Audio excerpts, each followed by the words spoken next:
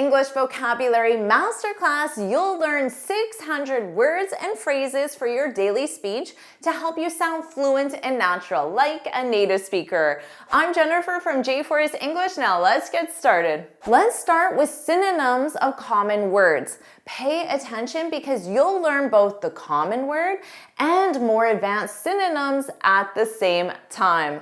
Let's start with show and demonstrate. This synonym is used when displaying or providing something, often in presentations or studies, which is commonly talked about in the workplace and on your IELTS. So of course you can say the data clearly showed the trend, but to use the synonym, the data clearly demonstrated the trend.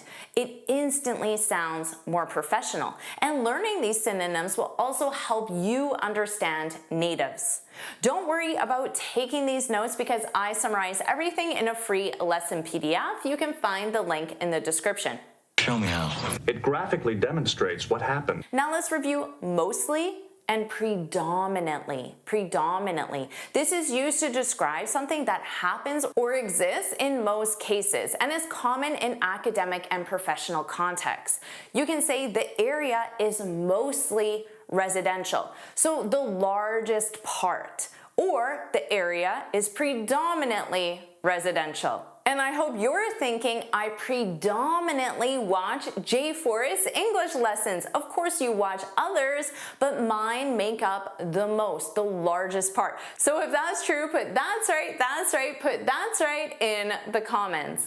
Now let's review improve and enhance. This is used to make something better, especially design, quality, or experience. For example, they improved the design of the product.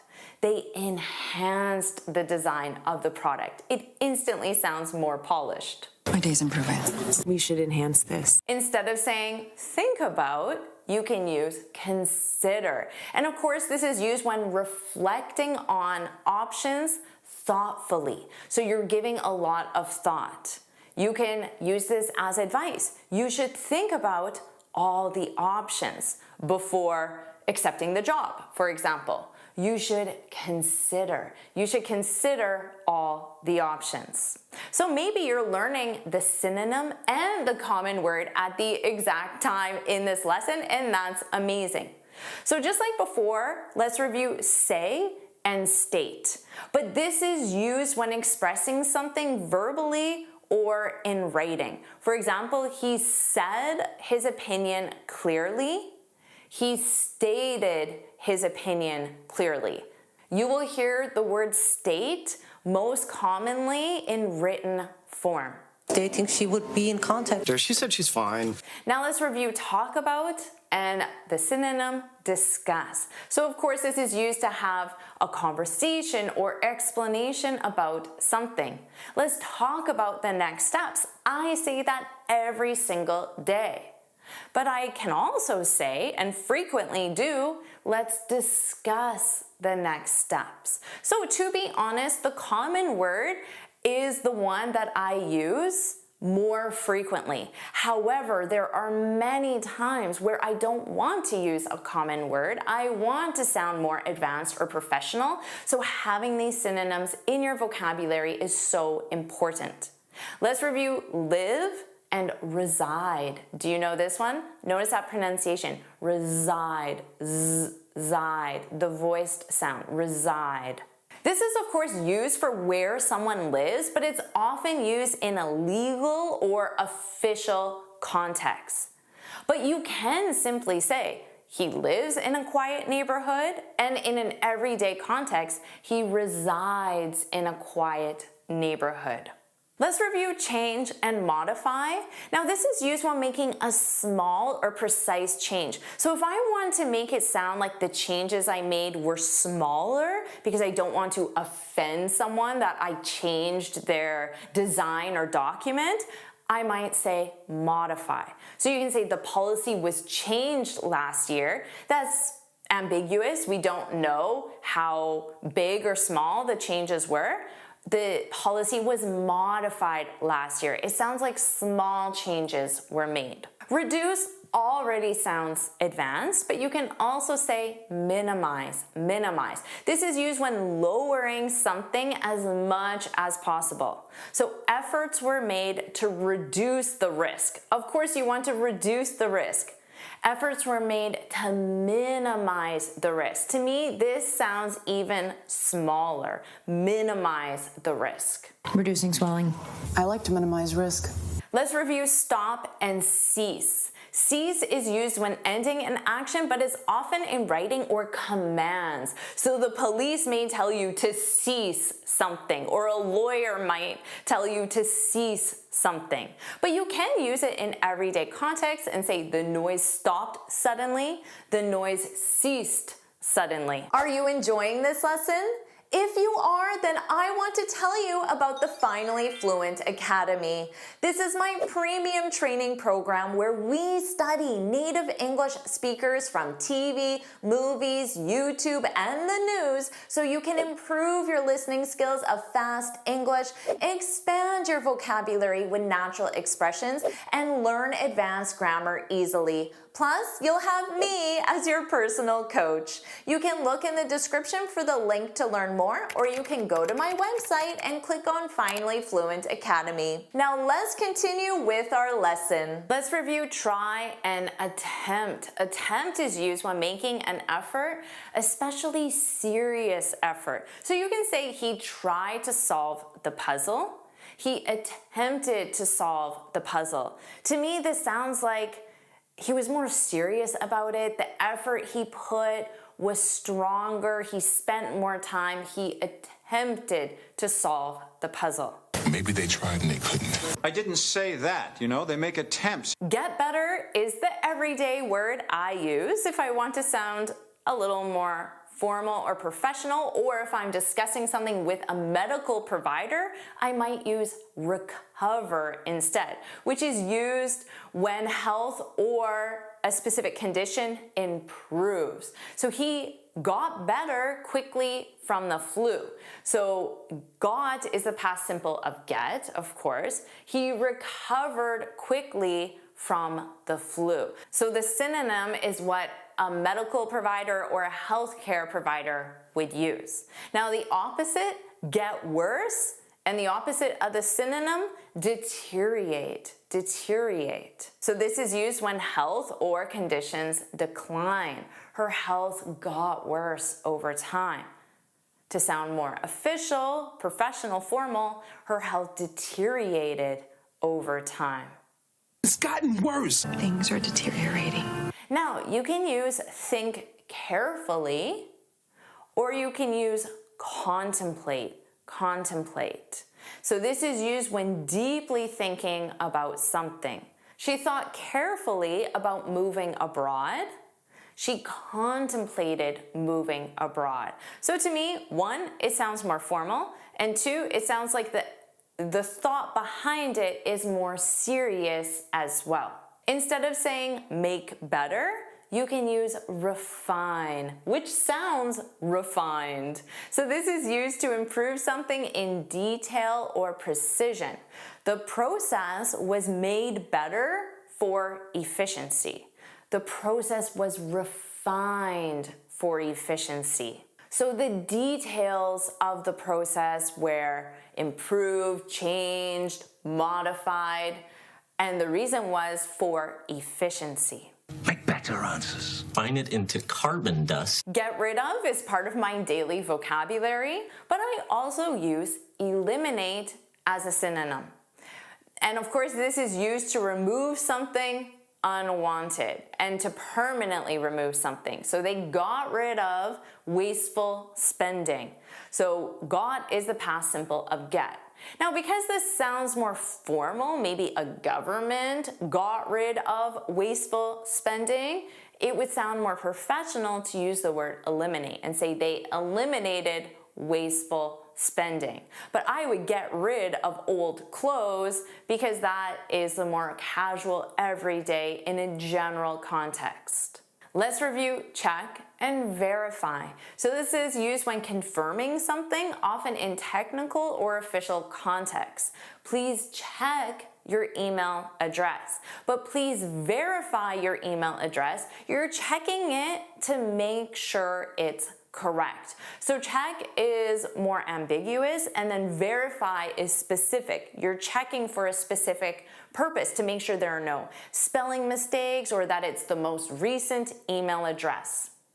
Now, instead of use up, you can use deplete, and this is an excellent word to have in your vocabulary, especially in the context of resources and when they're used completely.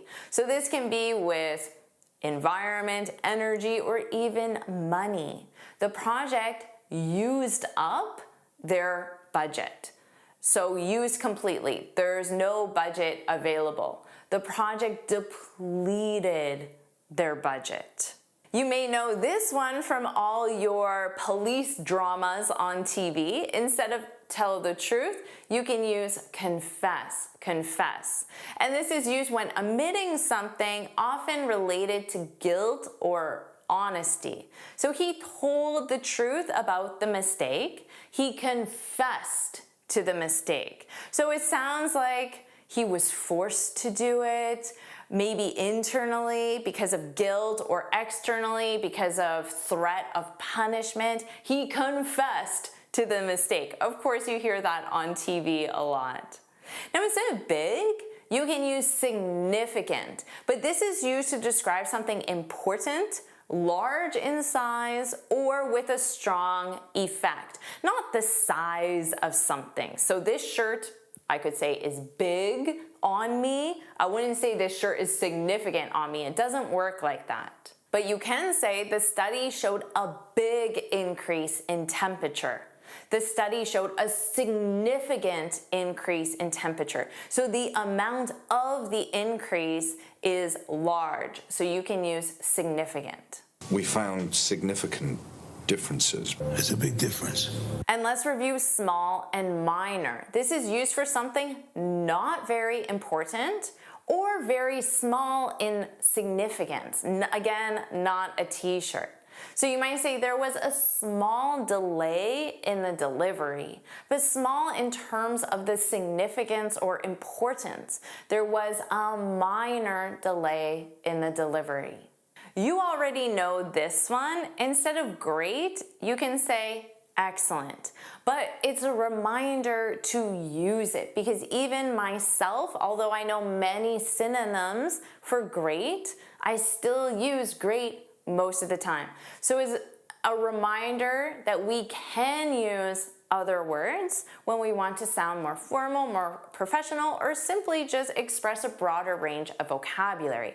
So of course this describes a higher quality or something stronger. He gave a great presentation at the conference. Make that sound a little stronger. She gave an excellent presentation at the conference. Now this is a synonym, but excellent to me does sound better than great, so just keep that in mind that they're similar. And the opposite, we could say bad and detrimental, but not bad in the sense of he gave a bad presentation. Bad to describe something as harmful, and this is often used with health or policy related. So for health, smoking has bad effects on health. Bad is very common. To sound more advanced, you should absolutely say smoking has detrimental effects on health. Using that in a presentation, job interview, IELTS, or daily life will make you sound very advanced. Now, instead of saying something is easy, you can say it's effortless. So of course, this is used when something requires little effort or it just feels natural. The transition was easy. So maybe the transition to a new job or from one strategy to another, the transition was easy. The transition was effortless, effortless. Well, that was easy. Effective, but effortless. Instead of hard, describe something as challenging. So of course, this is used when something is difficult, but positive or encouraging. For example, climbing the mountain was a hard task. That sounds more negative. It sounds like a lot of effort and in a negative way. But if I say climbing the mountain was a challenging task, it sounds hard, yes, because challenging is not easy, but we use it in a more positive way. It was challenging and I enjoyed the challenge. Instead of look at, you can use observe. So this is used when watching carefully and is often used in science or analysis. Scientists looked at the behavior of the animals. It sounds a lot more professional and also technical and precise to say scientists observed the behavior of the animals. Now let's review show up and appear. This is used when something becomes visible or present. For example, a rainbow showed up in the sky. To sound more professional, a rainbow appeared in the sky. But I would personally use show up for people appearing because it sounds more natural. Now let's review go and proceed. This is used when continuing or moving forward, often in instructions. So in an instruction, someone might say or write, please go to the next page. It sounds more professional to say, please proceed to the next page. Let's review raise and elevate. So this is used when lifting or increasing something, and sometimes it's used metaphorically. So for example, he raised the discussion to a new level. So he elevated the discussion to a new level. In this context, elevated sounds like a very professional and advanced choice. Now let's review fall and decline. So this is used when something decreases, often in reports. So there was a sharp fall in demand, there was a sharp decline in demand. You'll see that in economic and financial news. Instead of famous, you can say prominent. So this is used to describe someone or something well-known or important in a particular area. She is a famous author. She is a prominent author, but maybe it's in a specific area. Instead of increased, you can use boost. So this is used when something gets bigger and it implies a sharp or helpful increase. So marketing strategies increase the company's sales, so that was helpful. Marketing strategies boosted the company's sales. Instead of need, you can use require when something is necessary. So most jobs need computer skills. Most jobs require computer skills. But remember, in a day-to-day context, I need help. You don't need to say, I require help. So keep in mind when you use these synonyms. Instead of ask, inquire. So this is when requesting information and often in business or writing. She asked about the job opening. That's perfectly fine. She inquired about the job opening. Sounds more professional and formal.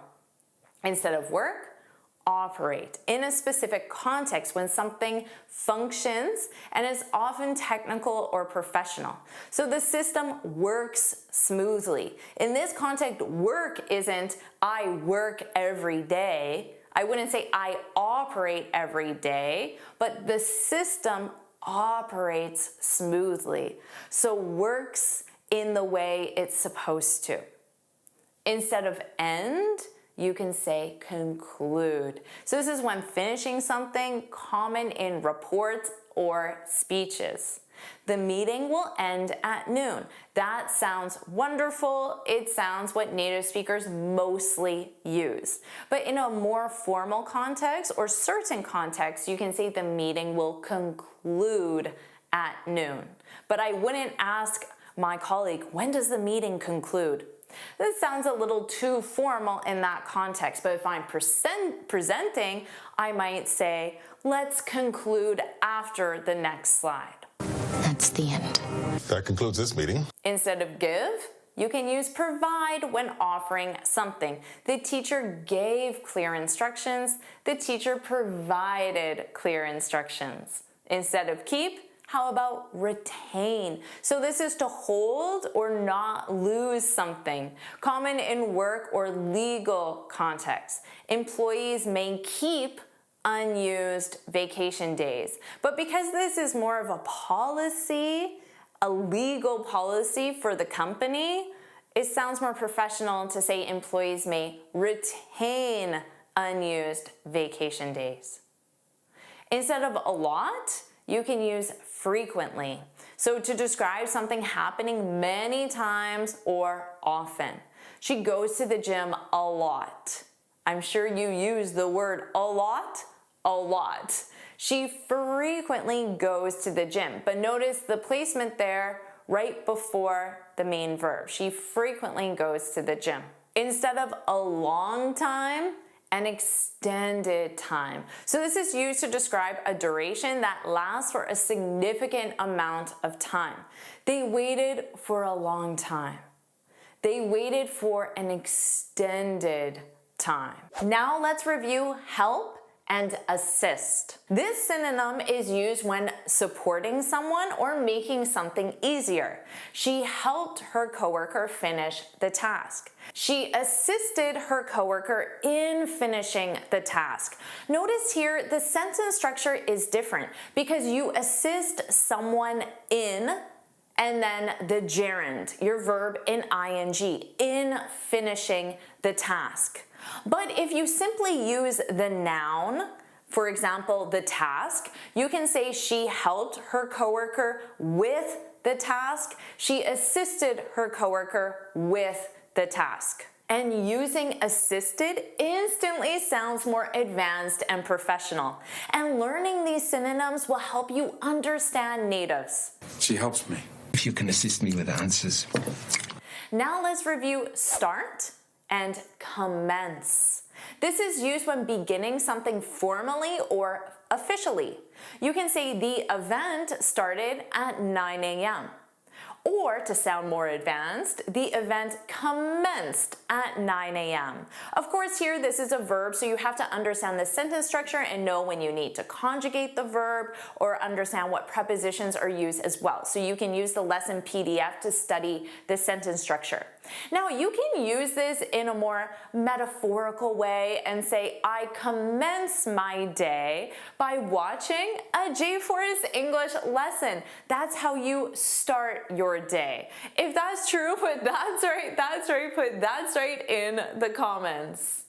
Now let's review deal with and handle. So notice the everyday expression is a two-part, a phrasal verb, to deal with. But the more advanced synonym is just the verb, to handle. And this is used when managing or taking care of a situation. For example, she deals with customer complaints. That is something that she's responsible for. She manages. So you can say she handles customer complaints to sound more advanced. She can handle herself. She's dealing with stuff. Here's one that will really make you sound advanced. Think of and devise. And this is used when determining a plan or idea. He thought of a new marketing strategy. That's an everyday expression. I certainly use that every day. I only use the synonym when I want to sound more formal, professional, or advanced. He devised a new marketing strategy. I love that word, devise. Let's review given and yield. This is used when stopping resistance or agreeing after initial opposition. So you initially said no, but then you gave in and said yes. She finally gave in to their demands. So maybe you're learning the regular verb at the same time, and that's great. The verb here is a phrasal verb, to give in to someone or something. Now the synonym, she finally yielded to their demands. I never yielded! And he just gave in? Let's review explain and clarify. So you can use clarify when you're making something easier to understand or more precise. You're providing more details to your explanation. So you can, of course, ask, could you explain the instructions? But if you want the instructions to be more precise or more detailed, you can say, can you clarify the instructions? Let's review finish and finalize. This is used when completing something fully or making it officially complete. They finished the report yesterday. They finalized the report yesterday. It's only slightly different, but it makes a big impact. Let's review modern and contemporary. Contemporary. This is used when describing something belonging to the present or recent times. So we can use this in style, in look, in appearance. For example, the house has a modern design. In real estate terminology, they often say the house has a contemporary design. And modern problems require modern solutions. Only contemporary art? Speaking of the house, let's review family and household. So you can use household when you're referring to people living together in one home. There are 4 people in her family. There are 4 people in her household. So yes, that can mean family, but it means family living in her house. So it's more precise than saying family. Let's review boss and employer. I absolutely use the word employer when I want to sound more official. And this is used when referring to either the person or the company who hires and supervises you or workers in general. She spoke to her boss about a raise. Absolutely, you can say that, but you may say she spoke to her employer about a raise. It makes it sound more official, more technical. My employer wants a meeting. Best boss I ever had. Let's review successful and, I love this one, fruitful. Fruitful, that's fun to say, fruitful. You can use fruitful when describing an effort or outcome that brings good results. The meeting was successful. It brought good results. Maybe just we had a great discussion. The meeting was fruitful, fruitful. Now let's review different and diverse. Diverse. This is used when describing variety or lack of sameness. This definitely applies to my students on this channel. You can say the students come from different backgrounds. Sound a little more advanced and say the students come from diverse backgrounds. A diverse portfolio. Different backgrounds, different sensibilities. Same thing with experience and expertise. Oh, that word just instantly sounds more advanced. Expertise. This is used when referring to skill gained through practice or knowledge in a field, of course. She has experience in project management. She has expertise in project management. Let's review possible and feasible. I love this word, feasible. This is used when describing something that can be done or achieved. You can say it's possible to complete the project by Friday, or simply replace it with it's feasible to complete the project by Friday. Notice that long sound, feasible. Let's review choose and instantly sound more advanced with select. Select. This is used when picking from options, and often you would use select in more formal contexts. So you can choose any topic for your essay. To make it sound more official, you can select any topic for your essay. Now let's review look for and seek. Seek is used when trying to find something, but usually something more official like resources or a strategy. You can say they're looking for new employees, but here because employees represents resources, you can say they're seeking new employees. Let's review show off, a phrasal verb, and exhibit. Exhibit. This is used when displaying something proudly. The artist showed off her work. The artist exhibited her work. How about put off and the more formal term, postpone? So put off is the phrasal verb used in everyday speech, and then postpone sounds more official and formal. And this is used when delaying something to a later time. They put off the meeting until Monday. They postponed the meeting until Monday. Postpone the wedding. I kept putting it off. Let's review look after and supervise. This is used when overseeing people or activities. She looks after the interns. That's our phrasal verb. She supervises the interns. That's our regular verb that sounds more official. Let's review find out, a phrasal verb, and discover. This is used when learning something new. I found out the reason for the delay. I discovered the reason for the delay. Instead of fix, you can use repair. And of course, this is used when restoring something that's broken. He fixed the computer. He repaired the computer. Let's review keep going and persist. This is used when continuing despite difficulty. She kept going even when it was hard. It's a very everyday expression. It sounds more advanced to say she persisted even when it was hard. And that's what you're doing with the English language. Let's review get in touch. You can replace all three words with contact. And this is used when reaching out to someone. I'll get in touch with you soon. Keep that in your vocabulary. But if you want to sound more formal, I'll contact you soon. Same thing with talk to, communicate with. You can use this when exchanging information or ideas. She talked to her manager about it. She communicated with her manager about it. Look into is the phrasal verb that's very commonly used in daily speech. Investigate sounds more official and formal. And this is used when examining something closely. The company is looking into the problem. The company is investigating the problem.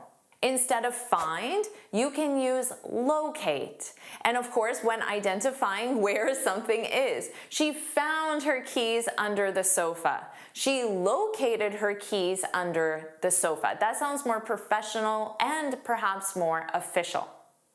Let's review more time. Or you can say an extension. So this synonym is used to formally request additional time to complete something. She needed more time to meet the deadline. She needed an extension to meet the deadline. So she formally requested more time. That's an extension. I need more time. I just need another extension. And instead of she asked for an extension, you can say she requested an extension. So request is used when formally asking for something. Let's review go on and continue. So this is used to describe the length of something without stopping. So you say our discussion went on for an hour. So the length of it, and there was no stopping, no pausing. Our discussion continued for an hour. Instead of point out, a very common phrasal verb, you can use highlight. And this is used when drawing attention to something. She pointed out the key issue. She highlighted the key issue. And instead of think over, you can say reflect on. And this is used when considering something carefully. He thought over the offer before replying.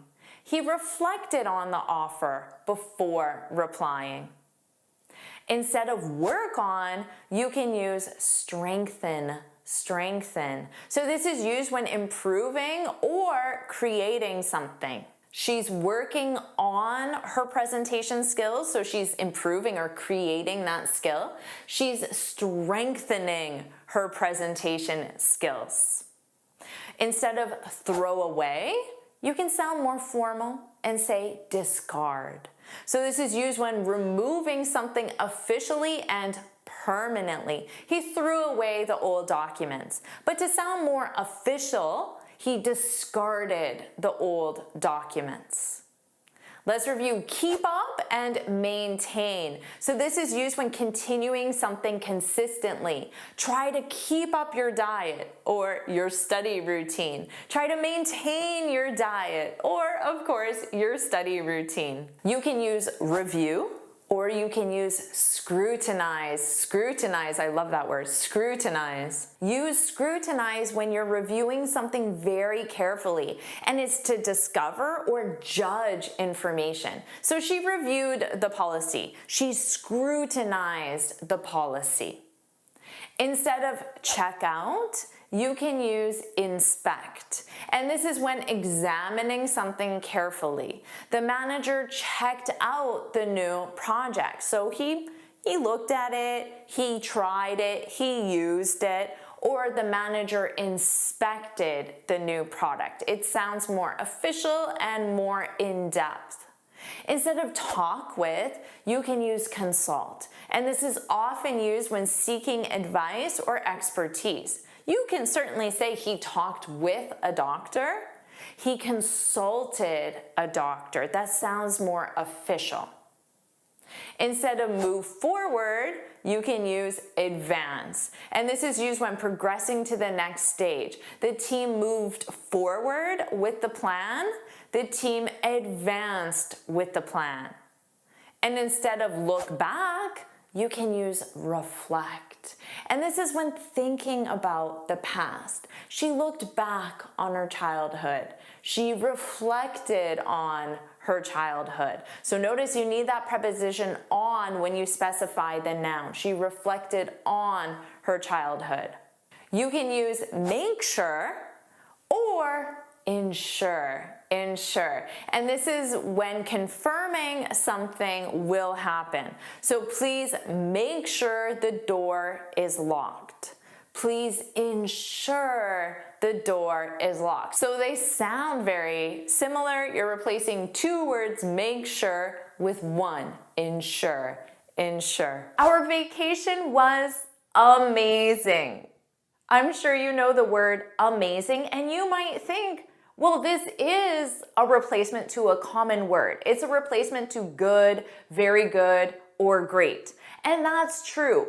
But this replacement word, amazing, has become overused. And I say I'm guilty of it because there are 30 or more common alternatives. So why just use the same word over and over again when 30 or more alternatives exist? So let's review the most common. The concert was simply incredible. So here the alternative word is incredible. Incredible. Now you can modify this to make it sound stronger and say simply incredible. My English progress in just 1 month is astonishing. Astonishing. Now, hopefully that's something you are thinking right now, and hopefully my lessons play a role in helping you get astonishing results, amazing results, astonishing results. If you think so, then put that's right, put that's right in the comments. We also use amazing to describe scenery or buildings or situations even. For example, the sunset was breathtaking, to use a replacement to amazing. We're bringing incredible talent and tools. The story of the Lake Peigneur drilling accident is an astonishing record. It was initially constructed in 1436, but the astonishing front facade wasn't completed until the 19th century. Our next common word, the restaurant was nice. Nice, this is a positive adjective. It's a feeling of general satisfaction. Of course, you can use it to describe people, things, or experiences. For example, you can say, what a pleasant day. What a pleasant day. So this is something you can use every single day. Or you can say, the receptionist at the hotel was lovely, instead of describing him or her as nice, was lovely. Now that is a person. You can also describe an experience or a specific object. Our stay at the hotel was delightful. Delightful. We had an enjoyable time at the park. It's been a pleasant surprise to be involved in this kind of thing. And this really does have a lovely sauce to it, even though we put cream cheese in it. Now, sleeping is delightful. Here's a common word you probably use every day. The exam was easy. Easy. You can say, I studied for weeks, so the exam was a piece of cake. I find that most students know this idiom to be a piece of cake. The exam was a piece of cake. Or hopefully you're thinking right now, Jennifer makes learning English easy peasy. So you just add the word peasy here, easy peasy. It sounds very fun, very casual, very lighthearted. So if you agree that Jennifer makes learning English easy peasy, put that's right in the comments. Or you could say, you make speaking in public look effortless. Look easy, look effortless. Now you could say the instructions were easy to follow or easy to understand. So you can replace easy to follow with the instructions were straightforward and or clear. So you can use both or you can just use one. If it would work, we know it would work. Piece of cake, I think most people would get behind it. It's effortless. We just do it without really thinking about it. Seems pretty straightforward. Now, what's the opposite of easy? The exam was hard. You can say, I didn't study, so the exam was challenging. The exam was difficult. Or you could say, we thought the hike was going to be a piece of cake or easy peasy, but it was strenuous. Strenuous. It was arduous. Arduous. Both strenuous and arduous mean requiring much effort or energy, so they're generally used with physical tasks. You can also say, I had a tough day, instead of saying I had a hard day. The cosmetics were challenging. It's going to be difficult to get them to pay. Because of this, couples avoid tough conversations about money before getting married. How about this easy word? The traffic downtown is always bad. Instead of bad, you can say the traffic this morning was dreadful. Dreadful. Or I had a terrible headache last night instead of bad headache. The food on the plane was appalling. Appalling. This is more severe than bad. It means very bad. So often these alternatives can replace very or so plus the common adjective. You know, they're just so earnest and dreadful. I asked my son, who is by the far terrible athlete, gets it from his dad. I wouldn't crave it, but it's not terrible. How about this common one? She's a happy person. I think this describes me overall. Instead, you can say she's a joyful person. She's a cheerful person. You can say he was elated. Elated after hearing the good news. She felt ecstatic when she got the job. It was so good, and I brought the joyful grains. I know that others felt devastated or elated. But I didn't care. I was jumping up for joy. I was ecstatic. I was happy. Our next common word, that was a smart question. Instead of smart, you can say that was a clever question. That was a brilliant question. Brilliant sounds like very smart. Or you can say he's extremely intelligent. He's extremely bright. You don't have to use the modifier extremely is just an option. Just like you could say he's extremely smart or just he's smart. He gave an astute. He gave an astute analysis of the market. That is an excellent word to use in a more professional or academic environment. You can say his ingenious. ingenious. His ingenious method solved the issue quickly. There are more clever ways to prove bounds on the COP number. Yeah, I think that's actually a very astute observation. Well, local officials came up with a brilliant plan. Here's a common one that native speakers overuse. The documentary was interesting. Interesting. Instead of interesting, you can say, the history of ancient Egypt is fascinating. Fascinating. Or the speaker gave an intriguing presentation. His captivating performance held the audience's attention. Captivating. These are great alternatives because interesting can sometimes mean negative, but the three alternatives I gave you are always used in a positive way. But I just think it's a fascinating idea.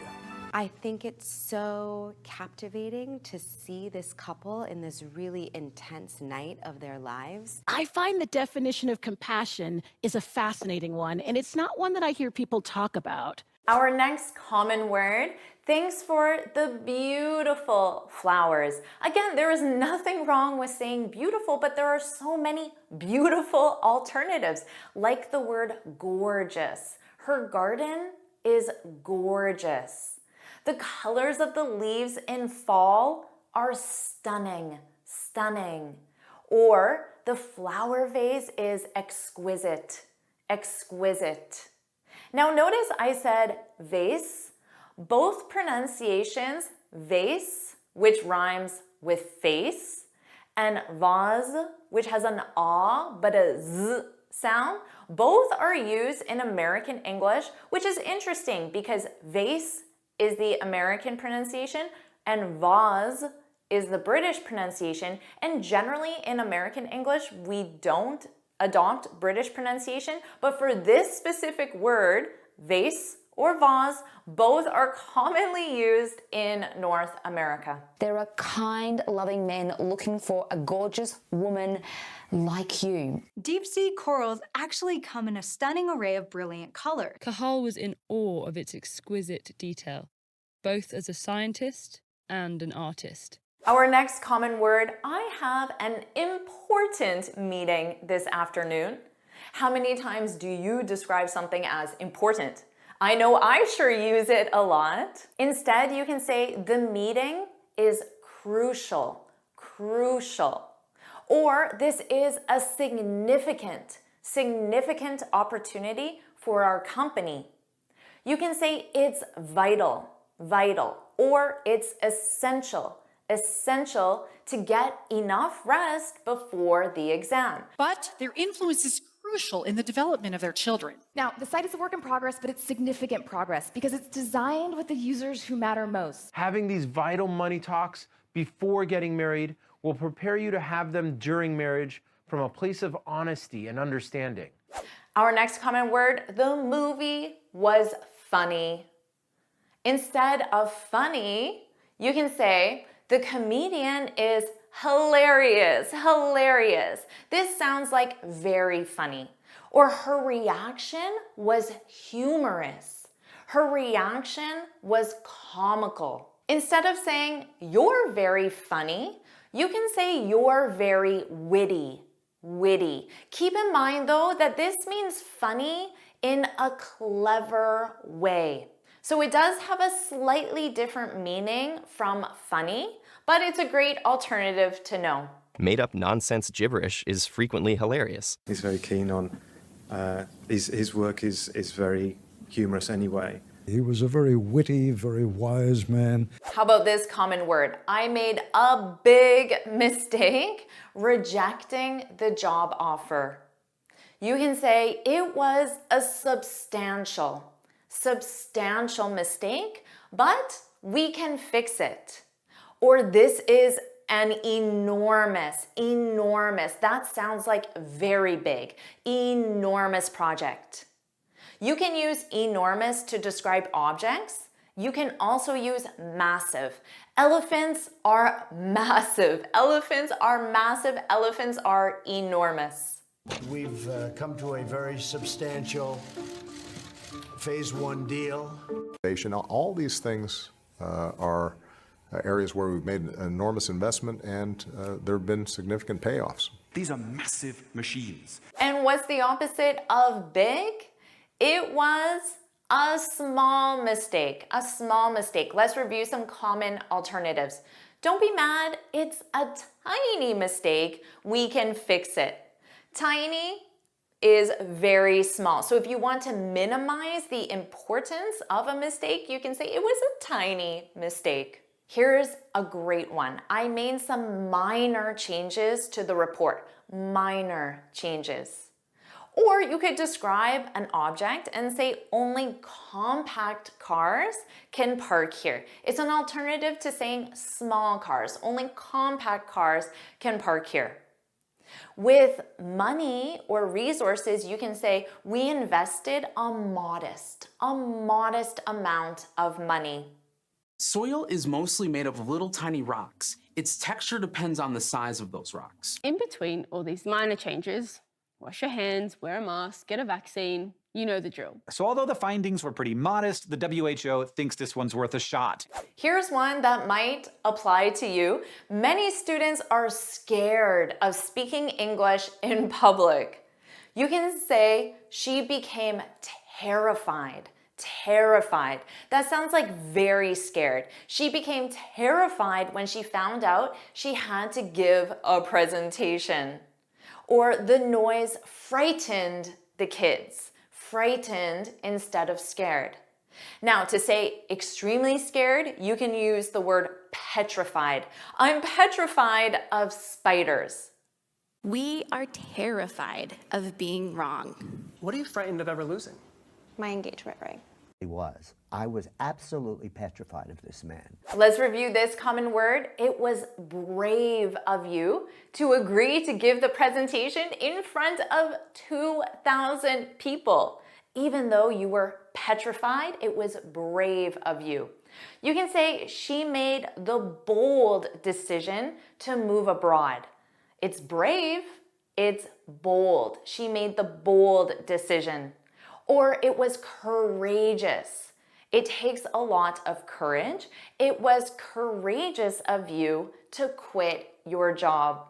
For the first time in my life, I understood how courageous she is. So we were so proud of him because he was so courageous, so visionary. Now, that's a pretty bold statement. Amazing job. Let's move on and review confusing word pairs in English. First, let's review job and work. And let's review these as a quiz. Here's the question. She applied for a new at the law firm.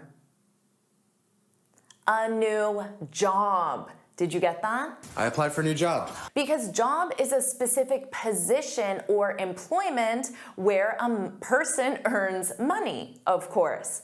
Work, though, is about the general effort, tasks, or labor. So not the actual position, the tasks.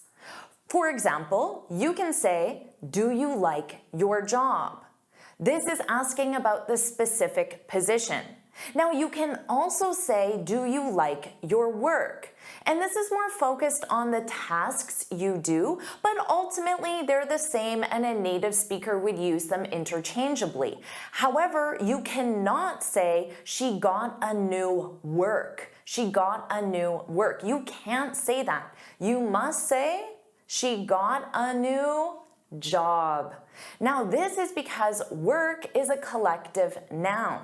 So in the example sentence, it uses a. You can't use a with work because work is a collective noun. So remember, you would say, I have so much work. Work would stay as the singular because it's a collective. I have so much work to do. Now remember, work is also a verb, to work. So you could say right now, I'm working, the verb in the present continuous. I'm working two jobs, two positions to make ends meet, which means to make enough money to survive. I have to work. So now I'll quiz you again. He's looking for new, but finding a good takes time. What do you think? He's looking for new work because remember, work is a collective noun and collective nouns don't take articles. So he's looking for a good job. Now let's talk about story and history. I hear mistakes with these two all the time. Here's your quiz. The book is based on real, not fiction. On real history. This is history in the making. So a story is a narrative. It can be real or it can be fictional, not real, and is told for entertainment or information. Now, history, this is a factual record of past events. So you could say the story about the company dates back to 1920. Dates back to means starts in 1920. Now you could also say the history. You would need the preposition of. The history of this company dates back to 1920. So with the story of the company, you're going to hear a story, characters, themes, but the history is going to be the factual record. You can say he told an amazing story about his trip to Africa. And notice here, you tell a story. That's the collocation. You can also say we learned about the history of the English language today. There are many different verbs that go with history. For example, you learn, read, discover, discuss, debate, and many other choices. How about this quiz question? He told a funny, but it had nothing to do with actual. This one's easy, right? He told a funny story. It had nothing to do with actual history, the record of past events. Number 3, wedding and marriage. Do these confuse you? How about this quiz question? Were you invited to their wedding? Because wedding is the event. We are invited to Suki's wedding. It's a ceremony where two people get married. So it's an event. It takes place on a specific date and time, location. Marriage is the relationship between two people after they're married. So you can ask, when is your wedding? Or when was your wedding, because it's in the past. But you can't say when is or was your marriage because it's not an event. So there's no specific date of it. If you want to ask a question like that, you actually have to change the structure and say, how long have you been married? So to be married. This means you're legally husband and wife. Now you can say their wedding didn't last long, so the actual ceremony where they exchange rings was only 30 minutes, 1 hour. Their wedding, the event, didn't last long. You can also say their marriage didn't last long, but that means their relationship didn't last long, so they are no longer together. How about this quiz question? There was beautiful, but there has been full of challenges. Their wedding, the event, was beautiful, but their marriage, their relationship after the wedding has been full of challenges. Bad memories, bad marriage. Let's talk about these two confusing nouns. I'm not going to say them because the main confusion is the pronunciation. The Sahara is the largest in the world. So which one? One S or two S's? One S is desert, dry, arid land with little rainfall, which describes our quiz. The other one with two S's is dessert, a sweet dish eaten after a meal. Of course you know that. So let's focus on that pronunciation. So one S, dry, arid land, desert, desert. So notice the syllable stress is on the first sound, da-da, desert. And then two S's, sweets, chocolate, dessert, dessert. dessert. The syllable stress is on the second syllable, da-da, dessert. So make sure you practice that pronunciation. So let's practice this together now. After crossing the desert, we enjoyed a delicious dessert. Make sure you shadow my pronunciation. Let us enjoy the wonderful dessert. Number 5, let's talk about price and cost. Here's your quiz question. The of studying abroad is high when you factor in tuition, housing, food, and transportation. Here, because of the context, we need cost. The cost of everything is too high. Because price is the amount of money needed to buy something. So there's a tag or a sticker, and it has the price. Cost, on the other hand, is total. So think of total expenses, including hidden or indirect factors. Now, in a store, you would absolutely say, how much does this cost? But keep in mind that the word cost here is a verb, and this lesson is about nouns. That's going to cost a lot of money.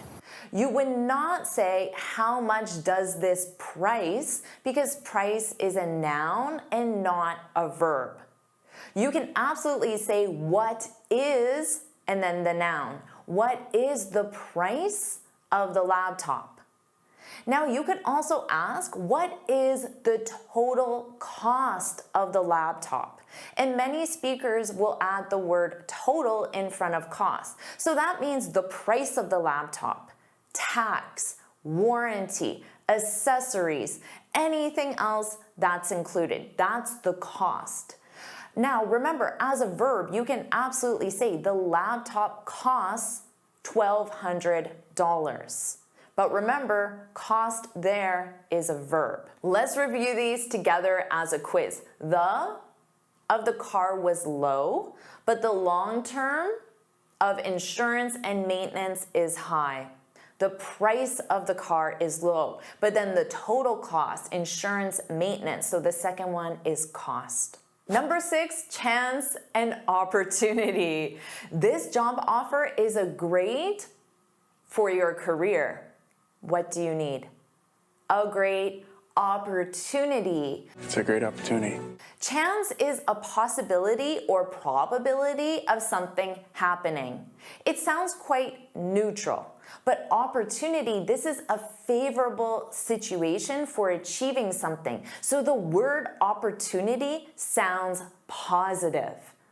There is a 30% chance of rain tomorrow. You wouldn't say opportunity. You would use chance because you're talking about probability. Now, you could also say there's a chance, a probability I could get the job, not the work, the job. Now, you can modify chance. You can say slight, small, or low, good, fair, or moderate chance, or high, strong, or excellent chance. There's an excellent chance I'll get the job.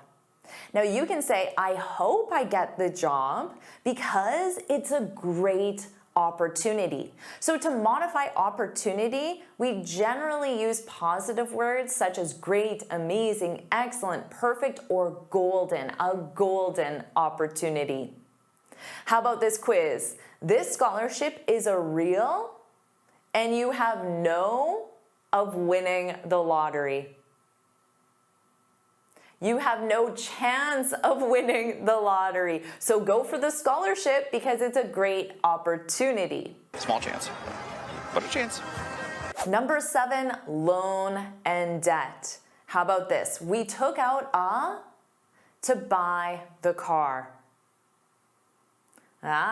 We took out a loan. Got it covered. I took a loan. So a loan, this is money borrowed that must be repaid. You can get this from a bank, a friend, or a family member, or a private company. Now, debt, this is the total amount of money owed.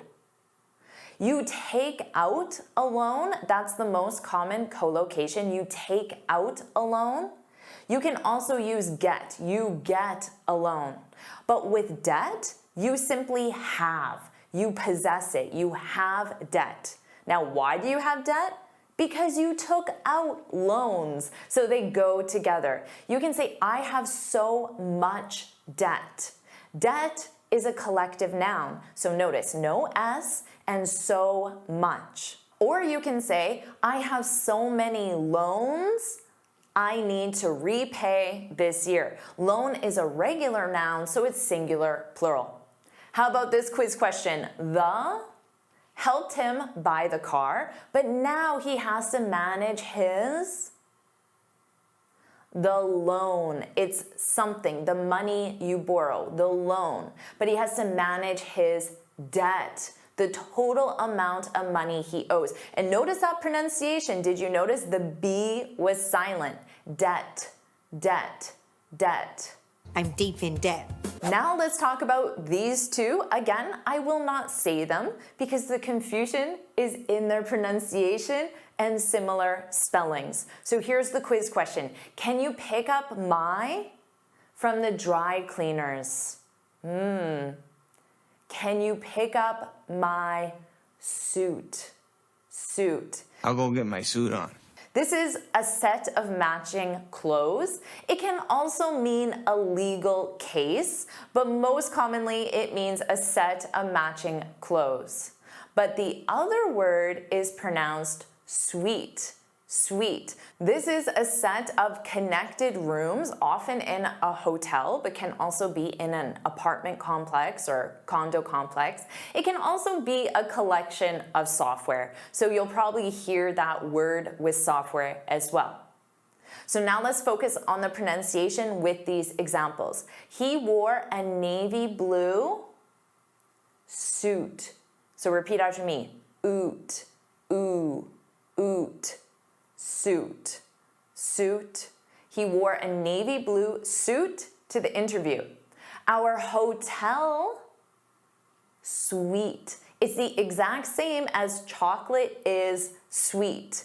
The hotel suite had a beautiful ocean view. How about this quiz? Why are you wearing your in our? What do you need for pronunciation? Why are you wearing your suit in our suite?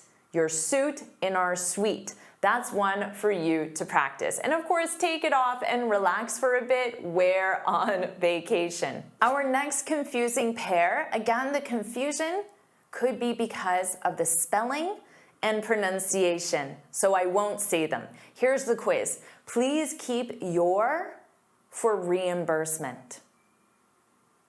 Please keep your receipt.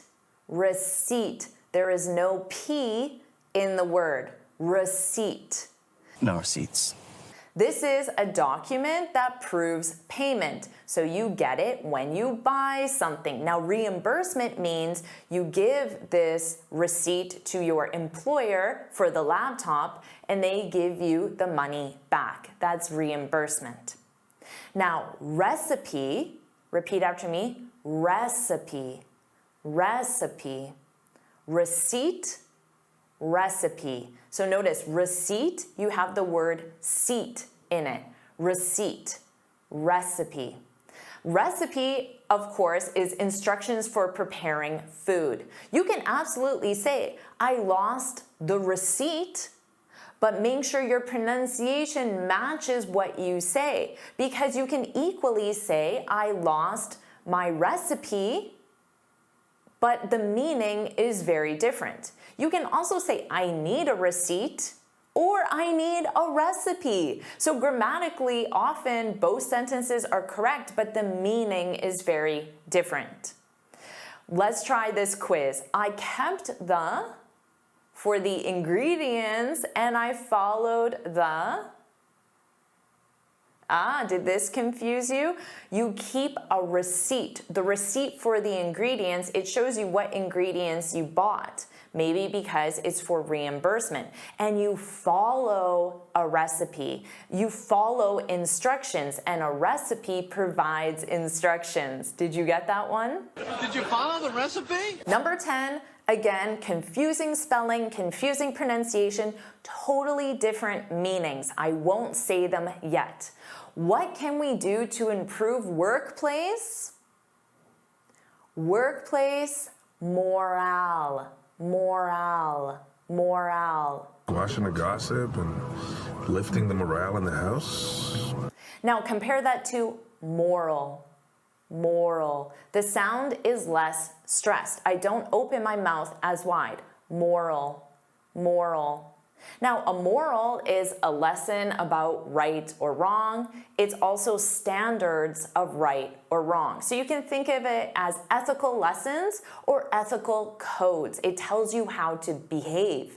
Morale, repeat after me, morale. So notice that long al, morale, morale. This is the level of confidence or enthusiasm in a group. It's very common in business. You can think of it as the team spirit or the team mood.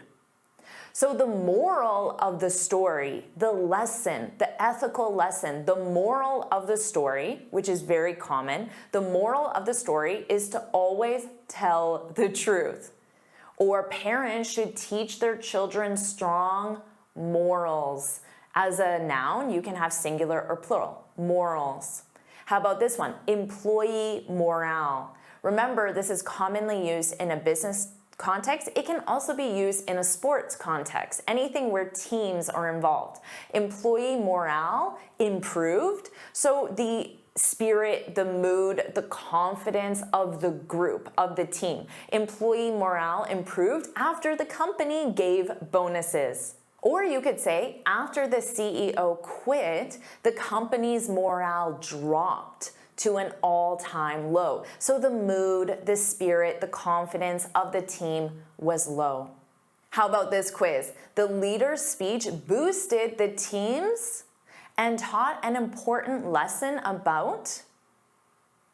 Well, the teams, that tells you it would be morale, morale, and taught a lesson, moral. So also look for those keywords that tell you which one you need.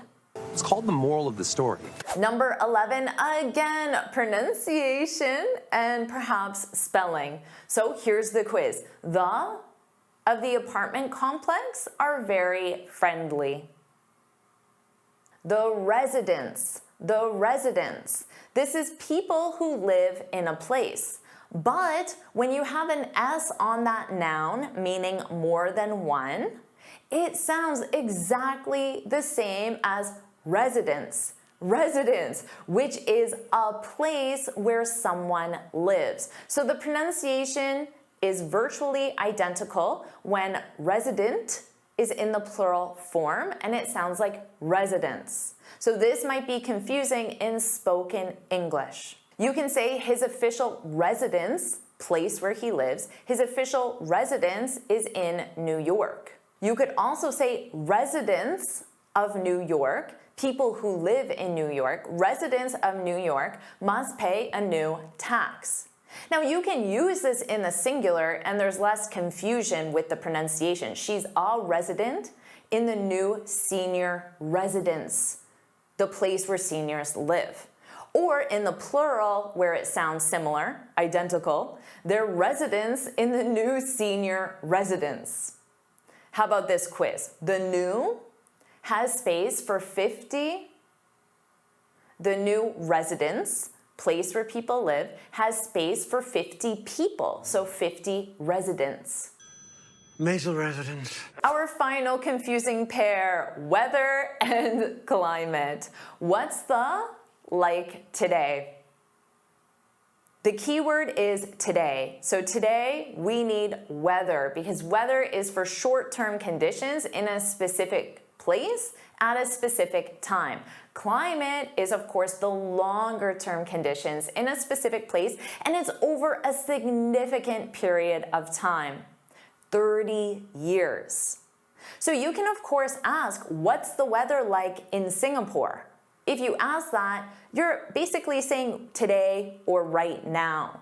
If you ask, what's the climate like in Singapore? You're going to get a different answer because that means in general, not necessarily right now, in general. So both are grammatically correct, but the answer you receive will be different.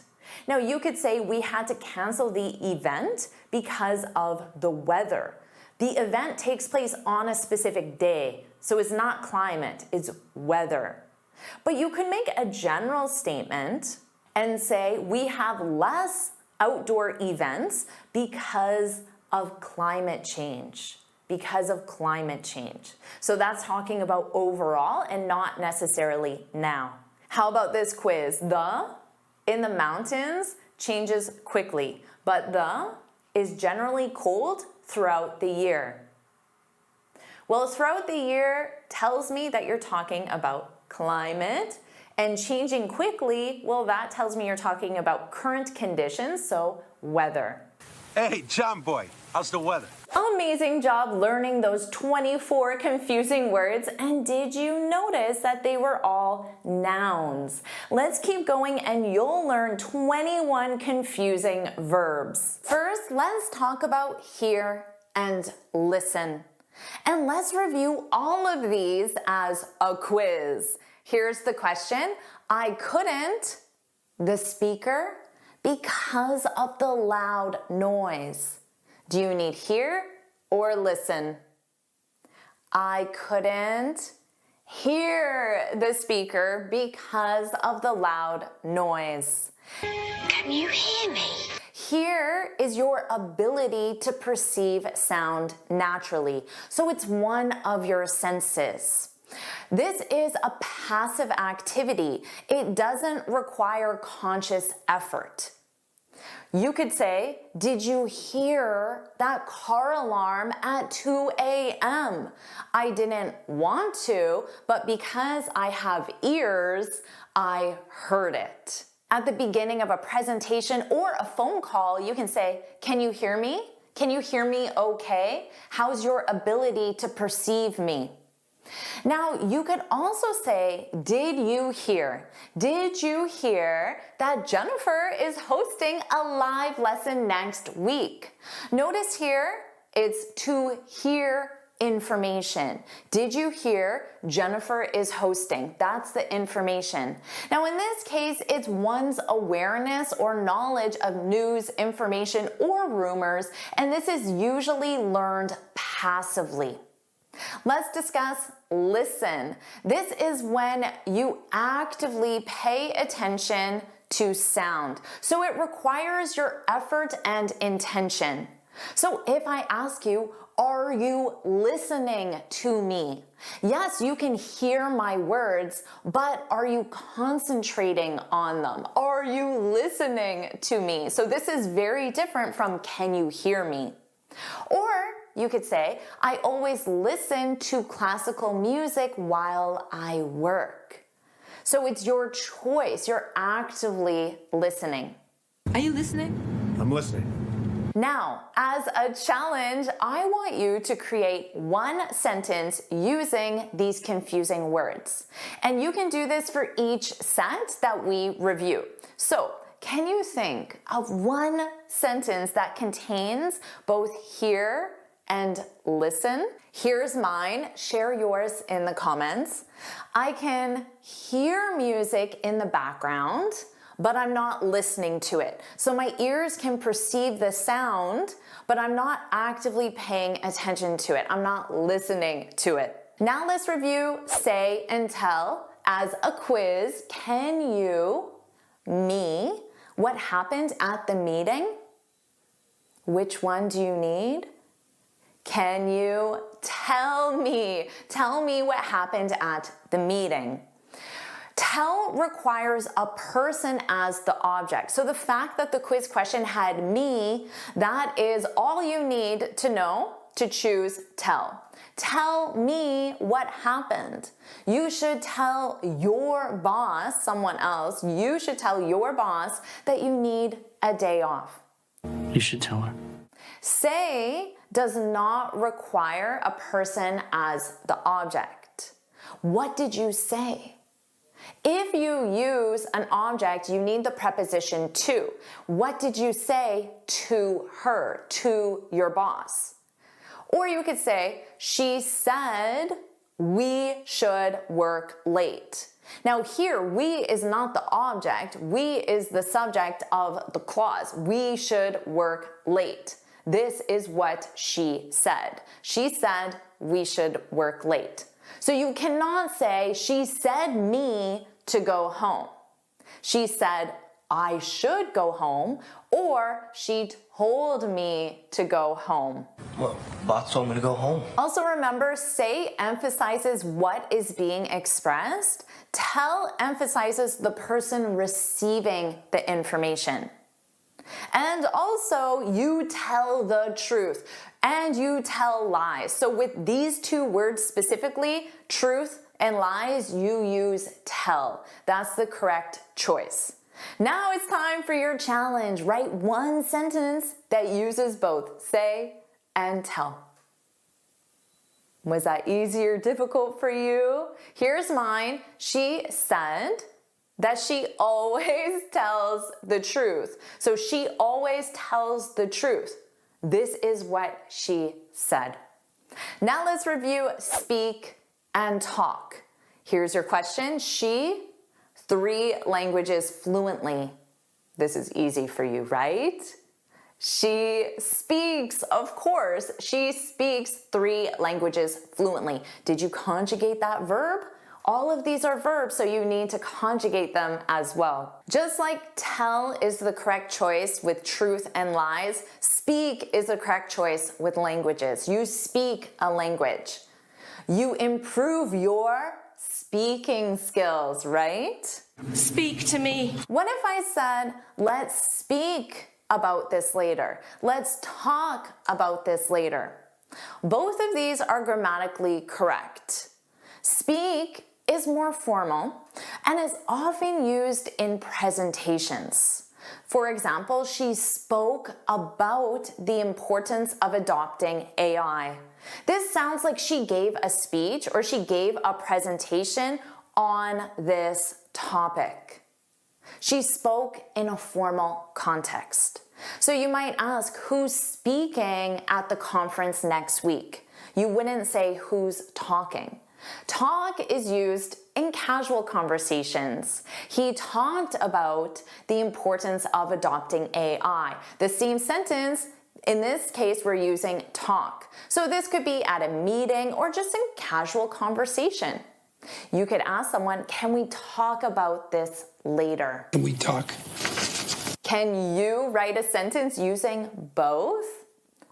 Here's mine. We talked about how she speaks 5 languages. How did you do with this one? Now let's review see, look, and watch. Do these confuse you? How about this question? I always TV after dinner. I always watch TV after dinner. Always is an adverb of frequency, so the present simple. See, this is passive. Just like here, see, this is one of your senses. So it's passive. It involves perceiving things naturally. I can't see without my glasses. So it's your sense of sight. I can't see! Or, did you see that bird? You could say, no, but I heard it. Your ability to hear, your ability to see. Now look, this is focus effort to direct your eyes at something specific. You need to look at your audience when you're speaking, because if it's an audience, it sounds like it's more formal. That's why I used speaking. Don't just look at your notes. Look at your audience. Conscious effort. Look at me. Now watch. This is when you continuously look at something and something that changes or moves. For example, you need to watch the kids closely. So continuously look at them with focused effort, and the kids are moving around. Now, because of that explanation, this is why we use it with movies, TV shows. What did you watch last night? I watched TV, a movie, or one of Jennifer's YouTube videos. Watch me. How about this one? Do you want to see a movie or a show this weekend? This is very commonly used by natives. Keep in mind that the focus is on attending. Do you want to go to a movie? Also keep in mind this isn't used with TV. So you wouldn't say, do you want to see TV this weekend? So now that you know the difference, it's time for your challenge, and you need to write one sentence with all three. See, look, and watch. Can you think of one? This might be a little more difficult. Take your time, but here's mine. He looked at the painting, so conscious effort, then saw the artist watching him from across the room. He saw the artist, so he perceived with his eyes, he saw the artist, and what was the artist doing? The artist was watching him, so continuously looking at him. That was difficult for me to think of that sentence, so don't worry if it takes you time. Let's move on to bring and take. Here's your question. I'm in the living room. Can you me some water? Which one do you need? Can you bring me some water? Bring, this is movement toward the person. The water is moving toward me, the person who asked. Hey man, can you bring me a sparkling water? Take is movement away from the person. For example, in a restaurant, a server, a waiter, waitress could come to you and say, can I take those dishes for you? Now the server used take because the dishes are moving away from the person being the customer. I will take the free food. This is why you can't say, can you take those files here? Because here means movement toward a point. Can you bring your files here? Because the files are moving toward a point. Same thing with don't forget to bring your passport to the airport, because the movement of the passport is going toward the airport. Now share your challenge sentence in the comments. Again, this wasn't easy for me. I had time to think of these. Here's mine. Could you bring the documents to my office and then take these files back to yours? Because the documents are moving toward me, but then these documents are moving away from me. Let's review fit and suit. Here's your question. Do you think this color, me? Do you think this color suits me? Suits me. Fit is the correct size or shape.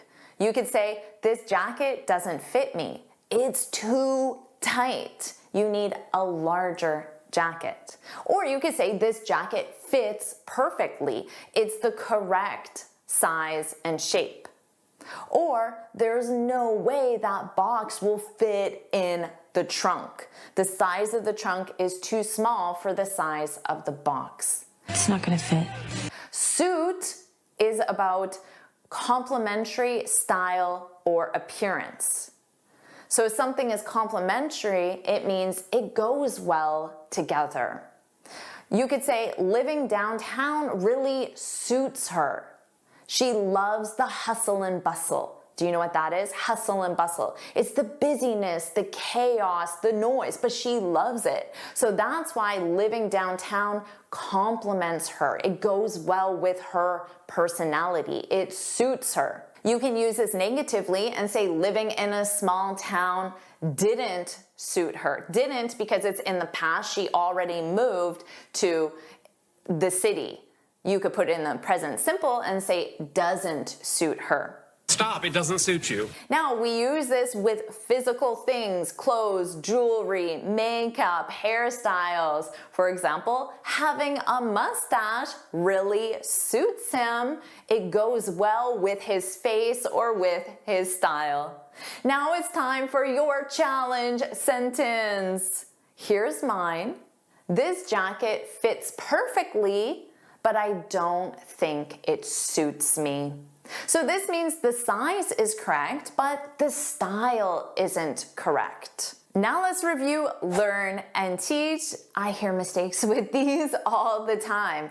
Can you, me, how to use the present perfect? This should be easy, right? Can you teach me? Can you teach me? First, let's talk about learn. This means to acquire knowledge or skills, of course. The mistake I hear is my students say, I'm learning this lesson. This is incorrect.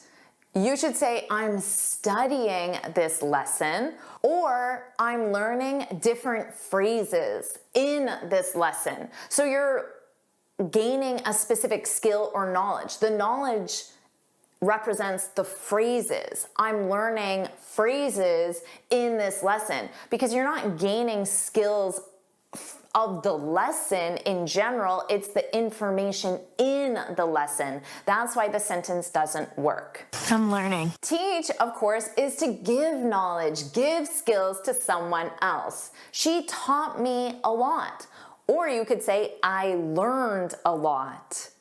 Can you teach the new intern how to file the reports? So this isn't specific to a teacher. I'm sure you teach your kids, your friends, your coworkers, things all the time. Now it's challenge time. Create one sentence using learn and teach.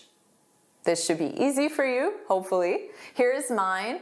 I'll teach you the basics of chess so you can learn how to play on your own. Learn how to play. That's the skill or the knowledge you're acquiring. Now let's review lend and borrow. I know this confuses a lot of students. Can you, me, $200 until Friday? Can you lend me? Lend is to give something to someone temporarily. For sentence structure, you can use the model to lend someone something. I lent, that's the past simple. I lent my brother, someone, my car, something. You can also lend something to someone. I lent my car to my brother. Both of those are correct. Larry lent Barry $5,000. Borrow is to receive something temporarily. Can I borrow this? Now, for sentence structure, you borrow something from someone. I borrowed this car from my sister. Can you borrow me some money is not grammatically correct. Can you lend me some money, or can I borrow some money from you? Are you ready for your challenge? Share your sentence below using both lend and borrow. Do you have one? This was a fun one for me to write. Here's mine. You can borrow my clothes, but there's no way I'm lending you my car. And that's probably true. Let's review remember and remind. Can you, me, to call the client at 3 p.m.? Can you remind me to call the client? Remember, this is when you recall information yourself. I just remembered I need to call the client at 3 p.m. Or I need to remember to call the client at 3 p.m. I just remembered. Remind is to make someone else remember something. I reminded him to call the client at 3 p.m., but he still forgot. He didn't remember. Can you remind me when the meeting is? This is the same as saying, can you help me remember this information? Don't remind me. Here's a great one. I keep a big bottle of water in front of my computer as a reminder. A reminder is the noun form of the verb. If you want to use the verb, you could say, the bottle reminds me to drink more water. Now it's your turn to share one example using remember and remind. Take your time. Remember, I thought of these before this lesson. Here's mine. I rarely remember my appointments. So can you please remind me to go to the dentist at noon? Now let's review wait and stay. You should at home today if you feel sick. You should stay at home. Stay at home today if you feel sick. Wait means to pause or delay until something happens. For example, wait to buy the computer until Cyber Monday. This is the same as saying don't buy the computer until Cyber Monday. Or you can say, I've been waiting for 20 minutes. Do you know how long I've been waiting for this moment? Stay, think of this as to remain in one place, location. Stay in the restaurant, I'll get the car. Or you could say, wait until I get the car. Wait to leave the restaurant. Wait for me. Your final challenge. Share one sentence with wait and stay in the comments. Do you have one? Here's mine. I'll wait for the package at the office while you stay with the kids. So stay, remain in one place. Great job. Now let's focus on adjectives and you'll learn 22 confusing adjectives. Let's review these confusing adjective pairs as a quiz. Here's the first pair. Envious and jealous. Which one do you need? Sarah was of her coworker's promotion and that she'd be spending more time with their boss than her. The first one you need, Sarah was envious of the promotion and jealous of the coworker spending time with the boss. Now, these are commonly confused because they both relate to negative emotions about what other people have. The coworker has the promotion, has the time with the boss. But they differ in the focus. So envious is wanting something, the promotion, that someone else has. The coworker has the promotion. Jealous is the fear of losing something you already have, often in relationships. Sarah has a relationship with her boss, but she's jealous of her coworker because she fears that as the coworker spends more time with the boss, she'll lose that relationship. I'm so jealous. So you can say Anna was envious of her friend's luxurious vacation, something Anna doesn't have. Or you can say he couldn't help but feel envious. Notice you can use the verb feel. You can feel these emotions. Feel envious when he saw his colleague's new laptop. Again, he doesn't have this item. Now, using jealous, she became jealous when she saw her boyfriend talking to his ex. Now, notice you can become jealous, which means to transition from not jealous to jealous. Or you can say, I know it's silly, but I'm jealous, to be jealous. I'm jealous that you have a new friend because I'm afraid that our relationship will suffer. Now, let's do one more quiz. Mark felt of his brother's new car and of all the time he spends repairing it with their father. So this should be easy because you know the first one is envious of something, of the new car, and jealous about a relationship, the time the brother spends repairing it. Now let's review childish and childlike. Here's the quiz. Emma has a sense of wonder, but can act when she doesn't get her way. Well, one of them sounds positive, childlike sense of wonder, and one of them sounds negative, childish when she doesn't get her way. Now, these are confused because both relate to behaving like a child, but different in their connotation. Like I said, positive for childlike, it suggests innocence, enthusiasm, wonder, but childish is negative. It suggests other qualities that children have: immaturity, bad behavior. So you can say she approaches speaking in English with a childlike enthusiasm. That's a positive thing to have. Would that describe you as well? If it does, put that's me, put that's me in the comments. Or you can say he looked at the stars with childlike amazement. Throwing a tantrum because the flight is delayed is childish. Or his childish refusal, so this is an adjective, it describes his refusal as childish. His childish refusal to apologize made things worse. It's childish. Very childish, Mal, very childish. Let's try another quiz. The artist's work had a simplicity, but his refusal to accept criticism was rather, well, which one's positive or negative? The first one sounds positive, a childlike simplicity, but the second one sounds negative, so it's childish.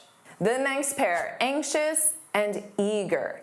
Olivia was to start her new job, but felt about making a good first impression. She was eager to start her job, anxious about the impression. Now, both describe anticipation, thinking about something, expecting something in the future, but with different connotations, so feelings. Eager is positive. It means excited, enthusiastic. Anxious is, of course, negative. It means worried, nervous. She was eager, so here our verb to be in the past simple. She was eager to share her good news. Or he feels eager. You can use to feel. He feels eager to begin his new adventure.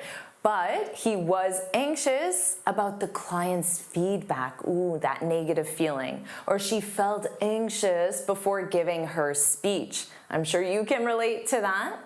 Another quiz. The team was to launch the product, but the investors were about potential risks. The first one sounds positive, so eager. The second one with the risks, that sounds negative, so anxious. Now let's talk about elder and older. My brother bought an house.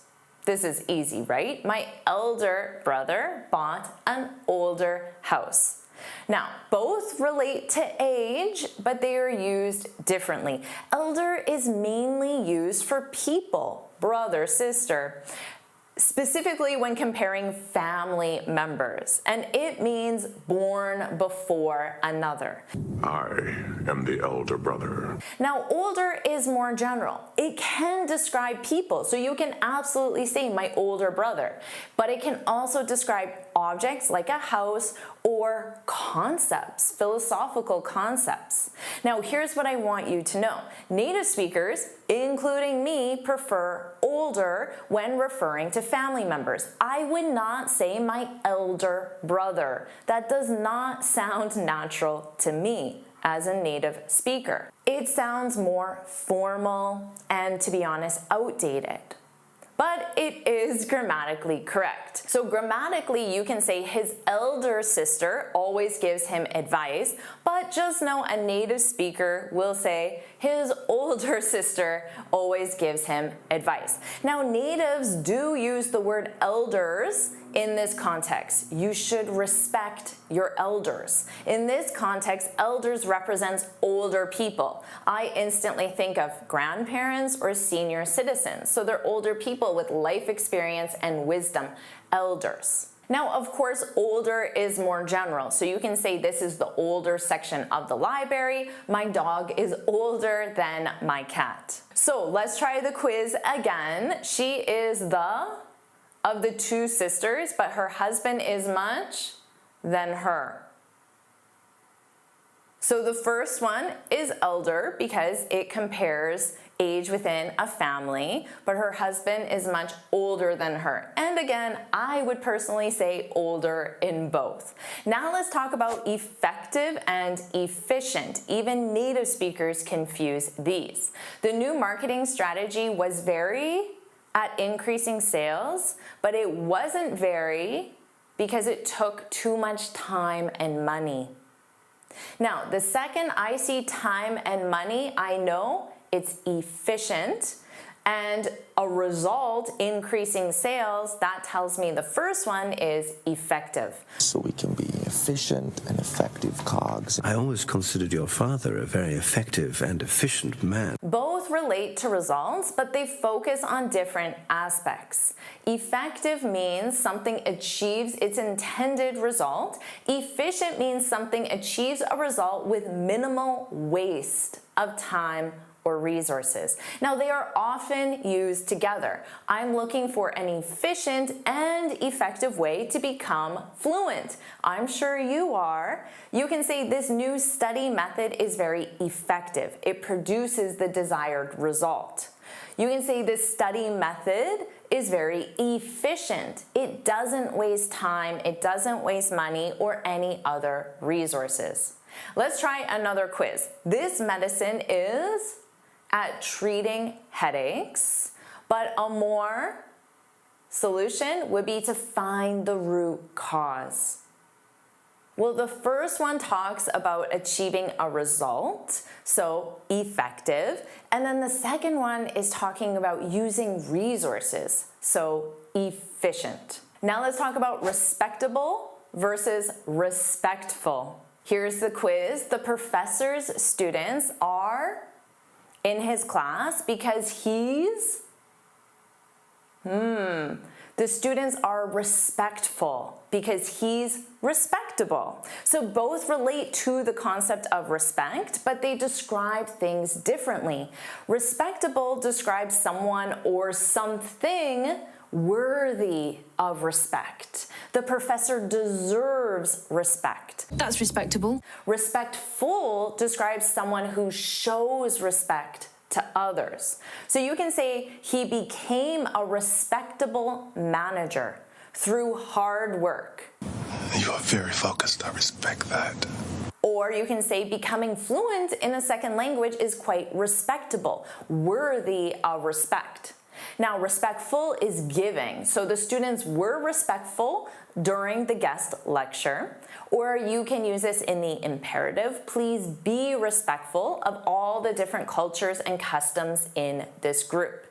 Now let's try another quiz. Despite working in a male-dominated industry, her colleagues are always towards her and treat her like a engineer. Well, her colleagues show respect, so they're respectful because she deserves respect, because she's a respectable engineer. Let's talk about lonely and alone. Even though he was in the house, he didn't feel because he was busy reading. He was alone in the house. He didn't feel lonely. So they both relate to being by yourself, but again, they have different meanings. Lonely means feeling sad and is due to a lack of social connection. So it sounds negative. Alone just means physically by yourself. It's not positive or negative, it's neutral. You can say he felt lonely. Again, this is an adjective that you feel the emotion. He felt lonely after moving to a new city. I am lonely! Even though she has a big family, she sometimes feels lonely. Now you can say, I prefer to study alone. So how do you study? Alone, without anyone else. Or I usually eat lunch alone in the garden, by myself, without anyone. Let's try another quiz. Although she likes spending time, working remotely can get... She likes spending time alone by herself, but working remotely can get lonely. So notice here, to get lonely talks about that transition from not lonely to lonely. Now let's talk about incredible and incredulous. Do you know this adjective? It's an advanced one, incredulous. She had an opportunity to receive a free scholarship abroad, but her parents were, when she told them about it. She had an incredible opportunity, but her parents were incredulous. So both relate to believability, but they differ in meaning. Incredible means amazing or unbelievable in a positive way, but incredulous, it describes someone who is skeptical, doubtful, or disbelieving. So the parents were skeptical about this incredible opportunity. So of course with incredible, you can say the view from the top of the mountain was incredible. Incredible view. Or he told an incredible story about his travels. Now with incredulous, she gave him an incredulous look when he claimed he learned English in 1 month. So a skeptical look, like, I don't believe you. Or my boss was incredulous when I said that my dog ate the proposal. So my boss did not believe my excuse. Now let's try a quiz now that you understand what incredulous means. At first, I was of the discount, but it was an deal in the end. So at first, I was skeptical, doubtful. I didn't believe it. I was incredulous, but it was an incredible deal. Let's talk about famous and infamous. Here's the quiz. The director is for his blockbuster films, but his former partner became after a scandal on set. Ooh. The director is famous, but the partner, scandal, that tells you you need infamous. So both relate to being widely known, but again with different connotations. Famous, it sounds positive, or at least a neutral reputation of being well known, but infamous, there's a negative reputation. You're well known for something negative, like a wrongdoing or a scandal. Notice that pronunciation, because it's infamous. The syllable stress is on the in, so it's not infamous. No, that's not how you say it. Infamous, infamous. So let's see these two together, positive and negative. The city is famous for its historic architecture, but infamous for its high crime rate. Or the author became famous after publishing a best-selling novel about an infamous politician. Infamous, really. Now, here's your quiz question. Martha Stewart, once celebrated as a homemaker, later became for her involvement in insider trading. Well, if you know that insider trading is a crime, then you know that she became infamous for insider trading, although she has always been a famous homemaker. Now let's talk about complimentary and complimentary. Notice that different spelling. The hotel offered us a meal, and the wine paired with dinner was truly. So the first one, is it spelled with a middle I or a middle E? It's a middle I, a complimentary meal. And the wine paired with dinner was complimentary. Now notice the pronunciation is the same. Spelling is similar but different, and the meanings are different. So let's repeat the pronunciation. Complimentary. Complimentary. Now, complimentary with an I means free of charge, $0, or it can also mean giving praise, giving compliments. But complimentary with the middle E means two things go well together. So if you're at a hotel, you might ask, is this water complimentary? Which means, is this water free? Or you can say, she was very complimentary about his proposal. She gave him a lot of praise, a lot of compliments.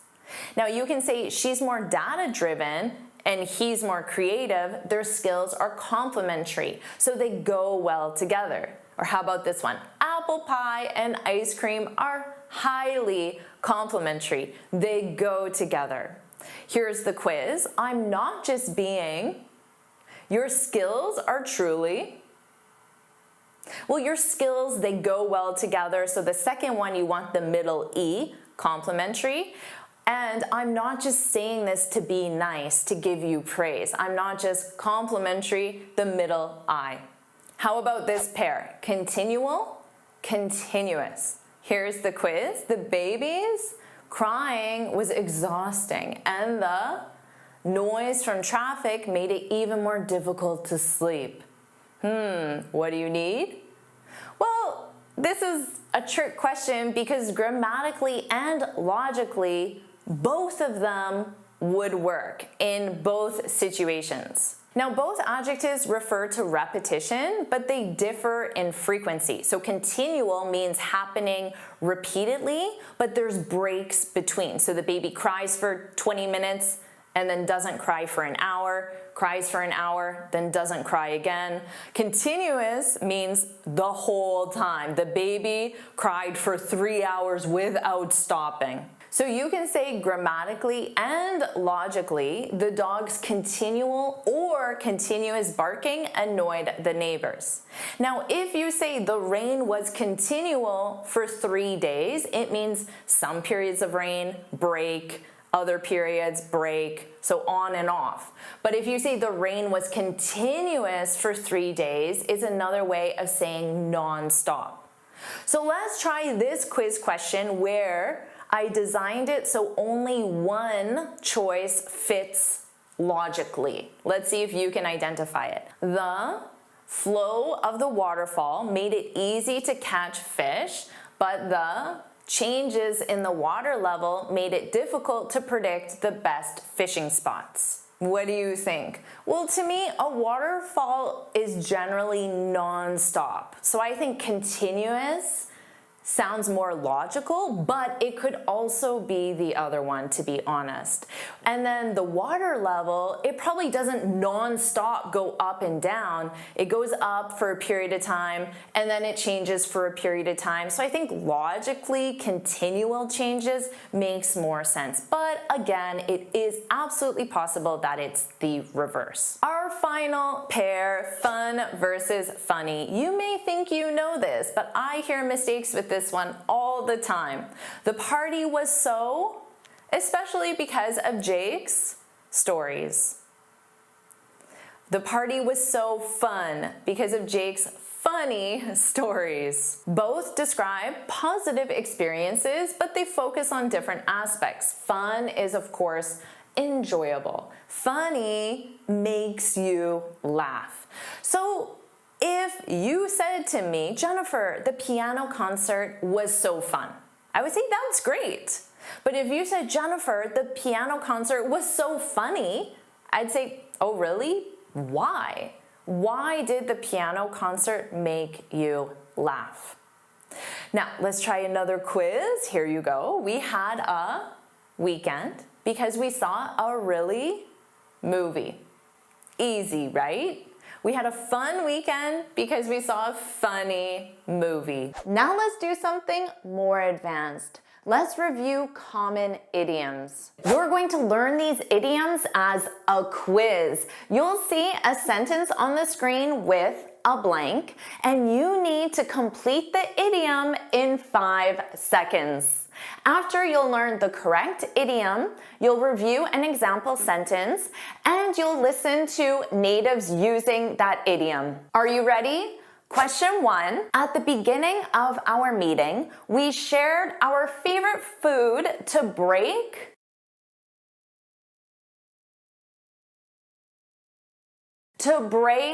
the ice, to break the ice.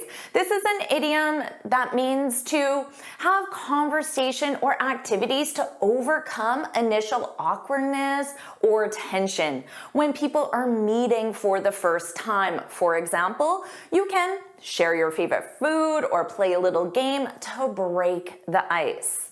Now remember that idioms are words in a fixed order that have a non-literal meaning. Because they're in a fixed order, you cannot say we broke ice. That isn't correct. You can't say we broke an ice. That isn't correct. And you definitely can't say we broke ice cubes. You must say we broke the ice. And of course, here your verb to break is conjugated in the past simple. It was just break the ice and now let's have some fun, you know. Yeah. I shake some hands, I break the ice and make small talk about their backgrounds. I take a genuine interest in the people. Question 2. Great job with the presentation. You knocked it out of...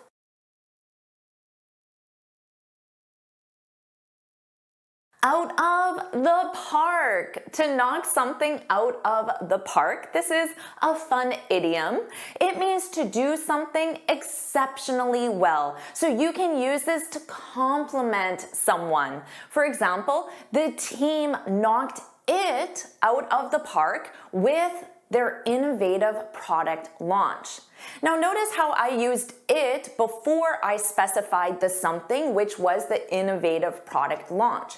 You can do it the other way and say the team knocked the product launch, the something, the team knocked the product launch out of the park. The team did exceptionally well. So hopefully you're thinking this lesson is amazing. Jennifer knocked it out of the park. Of course, the it is this lesson. So do you agree? Am I or did I knock it out of the park? If you agree, put that's right, put that's right in the comments. Whatever it is, you knock it out of the park because you're educated at this great college. Traditional public schools knock it out of the park in many places. My guess is they'll continue to thrive, the ones that are good. Very rarely is your first movie going to knock it out of the park. Question 3. I was offered my dream position, but if I accept it, I have to move to another city away from my family. I'm between a rock and a...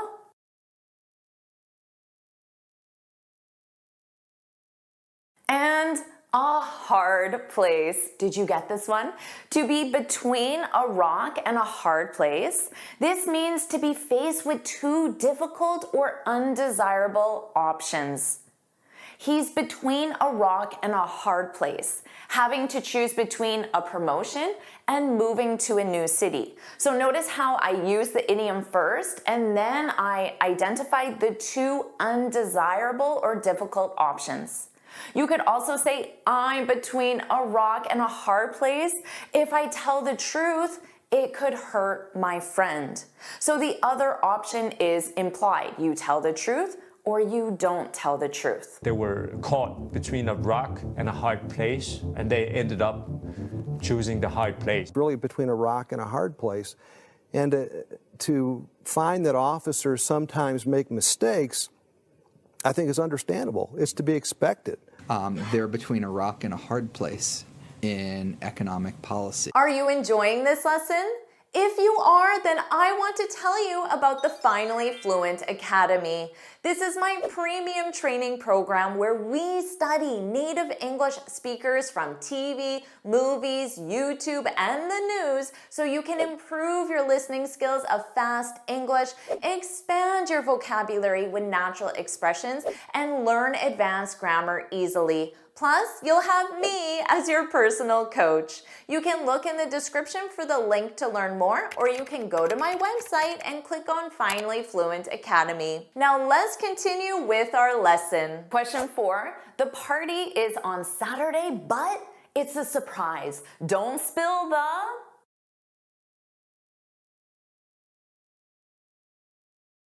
Don't spill the beans. To spill the beans, this means to reveal a secret or disclose information unintentionally. So for example, I accidentally spilled the beans because it's not intentional. I accidentally spilled the beans about their engagement. I didn't know it was a secret. Or you could reassure someone, your secret is safe with me. You know I won't spill the beans. I won't reveal your secret. And he would try to get kids to spill the beans on the family, you know, like my mother's pregnant, my daddy doesn't know. The authorities thought if he was tortured, he might spill the beans, but there weren't any beans to spill. If you don't spill the beans now, we're gonna finish this talk down at the station. Question 5, you don't have to work tonight and miss your party. I was just pulling your...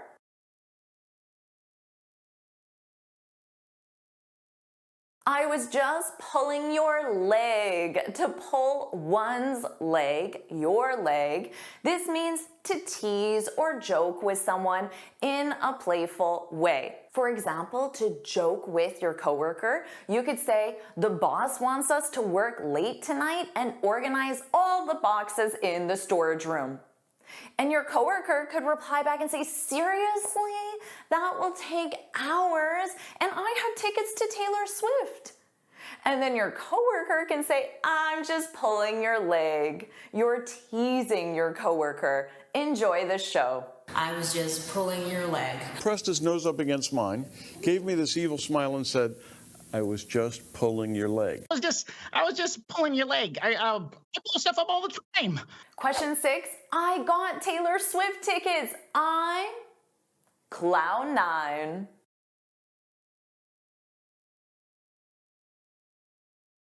I am on cloud 9 because this expression is to be on cloud 9, which means to be extremely happy. He's been on cloud 9 since he got engaged. Remember to conjugate that verb to be.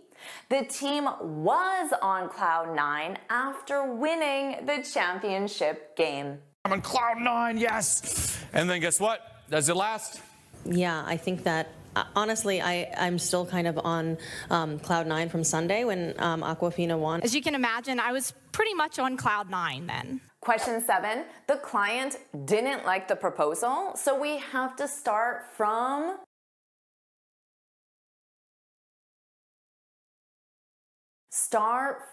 scratch. To start from scratch, this means to start from the very beginning. So you have to do it again. For example, my computer crashed and now I have to start from scratch because you lost your entire project. Or you could say, I started learning English from scratch last year or 3 years ago, from the very beginning. Hello, how are you? The very beginning. So I guess you're gonna have to start from scratch. So they had to start from scratch. Macmillan most recently had to start from scratch. Question 8, as the project manager, Jane calls the when it comes to the timeline.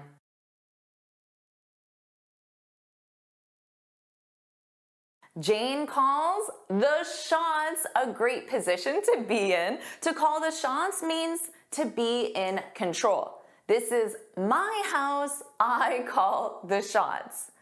Or if someone is new to a team, they might ask, who calls the shots around here? Who is in control? Well, then you're destined to have the existing power structures call the shots. Instead, pharmaceutical companies call the shots. The FDA effectively allows them to monopolize drugs via patents. If I get the chance to call the shot, we're not going to be this stupid. Question 9. Since this is the first time you missed a deadline, I'll let you off.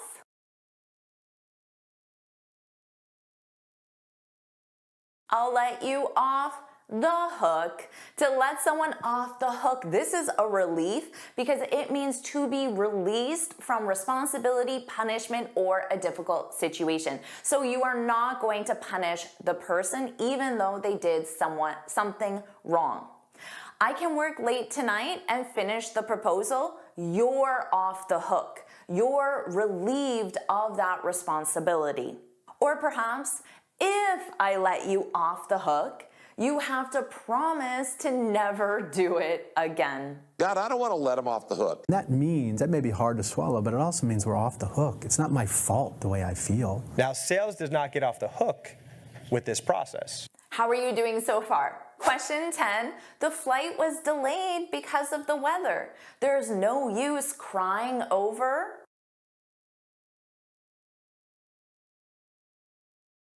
spilled milk. To cry over spilled milk, this means to be upset about something that can't be undone or fixed. For example, the client fired us because we missed the deadline. Let's not cry over spilled milk. Let's make sure this never happens again. Or you could say, the client didn't let us off the hook.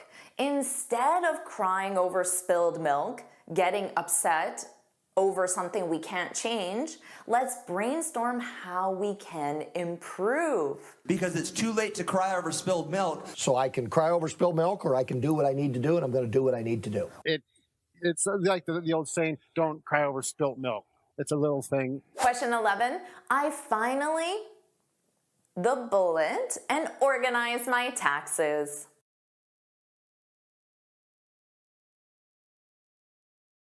I finally bit the bullet. Did you get the correct verb conjugation? The idiom is to bite the bullet. Bit is the past simple. And this means to do something unpleasant or difficult that is necessary. I must do my taxes. For example, I hate filing paperwork, but I'll just have to bite the bullet. I have to do it anyway.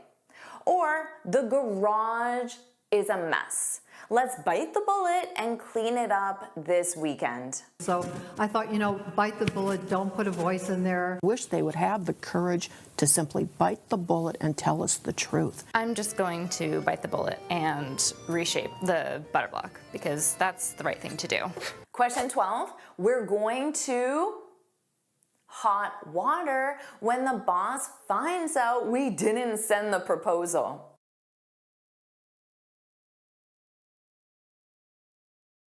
We're going to be in hot water, which means you're going to be in trouble. After forgetting his anniversary, John found himself in hot water with his wife. Or the company violated safety protocols and is now in hot water. The captain flashed his, "You're in hot water now, look." She made sure both he and his tech ended up in hot water. His company Tesla has already been in hot water this year. Question 13, stop beating around and just tell me the final price.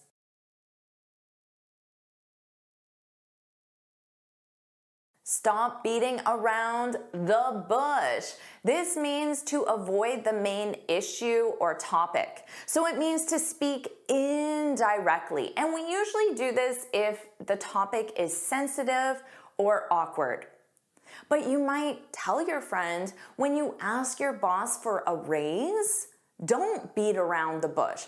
Ask your boss directly. Be direct. Or you could say, after beating around the bush for 10 minutes, talking indirectly about the main topic, he finally asked me out, which means he asked me on a romantic date. If you beat around the bush with people, they'll say, well, I'll give you a small gift or something. No, I really need your help. Big help. Let's not beat around the bush. You know you've thought about it, and today we're going to answer it. There's no need to beat around the bush here. Your preview just needs to tell your reader exactly what you have in store for them. Question 14, everyone in California on the bandwagon and learning how to play pickleball.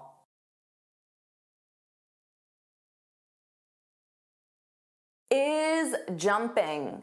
The idiom is to jump on the bandwagon. And this means to join, support, or start doing something because it's popular or trendy. For example, I jumped on the bandwagon and learned how to make the famous Dubai chocolate bar. This sounds like I learned how to make it simply because it's popular or trendy right now. You could also say many companies have jumped on the influencer bandwagon. So notice here I'm using an adjective, influencer, to describe the bandwagon. So they know the topic of popularity or trend. Influencer. The success of one film or genre inspires others to jump on the bandwagon. We're kind of hoping to jump on the bandwagon that drags it back the other direction. Not a good time to jump on the bandwagon.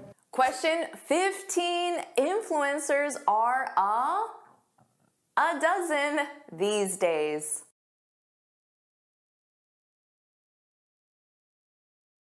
A dime a dozen, which means very common.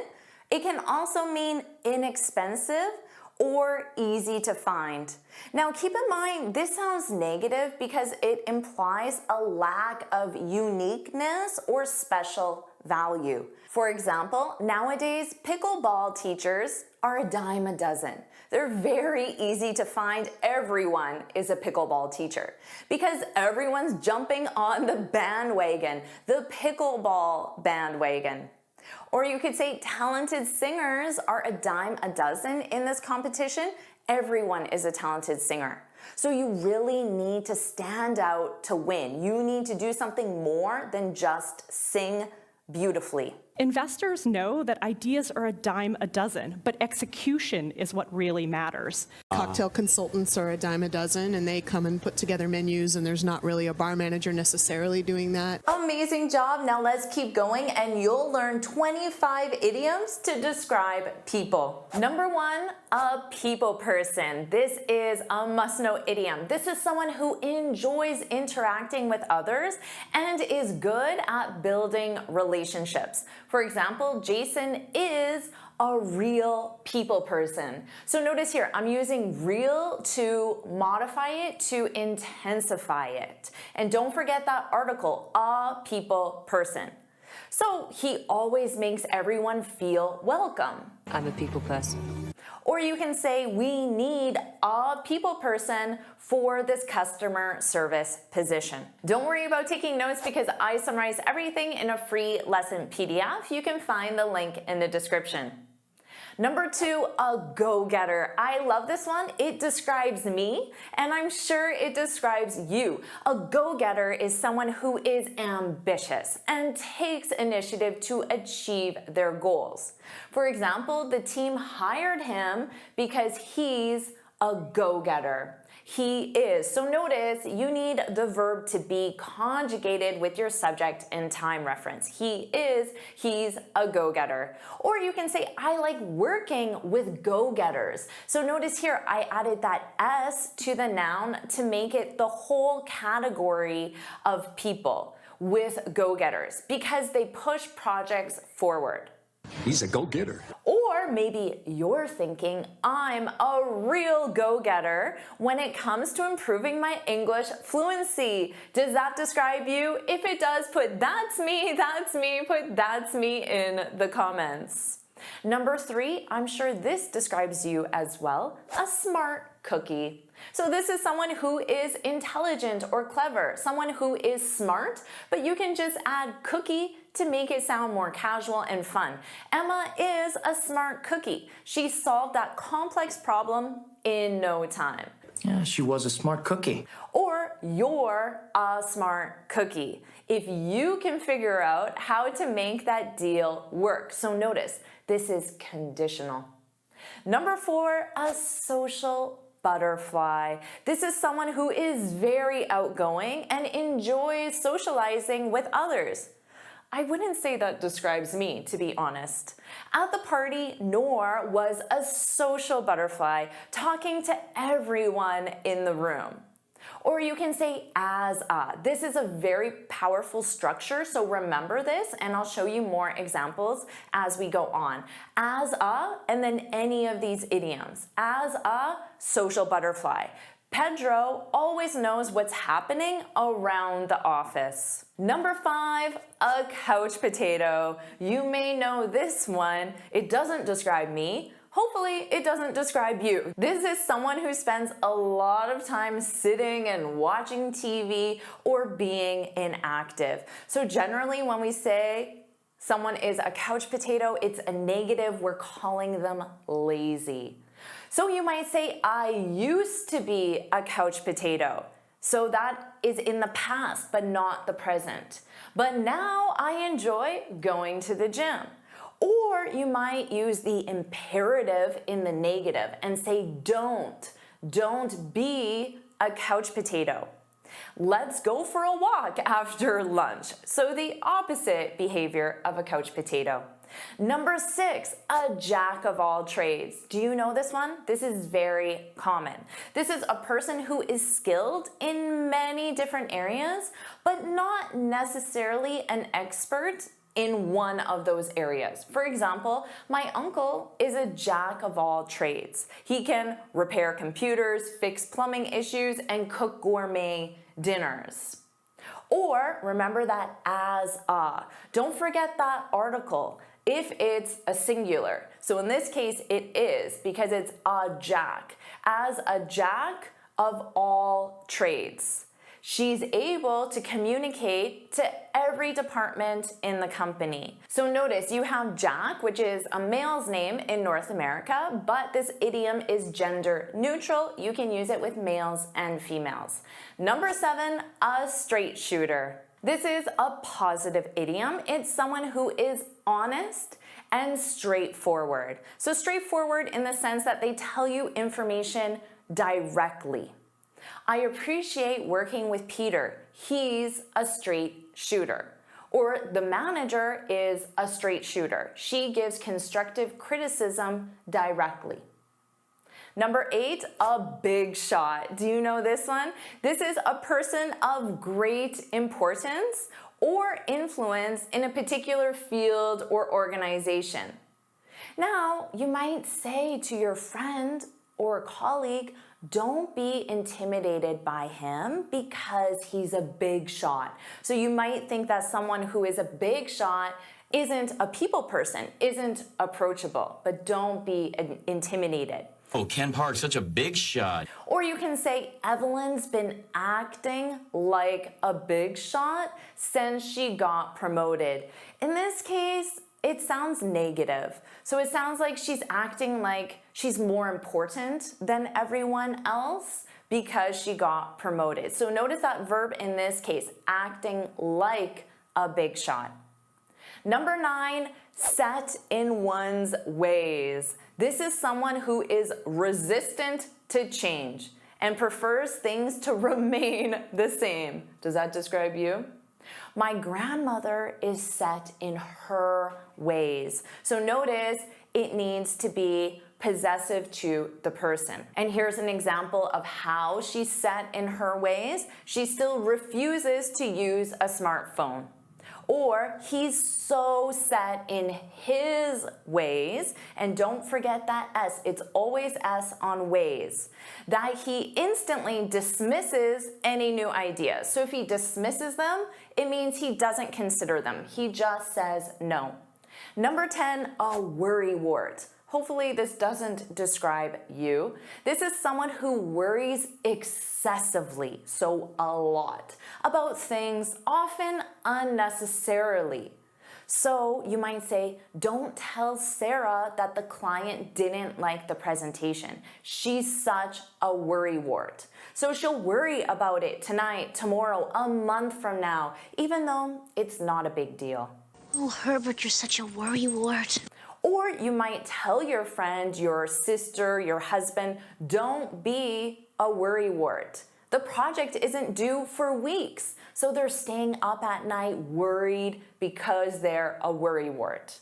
Number 11, a cheapskate. A cheapskate. Have you heard this one? This is someone who is unwilling to spend money or is very frugal.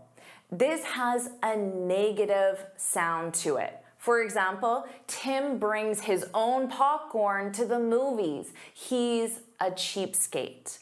Or don't be a cheapskate. So again, that imperative in the negative. Don't be a cheapskate. The more expensive one will last longer. Number 12, a cold fish. This is the opposite of a people person and the opposite of a social butterfly. This is someone who is emotionally distant or unfriendly. Dan may seem like a cold fish, but I think he's just shy. He's a cold fish. Or he can be a cold fish sometimes, especially in large groups. Number 13, a backseat driver. Maybe you've been a backseat driver or you've experienced this. This is someone who gives unwanted advice or tries to control a situation. So you can say, stop being a backseat driver, you're making me nervous. Nobody likes the backseat driver, Klaus. Now this is very commonly used when someone is actually driving and then the person beside you or in the back seat says, turn left, change lanes, go here, don't drive so fast. That's being a backseat driver. But you can also use this in a non-driving context. For example, stop being a backseat driver and let me handle the presentation my way. So this is someone who's trying to tell you, change this, do this, add this, but you don't want their advice. Number 14, a busybody. This is someone who is overly interested in other people's personal or private matters. You could say, I wish my neighbor would stop being such a busybody. So if you have a fence that divides your property, maybe your neighbor is always trying to look over your fence. That's a busybody. Or you can say, if you keep acting like a busybody, nobody will want to work with you. Number 15, a wet blanket. Hopefully this doesn't describe you. This is someone who dampens the mood or kills the fun. For example, it's only 9 p.m. and you want to go home. Don't be such a wet blanket. So you're having fun at the party, but your friend, your cousin, your spouse says, oh, I'm tired, let's go. So they're dampening the mood, they're killing the fun. I'm a wet blanket. You can say, I don't want to be a wet blanket, but we need to discuss why our sales are down. So having a negative discussion can dampen the mood, but sometimes you need to have those tough conversations. Number 16, a loose cannon. You don't want this person on your team. This is someone who is unpredictable and can cause trouble unintentionally. You can say he's a bit of a loose cannon. So a bit of is reducing it. It's making it less intense. We never know what he'll do next. So he's unpredictable, but his actions can have negative consequences. Or you can say a few members of the team are loose cannons. So here, notice because I have a few members, that's plural, so I need to add my S to the noun, loose cannons. They never follow protocols, which are the instructions. Number 17, do you know this one? A bull in a china shop. This probably describes me. This is someone who is very clumsy or careless, especially in delicate situations. Now, in this case, china refers to delicate porcelain or ceramics, not the country. You could say, don't ask Sarah to help you move. She's like a bull in a china shop. So notice here, I'm using to be like a and then the idiom, which means she's careless. She might break your items as she's helping you move. That probably describes me. Or you can say, I never go into antique shops. I'm like a bull in a china shop. So I might accidentally knock something over that's very valuable. Again, that describes me. Number 18, a dark horse. This is someone or something that is not well known, but has the potential to surprise or succeed. Talk about a dark horse. This is often used in competitions, political, sports. He was a dark horse in the competition, but in the end, he won first place. So he was not well known, but then he won. Or you can say she's a dark horse. No one expected her to be promoted so quickly. Number 19, a lone wolf. This is someone who prefers to work alone and doesn't like being part of a group. Here's that structure with as. As a lone wolf, he prefers handling projects on his own. I'm a lone wolf. Or you can say the lone wolf approach doesn't work in our company. We value teamwork and collaboration. Number 20, a know-it-all. Oh, you don't want to be this. This is someone who behaves as though they know everything and refuses to listen to others. So again, because this is a negative, you could use the imperative in the negative. Don't. Don't act like. You could say don't be, or you can use to act like. Don't act like a know-it-all. You need to listen to other ideas before making a decision. Or you can say, I don't want to seem like a know-it-all, but I have experience with this issue. 21, a creature of habit. You probably know this one, so let's make sure you feel comfortable using it. This is someone who prefers routines and does things in the same way all the time. This definitely describes me. Amelia is a creature of habit. So she won't like these new changes. In this case, that sounds more negative, that the person isn't open to change. So in that case, it doesn't describe me, but this next one does. As a creature of habit, I've been eating the same breakfast for over 10 years. This is true. Ask my husband. He is sick of oatmeal every day, but that's what we have. Number 22, a breath of fresh air. This is someone or something that is new, refreshing, and brings positive change. You can say working with Emily has been a breath of fresh air. So she brings new ideas to every meeting. She brings a new perspective, new energy, new personality. She's a breath of fresh air, and this is positive. You can say after the long meeting, the interactive presentation, so something was a breath of fresh air and lifted everyone's spirits. So it was a welcome change. 23, a stickler. I like this one. Now you can say a stickler for the rules. That's the full idiom, but most natives, we drop the for the rules and just say stickler. This is someone who insists on following rules strictly and doesn't like bending them. So bending them means changing them slightly if the consequence doesn't seem extreme. For example, Greg is such a stickler, he won't even let us leave 5 minutes early. So in this case, although the shift ends at 5, does it really matter if people leave at 4:55 on a Friday? So you bend the rules. You let people leave 5 minutes early, but Greg will not because he's a stickler. Or you could say, I'm a manager now, so I need to be a stickler. I need to enforce the rules. It's my job. Number 24, this is for all the parents, a class clown. This is a person, usually a child, who is always joking or causing trouble in a funny way. But we generally use this with kids in school. For example, my son was a complete class clown. So complete intensifies it, a complete class clown. But now he's a big shot on Wall Street. Or you can say often kids act like class clowns because they're bored or unengaged. And idiom 25, a tough nut to crack. This is someone or something that is difficult to understand or deal with. You can say Tim is a tough nut to crack.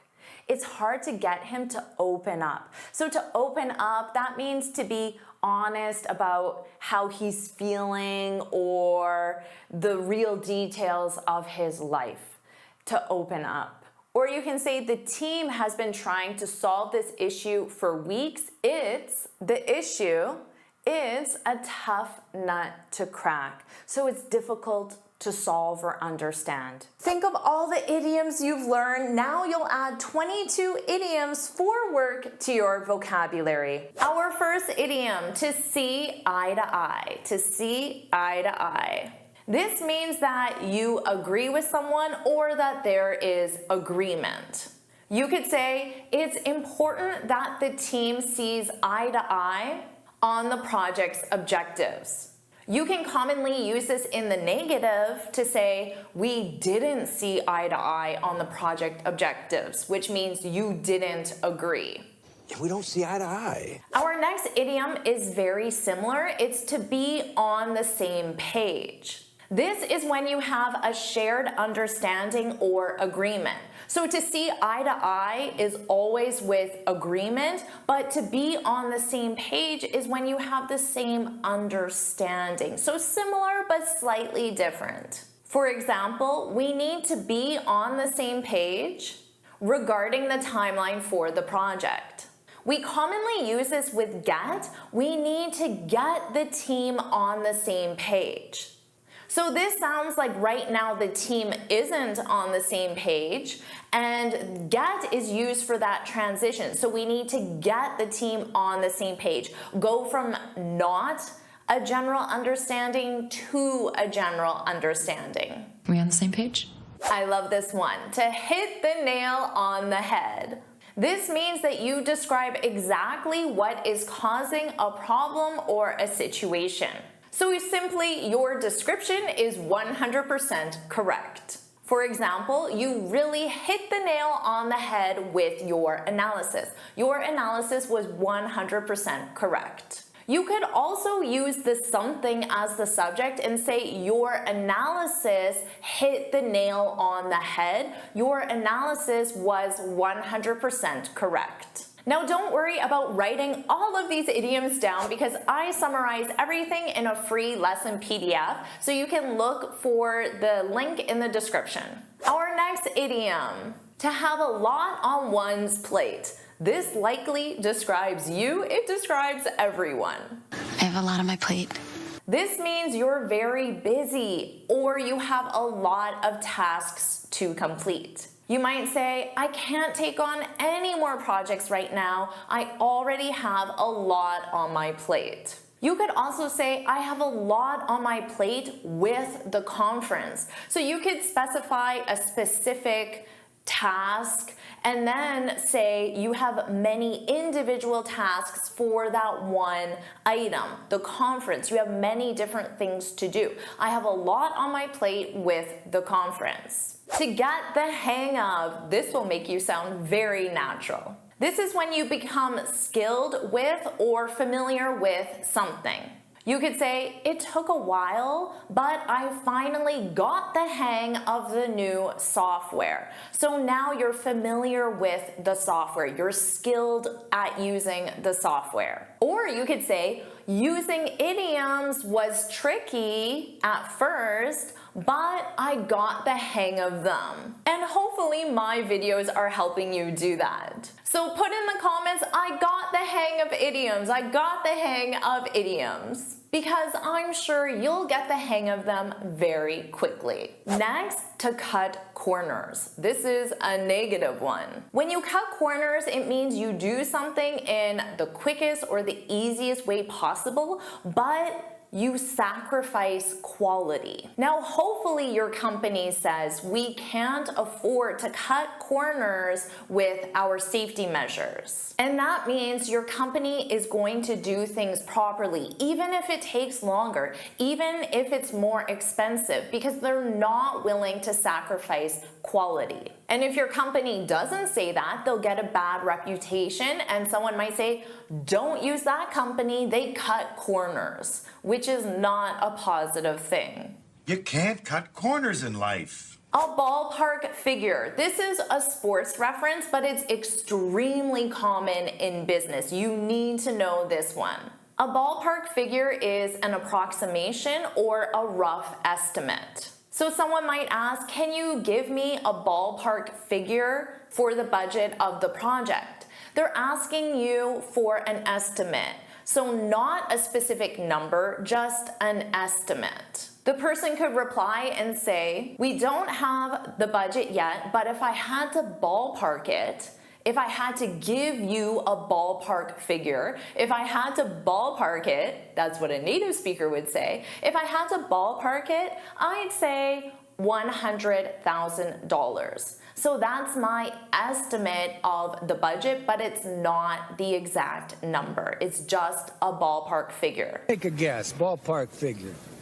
Our next one, maybe you know this, to be in the same boat. Have you heard this one? This is when you're in the same difficult situation as someone else. We're in the same boat when it comes to global warming. We're all in the same situation. It doesn't matter if it happens in India or Africa or New York, it affects us all. We're all in the same boat. I'm in the same boat. Back to the drawing board. This one is frequently used. This is when you have to start a task or project again because your previous attempt failed. For example, the marketing campaign didn't work as expected, so it's back to the drawing board. To pull strings. Ooh, I love this one. This is when you use your influence to manipulate or control a situation. For example, she managed to pull some strings and get the project approved. So this sounds like the project wasn't approved, but she had influence. Maybe she knew someone on the board that was approving the project. So she used her relationship with that person to get the project approved. She pulled some strings to get the project approved. Someone might ask you, how did you get VIP tickets to Taylor Swift? And you can reply back and say, I pulled some strings. I pulled some strings. Our next idiom, to cross one's fingers. This is used to hope for good luck or a positive outcome. For example, I'm crossing my fingers that the client likes our proposal. And notice that I'm doing the gesture. We commonly do the gesture in North America when we use this expression. We also use this as a reply to say, I hope so. So someone might say, you'll do a great job on the presentation. And you can simply say, fingers crossed. But it's very common to do the gesture. Does this gesture exist in your culture? Let us know in the comments. Say yes it does or no it doesn't. I'm really curious to know. Fingers crossed. How about this idiom? To be on the ball. Do you know this one? This means that you're alert and quick to understand or respond. So this is a positive one. Your boss might say, our team needs to be on the ball to meet the tight deadline. So the team needs to be very quick, very alert. They need to be on the ball. Our next idiom, to throw in the towel. I hope you never do this. This means to give up or surrender. So if you say, English idioms are so confusing, I'm throwing in the towel, it means you're closing this video, you're unsubscribing from my channel, and you're quitting. So please don't throw in the towel. She's throwing in the towel. So put in the comments, I won't throw in the towel, I won't throw in the towel, because sometimes it might seem difficult, but keep at it. I know you'll get the hang of it. Number 14, to have one's hands tied. This means you're unable to take action because of external circumstances. So maybe you ask your boss for an extra day of vacation and your boss says, I'd like to help, but my hands are tied due to company policy. So the external situation or circumstance is the company policy. It forbids additional vacation days. So your boss can't do anything. Your boss's hands are tied. So to deliver bad news, a native speaker will commonly say, "Sorry, my hands are tied." My hands are tied. Next, to burn the midnight oil, something I never do. This is when you work late into the night. For example, we had to burn the midnight oil in order to meet the deadline. So I said this is something I never do, and that's because I believe that I'm more productive if I sleep for 8 hours. So I would rather sleep for 8 hours and then the next day I'll be very productive. If I burn the midnight oil, I'm going to waste an entire day because I'm not going to be productive. That's just my personal opinion. Next, to throw someone under the bus. Oh, this is a good one. This is when you blame someone else or sacrifice someone for personal gain or to avoid being blamed. So let's say two coworkers worked on a project together, but then one coworker publicly said the other coworker is the reason why the project failed, even though they made all decisions together. That coworker is going to be upset, and they can say, "I can't believe she threw me under the bus at the meeting." Sheldon threw us all under the bus. Number 17, to be on thin ice. This is when you're in a risky or dangerous situation. So let's say your boss says to you, "This is the third time you're late. You're on thin ice." That's not a good position to be because it means that you're in a risky or dangerous situation. In this case, you're at risk of losing your job. You're on thin ice. So management will say this to you to let you know that you're in trouble.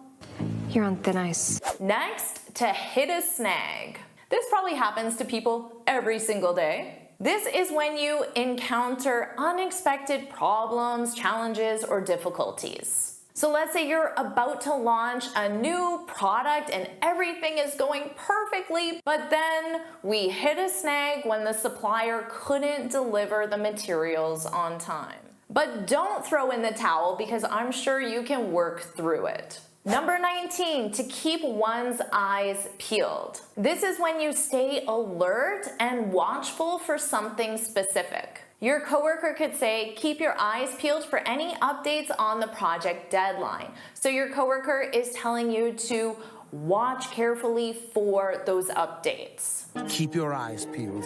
Number 20, one that your boss is going to love, to cut a deal. This is when you reach an agreement. So an agreement is a positive thing. Your boss will be happy. But this usually happens after a period of negotiation. You could say, "It took us a while, but we finally cut a deal." Cut a new deal. Number 21, to be up in the air. This is when things are uncertain, undecided, or unresolved. For example, the conference is up in the air. So it's uncertain if you're even going to have a conference or the status of it, the planning of it. Everything is uncertain, undecided, unresolved. It's up in the air. Or you could say, "Our plans are up in the air. Nothing has been decided." That's up in the air. And finally, number 22, in the works. In the works. This means in progress, so currently being developed or finalized. The conference is in the works. We're working on it. We're developing it. We're finalizing it. Our plans are in the works. So they're not up in the air anymore. They're in the works. Wow, you have learned so much. Now you'll learn common medical vocabulary. You'll learn words and phrases for your daily life. Let's talk about a patient. A patient is a person receiving medical care. We will all be patients at some point in our life, and I'm sure all of us have already been patients on numerous occasions. Now, right now, I'm not a patient. Even though I have a doctor, I'm not a patient because currently I'm not receiving medical care. This only applies when you're in the process of receiving medical care. There are two types of patients. You can be an inpatient, which means you're admitted to the hospital to receive care. If you're an inpatient, you're going to be at the hospital for a night, a week, or even longer. You have a hospital room and a hospital bed. Many inpatients are in an area of the hospital called the ICU. This stands for the Intensive Care Unit, the ICU. And this is where inpatients go to receive a high level of care. You can also be an outpatient, which most of us usually are, which means you receive care without being admitted to the hospital. You're an outpatient when you go to the ER, which is the emergency room. You're there to receive care for a specific treatment or illness. They treat you and then you leave. You don't stay overnight at the hospital. Now let's talk about common medical professionals you need to know. Of course, you already know doctor, also known as a physician. In North America, it's more common to simply say doctor, but it means the same thing. Most of us have a GP, which stands for a general practitioner. This is a doctor who treats a wide range of issues. So you can go to your GP because you have a pain in your back, or because you have a cold or a throat infection or an eye issue, a wide range of issues. You can go to your GP. A surgeon is, of course, a doctor who performs surgery. There are also many specialists, and this is a doctor who focuses on one specific medical area. A cardiologist focuses on your heart. A dermatologist focuses on your skin. A pediatrician focuses on children. And in North America, whenever you go to a pediatrician, at the end, they always give you a sucker because kids are always scared of going to the pediatrician, which is a doctor for children. So they treat you with a sucker or a small treat after. An optometrist focuses on your eyes. If you wear glasses, you frequently go to your optometrist. A dentist, of course, focuses on oral health and your teeth. An OBGYN. I have no idea what this stands for. I know it's a very long word, but everyone just says OBGYN. An OBGYN is a doctor specifically for women when you're pregnant or to discuss reproductive issues. An anesthesiologist. Don't let the spelling confuse you. Native speakers have difficult with the pronunciation of this. Anesthesiologist. Anesthesiologist. An anesthesiologist administers anesthesia, which is what makes you go unconscious before surgery. They also monitor you during surgery. A radiologist does the X-rays, CT scans, and MRIs. A psychiatrist focuses on your mind and mental disorders. Fun fact, both of my neighbors are doctors. One is a GP and the other is a psychiatrist. So if I need any help, both physically and mentally, I'm covered. And an ENT stands for ear, nose, and throat. So that doctor, an ENT, focuses on those three things: ear, nose, and throat. There are more specialists, but these are the most common. Of course, nurses are just as important as doctors. You can be a registered nurse, an RN.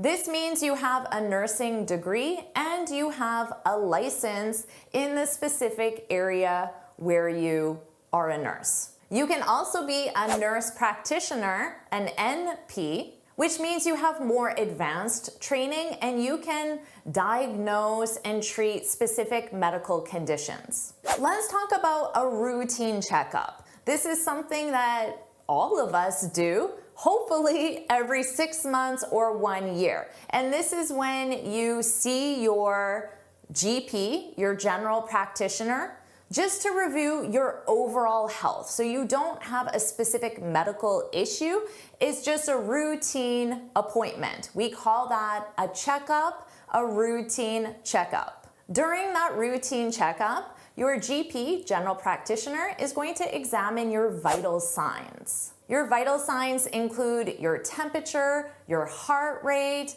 and your blood pressure. Now you can also discuss any specific medical issues that you're having with your GP during the routine checkup. Of course, you can schedule an appointment at a separate time for a specific medical issue. If you are discussing a specific medical concern or issue with your GP, it's possible that they'll refer you to a specialist. For example, your GP could say, I'm going to refer you to an ENT.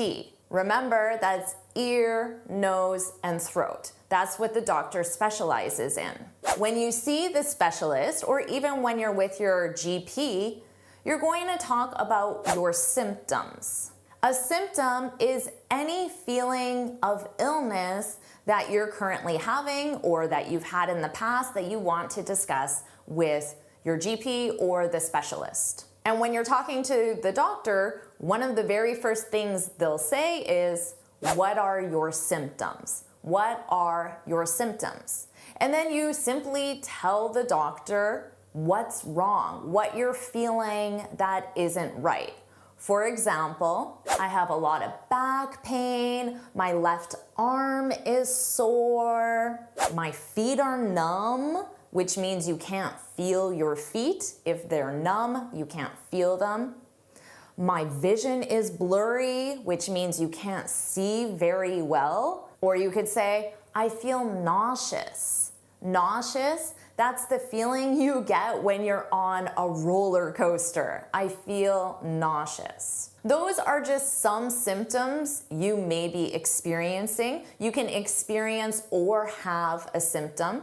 There are, of course, many, many other symptoms that you could have and that you would discuss with your GP or specialist. After listening to your symptoms, the doctor might want to do some diagnostic tests. These are tests or an exam to determine the existence or the absence of a specific medical condition, disease, or illness. Common examples of diagnostic tests are an MRI, an X-ray, or a CT scan. After these diagnostic tests, the doctor will have a diagnosis, which is a judgment about what the illness or medical problem is. Then you can discuss the treatment options. These are the different courses of action that you can take to address the medical issue or the different treatments available. If the treatment option includes medication,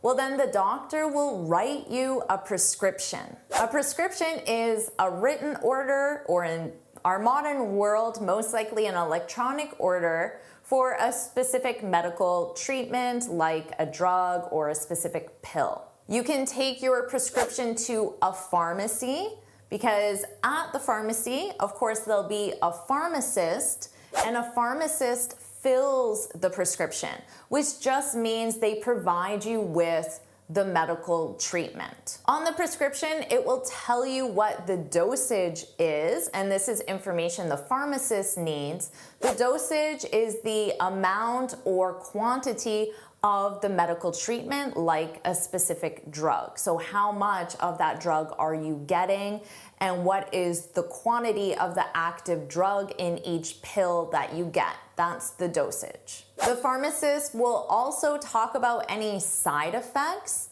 So the side effects of a specific medical treatment, those are the unintended consequences. So if you take a pill, it might cause headaches, but it's trying to treat your sore arm, but then it causes a headache. So that's the side effect of the pill.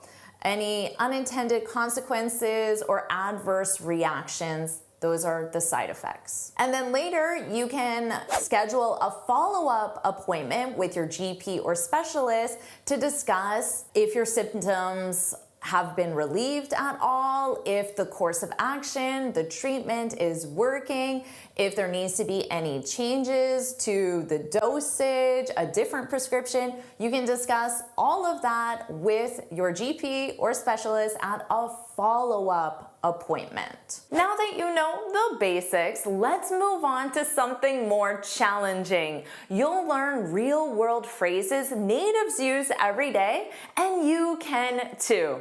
Let's start with at the doctor's office. Here's here's a phrase you can say when you walk in the door, you go up to the reception. You can say, I have an appointment at 3 p.m. with Dr. Sharma. I'll say it again. I have an appointment at 3 p.m. with Dr. Sharma. Now, notice for vocabulary, in a medical context, we use the word appointment. You wouldn't say meeting. If you say, I have a meeting at 3 p.m. with Dr. Sharma, it sounds like you're there for a business purpose. Maybe you'll talk about expanding the medical facilities. Maybe you'll try to sell the doctor certain medical equipment or sell the doctor your marketing services. So it is not for you to be a patient. So appointment is the word when you are seeing the doctor for treatment. And the verb is have. I have an appointment. Notice that pronunciation, an appointment. So an, the article, needs to combine with appointment. An appointment. So notice it sounds like the name Anna. Anna. Anna. But then you have to continue on. An appointment. An appointment. Repeat after me. An appointment. An appointment at. Now, when I combine appointment with my next word, I'm not going to pronounce that T because it forces me to take a pause. I have an appointment at 3 p.m. with Dr. Sharma. Now, grammatically, you can change the order and you can say, I have an appointment with Dr. Sharma at 3 p.m. So you can change those two parts. So here is something you can say. Now I'll say it fast and you can repeat after me. I have an appointment at 3 p.m. with Dr. Sharma. So share in the comments, who is your next appointment with? We use this vocabulary if you're getting your hair done, your nails done, you're getting a massage, you have a medical appointment. Those are the situations where you can use the word appointment. So who is your next appointment with? All right, and hello to all my amazing students watching live. Hello, Horatio, Jacob, King's English Universe. Sounds interesting. Stella from Brazil, Pavlov, hello, hello, all the way to Czech Republic, Hidaki, and yes, I speak and therefore teach American English. Oh, is this your doctor's name? This was my childhood doctor's name. So when I thought of a doctor, this is the first name I thought of because this was my childhood doctor. Okay. All right. Anna has an appointment with her hairdresser next week. Very nice. I'm so glad you are finding it helpful and welcome, welcome. I love having new students join. Hello, Rose from Haiti. Okay, how about this one? Who is saying this? You're in the context of going to the doctor's and you say you have an appointment and then someone replies and says this. Who says this to you? Please have a seat in the waiting room. I'll say it again. Please have a seat in the waiting room. What verb tense is this? Think about that as well. Put that in the comments. Hello, hello, all the way from Orlando. I'm so glad you love it. Okay, this is an interesting one. I have an appointment with my tattoo. So a tattoo is the actual design on your skin, but the person who does the design, generally we call them artists. So your tattoo artists. I'm not sure. There could be some other language. I don't have any tattoos, but I'm pretty sure it's tattoo artist. Okay, so I have an appointment. You don't have an appointment with the design. You have an appointment with the person who's considered an artist, a tattoo artist. Okay, but great job practicing. And if this were last week, you would change your verb tense, of course, and say, I had an appointment with my tattoo artist last week to discuss my new design or whatever it might be. And yes, of course, this is the imperative. And yes, absolutely, Merrick. The receptionist, the name of the person who would say this, receptionist, would say this as an instruction to you. Please have a seat in the waiting room. Now, the receptionist could just say, have a seat in the waiting room. Adding please sounds more friendly. Please have a seat in the waiting room. You could also add please at the end. Have a seat in the waiting room, please. Okay, let's talk about the pronunciation. Please have a. So notice you hear that v on the a. Have a. Repeat that. Have a. Have a. Have a. Have a seat. Have a seat. Have a seat. Seat in the waiting room.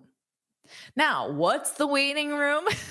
Obviously, the room where you wait. So that's what they call that, where you're like, where is the doctor? My appointment was 20 minutes ago. Ugh. That's the waiting room. And yes, I forgot to mention dentist. Actually, I have an appointment with my dentist next week. So thank you for reminding me, Ruslan. Yeah, exactly. I have a job interview on Thursday at 11 a.m. First of all, good luck to you. I'm sure you'll do great. And great job. I have a job interview. So in this context, you wouldn't say appointment and you wouldn't even say meeting. If someone asks you, oh, do you have a meeting? You would say, no, I have a job interview. So it's an interview. So excellent sentence structure. Yeah, for my pet. Exactly. So an appointment with the vet for your pet. Excellent. Excellent. Very nicely done. Oh, Pazlak said, I have a headache today. So perhaps I should go to the doctor. Go to the doctor. Exactly. I would say the doctor. Now, the doctor is a specific doctor. For me, it's Dr. Sharma. So for you, the doctor is the one you normally go to. If you say a doctor, it means any doctor, whoever is available. And it doesn't matter who that person is. All right.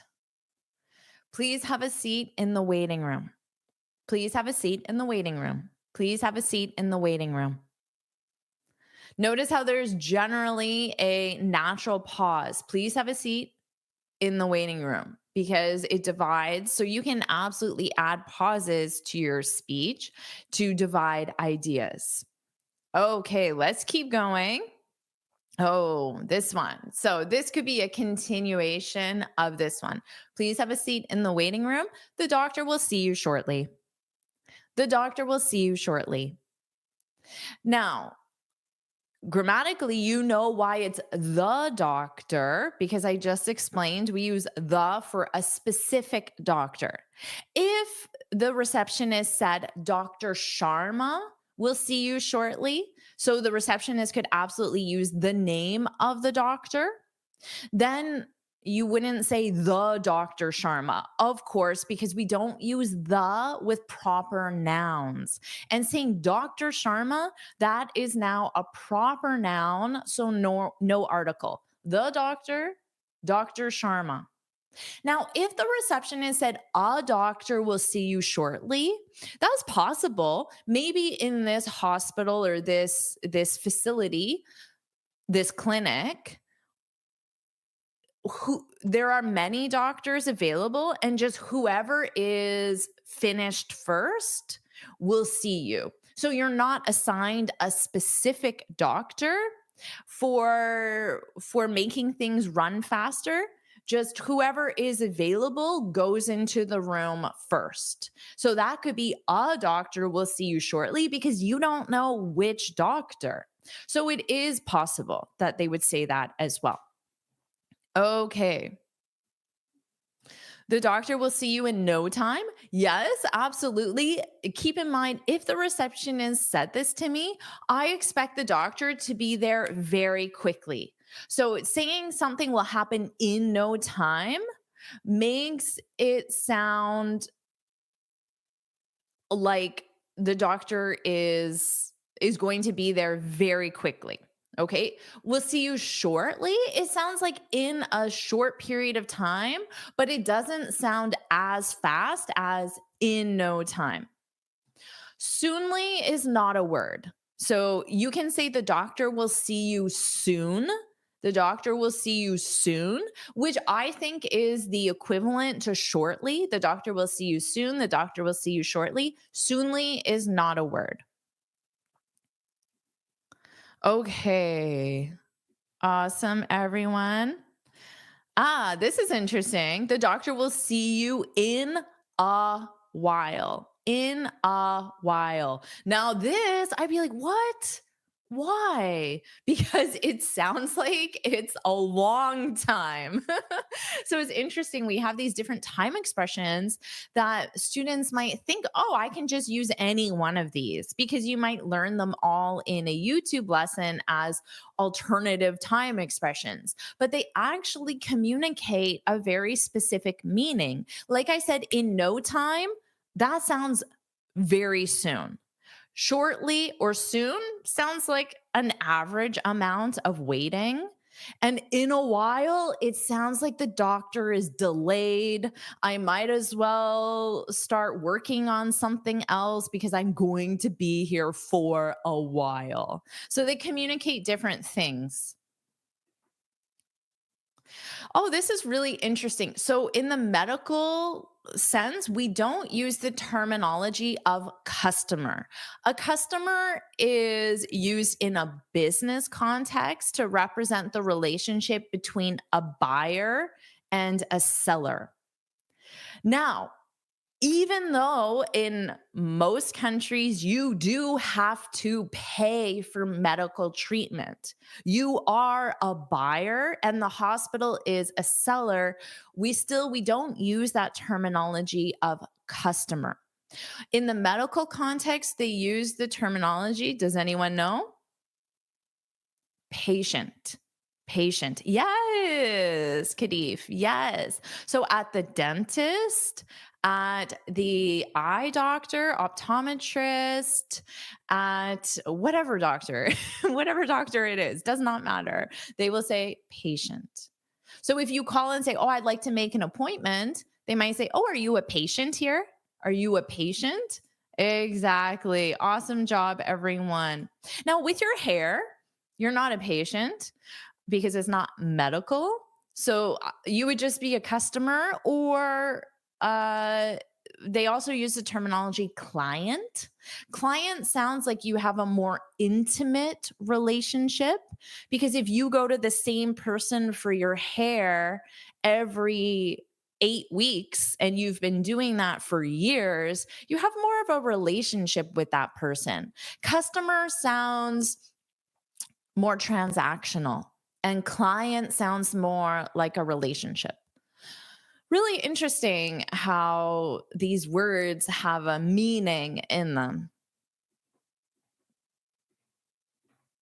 Okay, everyone, let's keep going. Hopefully the receptionist says in no time. In no time. That would be my personal favorite, because I know it's happening soon. Very soon, I should add. Okay. How about this one? So the receptionist might say to you, is your information on file up to date? Is your information on file up to date? Is your information on file up to date? Is your information. First of all, this your can become more of an unstressed your. Is urine. So you can use this R to connect to the vowel sound. Is your information. Repeat after me. Is your information on file? Information on. So you can add this N to on. Is your information on file up to? This to will become unstressed because it's a preposition.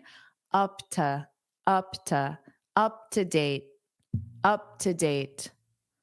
Now here, because date ends the sentence and you naturally take a pause anyway, you can pronounce that T. Up to date.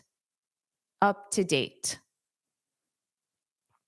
Now, you have a file. So a file is a document with all your personal information, such as your address, your insurance, your phone number, your next of kin.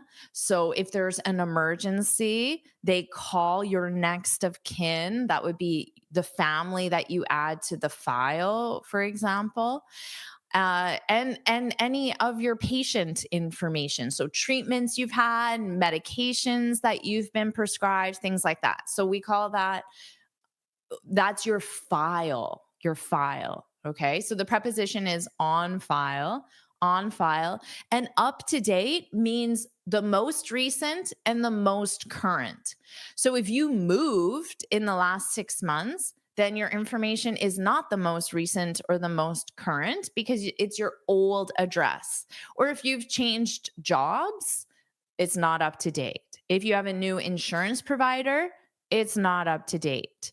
If you have a new child, it's not up to date, right? You need to provide all of that information.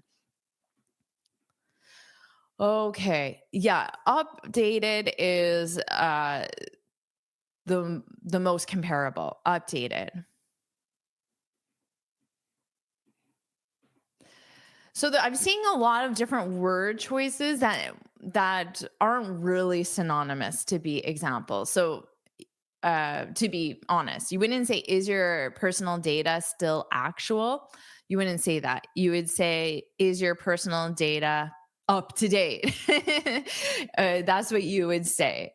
Maybe still correct, but I would say still up to date, up to date. That's the language that they would use, up to date. Okay. Yeah, exactly. It's simply, is it correct or not? Like I said, if you changed your address and they have an old address, then it's not correct. Yes, Ruslan, that's a great way of thinking of it. All right. Awesome job, everyone. And I have this free speaking guide for you. So you can download it. This is the link. It's my website, jforrestenglish.com/free-guide. Or if you just go to my website, the very first thing you'll see is this. So you'll enter your name and email, and then this will be emailed directly to you. Now, I share my best advice in here because students ask me the same questions over and over again. So rather than explaining the same things over and over again, I put my best information in this guide. So make sure you download it. It's very quick. You can go through it in just a few minutes, but you will receive so much value from it, and it's absolutely free. And if you're enjoying this lesson, then make sure you like it so I know you're getting value from it. Subscribe so you're notified every time I post a new lesson, especially if you're new here, you might not know what my publishing schedule is. So if you subscribe, YouTube will tell you, and put yes, yes, yes in the comments so I know you're enjoying this lesson as well. All right, Hidaki. And sorry, I'm not sure how to pronounce this student. Easy win. Exactly. Thank you so much, Horatio. Awesome. I'm so glad you're enjoying this lesson, Martin and Bikash, Han, Azam. Woohoo! I am so glad. And you liked it too, even though I can't pronounce your name. I appreciate that. All right. Awesome. Awesome. Thank you, everyone. Okay, let's keep going. I have a lot to share with you.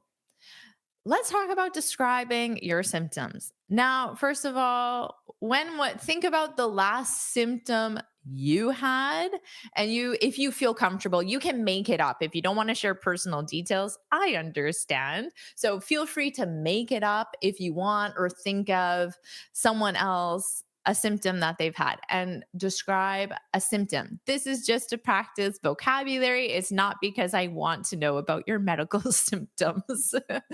Okay, so how about this one? Oh, well, first of all, this isn't a symptom, but now you've finally made it out of the waiting room and you're sitting in the doctor's office, finally, and the doctor says to you, "What brings you in today? What brings you in today?" There are many different things the doctor could say, but this is a very common one. What brings you in today? So this is another way of saying, why are you here? But a doctor would not say that, because that sounds too direct. It almost sounds like rude. Why are you here? So nobody would say that. So this same expression, a hairstylist could say this to you. Well, what brings you in today? Oh, I just want to get a trim. So that's why I'm here, to get a trim, a small amount of hair cut off. So in this context, what brings you in today? Then you would describe your symptoms, okay? What brings you? So notice this as, we can link it, brings you, you. So it will sound like a voiced sound, brings you, brings you, brings you in, you in. So you might hear a little bit of a W sound to help glide the you in, you in, you in. You win. So it might sound like win. You win. You win. You win today. What brings you in today? What brings you in today? Yeah, exactly. What's the reason for coming or for being here? Exactly. Exactly. Okay, Alexander, what problem has made you? So this is just too much of a direct translation. You wouldn't say too advertised to me.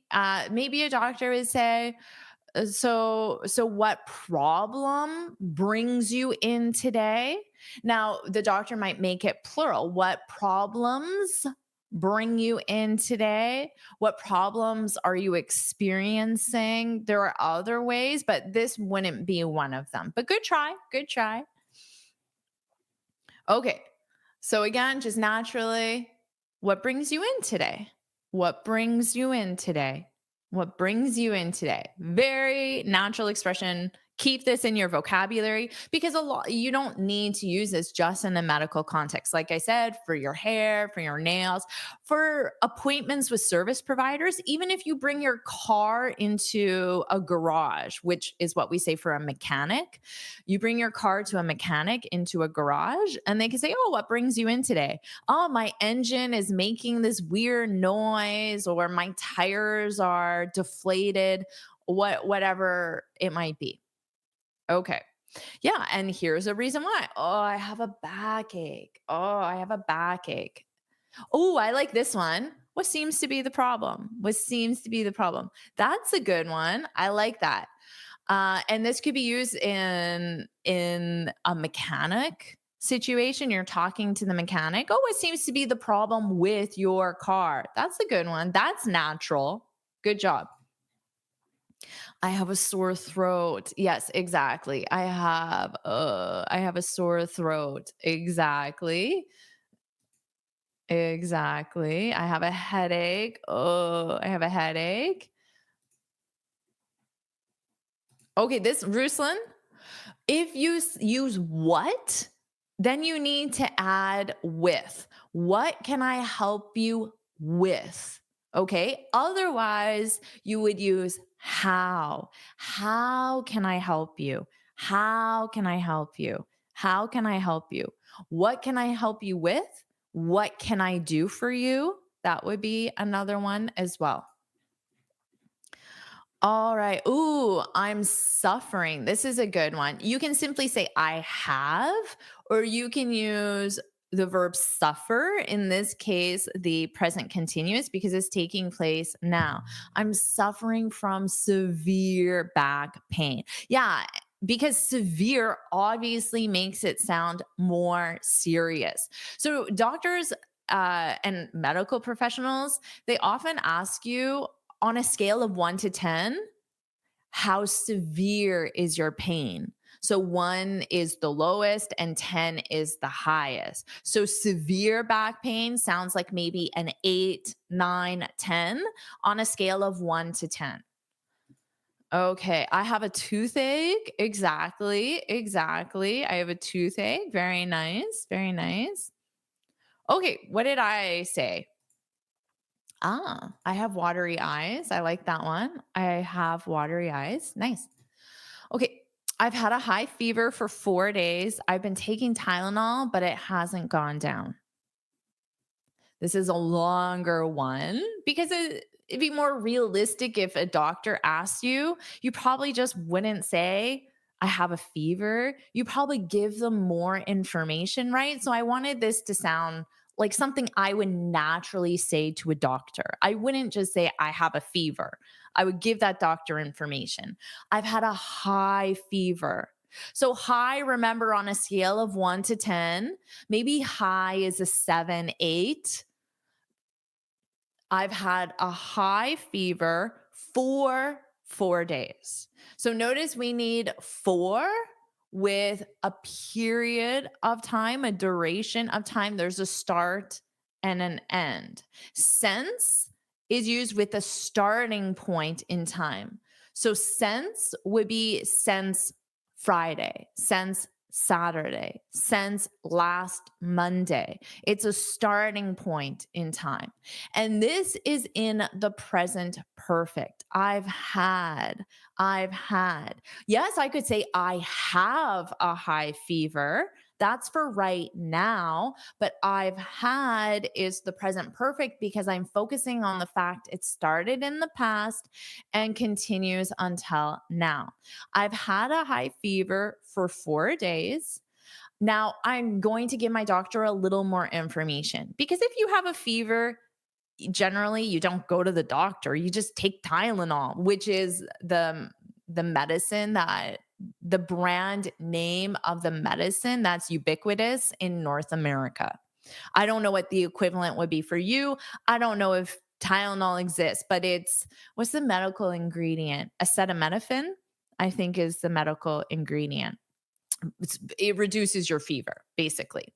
I've been taking Tylenol. So notice this is in the present perfect continuous because we don't put the verb have to describe a state of being. We don't put that in the continuous form. But the verb take, you can put in the continuous form. I've been taking Tylenol because I started taking Tylenol 4 days ago and I'm still taking Tylenol now.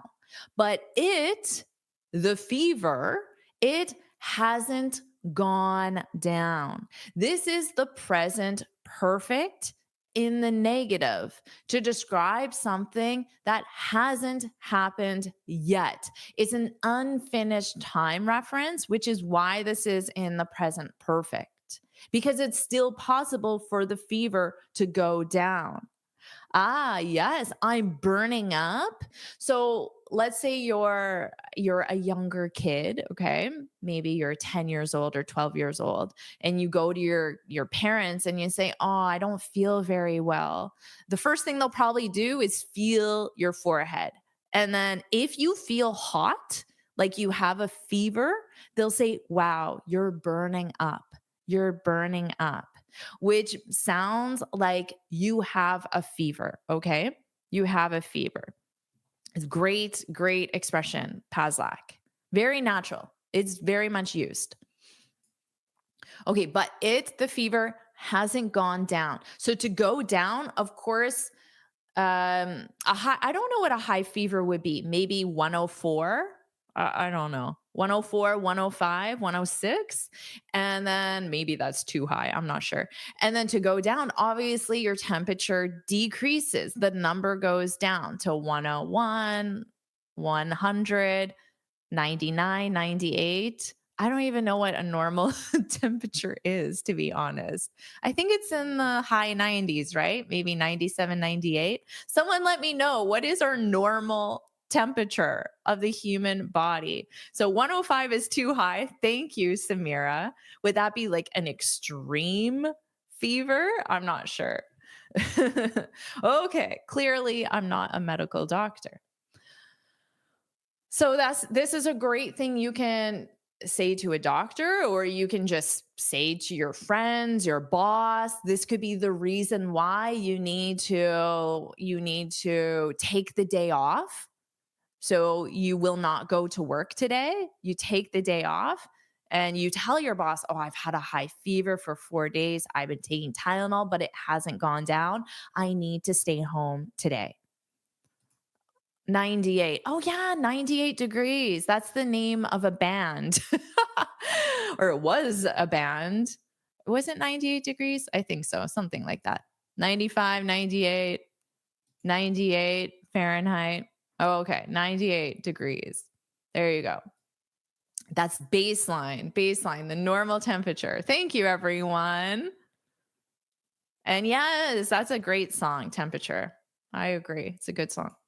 All right. Next one. How about this? Again, I'm using the present perfect just because when you go to a doctor or you're describing symptoms, generally you need to give more information. So yes, you can say what you have. I have a cough, but you want to be more prescriptive. You want to give more information. I've had a persistent cough. What is a persistent cough? Who knows? What's the use of persistent? And again, the present perfect, so notice that I've had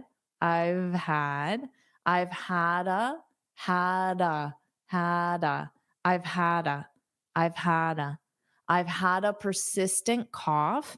Now, remember I said since is for the starting point in time. Since the beginning of last month. So this tells the doctor that, oh, okay, this is serious because it has been there for a long period of time. And it's getting worse. Oh, so again, giving more information to the doctor to justify why you're there. Nobody wakes up with a cough and goes to the doctor, right? You don't go to the doctor on the first day. Generally, it's because the symptoms are there for a while. You've tried some over-the-counter medicine. Over-the-counter means you don't need a prescription for it. So I can just walk into the pharmacy. In North America, you can get this at the grocery store as well, and just buy Tylenol or buy cough medicine. I don't need a prescription. So that's over the counter. Okay, and yes, persistent. We have some great Synonyms, unstoppable. Yeah, exactly. Continuous, consistent. Yeah, continuous. Continuous is a great one. Continuous. Yeah. And won't stop, like Hidaki said as well, unstoppable. It sounds like I've taken medicine. I've drunk a lot of tea with honey. I've slept a lot. It's been days, it's been weeks, and it's still here. So it won't go away. It won't go away. All right. And it's getting worse. It is getting worse because it's happening now. That's why that's in the present continuous. Now, to get worse, that is the verb. To get worse. So get is that transition from one state to another state. Okay, so it's maybe right now it's bad and then very bad. So it's transitioning. So that's get worse. It's getting worse. My fever is getting worse. My back pain is getting worse. Now you can do the opposite, is getting better. Oh, my backache is getting better. My fever is getting better. I'm getting better. So you can use both of those as well. All right. And hopefully you use getting better. Let's keep going. How about this? Remember, you're describing your symptoms to a doctor or medical professional. Yesterday, my vision suddenly became blurry in one eye. I'll say it fast. Yesterday, my vision suddenly became blurry in one eye. Now let's talk about some pronunciation here. Yesterday, my vision. So nothing going on there. Yesterday, my vision. There's no linking. Suddenly became, no linking. Suddenly became blurry. No linking. So now, blurry in one eye. So you may have noticed linking generally takes place when one word starts with a vowel sound, but it also depends on what the last word ends with. So here we have a vowel, Y, to another vowel, I. Blurry in, blurry in. So I can just use that Y, that Y sound, yin. So instead of in, it sounds like yin, yin, yin, blurry in. Blurry in one eye. Now remember, this looks like a vowel, but what's the pronunciation? One. It's a W. It's the same as we won the game, which is spelled W-O-N. So the linking and pronunciation changes don't take place based on spelling. They take place on pronunciation. One, in one. That's why there isn't a linking between this N and here, because the sound is W. In one eye. One. And so the end is actually on N. One eye. So I add this N sound because the E is silent for pronunciation. So I add the N to I. Exactly. Thank you for spelling that, because this is how it sounds. It ends on the N. One eye, nigh. So this I sounds like nigh, nigh. Yeah. Thank you, Hidaki. In one eye. Maybe I would keep that O for one, one, nigh. But everything else, that looks very phonetic to me. Okay, great job. Okay, so my vision. So you have your senses, right? Sense of smell, sense of sight. That's your sense. But then your ability to see, we call that vision. Vision. So you can say, I have 20/20 vision, which is I believe, the highest vision available for humans, the best vision. So you don't wear glasses if you have 20/20 vision, right? So that would be vision. So vision, my vision suddenly became blurry. So if your vision is blurry, just imagine the resolution on this screen is like 380 or something, just really low resolution. There's lots of lines through it. You can't see my face clearly. That would be blurry, blurry. So you can use this to describe a photo. You can say, oh no, the photo I took is blurry. So you can't see everything clearly. Okay. So blurry in one eye.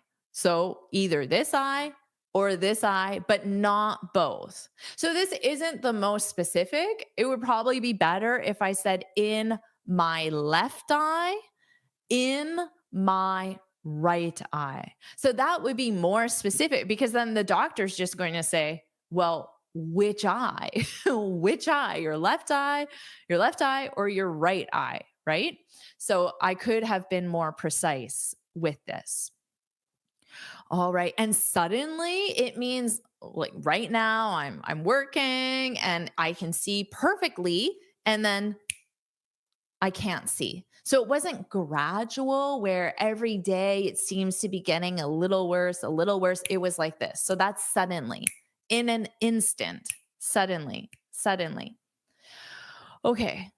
Yeah, exactly. You can use blurry with low quality of an image, video as well. Yes, and blurry is what you can use with your eyes, so your vision.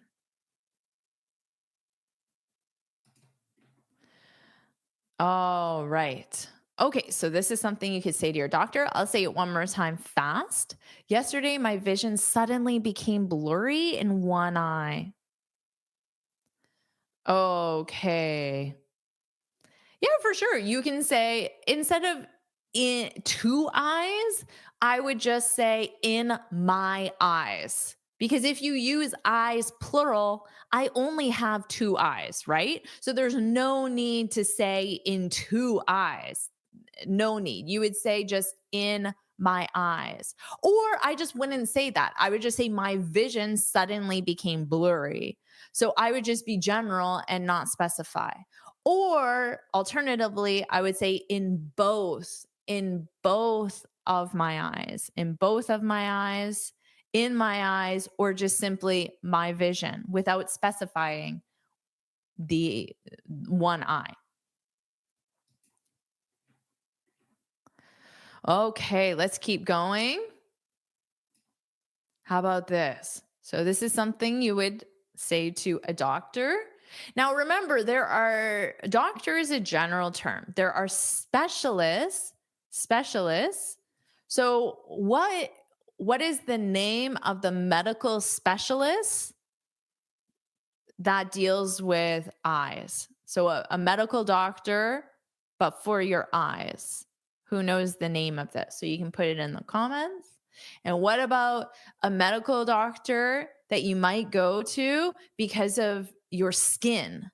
All right, because here, let me read this.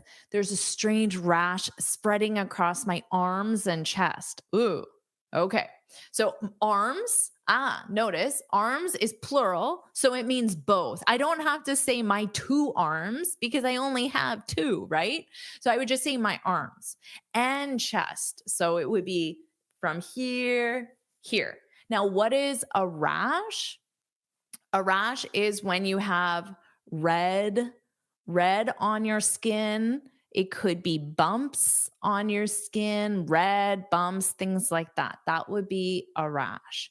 And strange, by saying strange, it means that you don't know why it's there, maybe you get rashes, because some people get rashes if their skin is sensitive to laundry detergent, to strong smells, for example. So you may know why you have a rash, or you were hiking and you touched a lot of leaves. So you may know why you have a rash, because you were hiking in the woods and you touched a lot of leaves, which can be poisonous to the human skin. But if you say strange, it sounds like you don't know why it's there. Okay, so the doctor for this is an optometrist. Optometrist. Optometrist.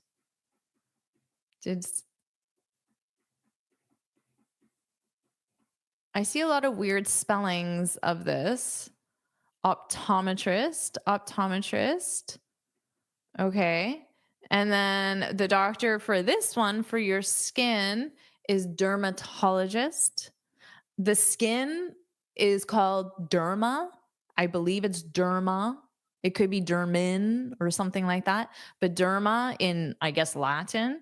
So that's where the word origin comes from. I believe.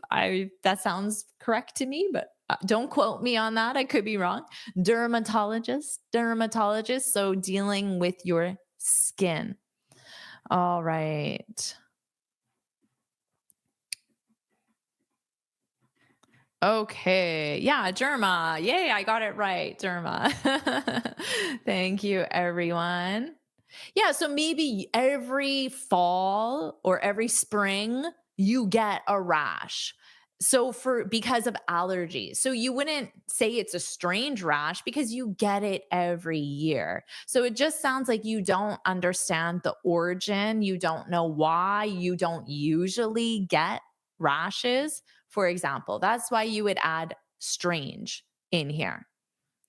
And now, if it's spreading, it means it's getting worse. Okay. So maybe it started here, and then now it's here. And then a few days later, it's here. A few more days, it's here. And then I see another area here. So that's what spreading means. Spreading. Okay. I'll say this fast. There's a rash. There's a strange rash spreading across my arms and chest. So you'll hear a voiced sound. There's za. So it sounds like za. There's a strange rash spreading. Now, transitioning from an SH, which is like this, shh, shh. That's the SH, shh, shh, shh. To an S is difficult in English for native speakers. Okay, so certain sound combinations create natural tongue twisters. For me personally, SH to S is a natural tongue twister. I have difficulty with it. So whenever words are difficult to pronounce, you can add just a purpose pause. So a pause on purpose. Rash spreading. So I'm going to fully pronounce rash, and then I will say spreading. Rash spreading. Rash spreading. Rash spreading. Because otherwise the sounds might get mumbled together. But my goal is to make that pause as quick as possible. Okay? Rash spreading. So I can practice it far away. Rash spreading. But I want to get it as small as I can. There's a strange rash spreading across. Spreading across. So when I'm in that G position, spreading, my tongue's curled up. So when I say the A, I'm just going to release my tongue from the G. Spreading, spreading, So you can probably see my tongue there. Practice that. Across, spreading across my arms. And so we have an S here with an A, arms and arms and chest. Now this and can just be pronounced as an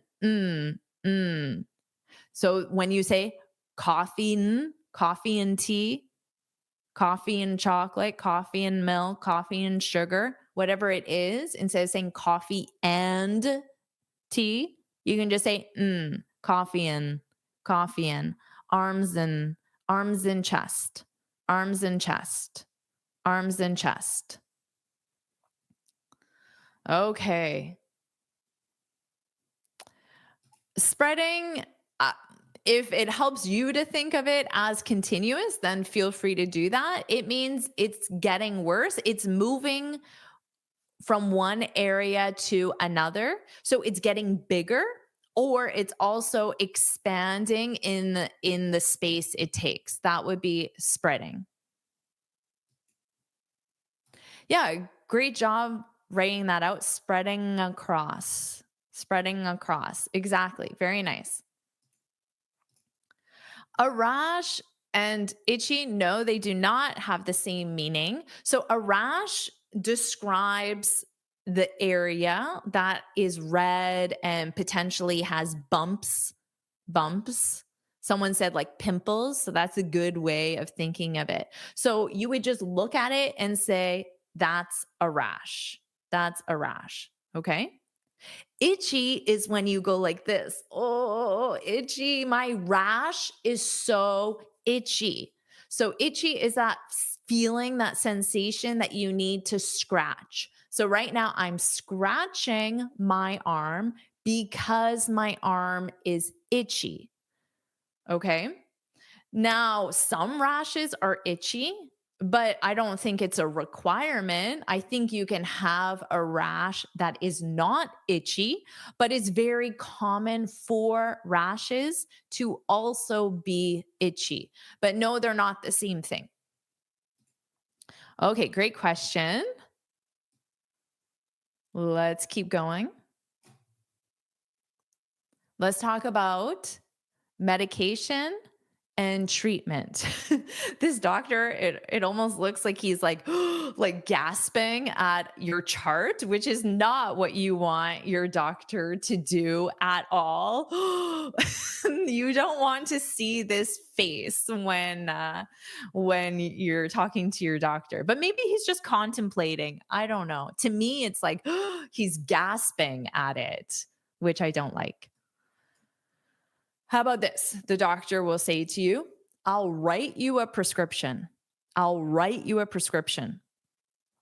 So if you have a rash or if you have a very high fever, maybe you need a prescription for a certain medication with stronger ingredients. Remember I said over the counter? If you can get a medication over the counter, it means that you do not need a prescription. But generally, there's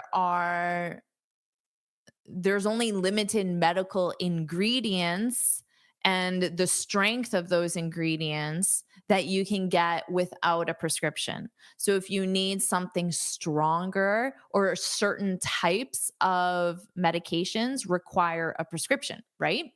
I don't know what it's like in your country, but I imagine it's the same thing. Over the counter means you do not need a prescription. So that's a really good one. Let me write this. You can get this over the counter, which means you don't need a prescription. Okay.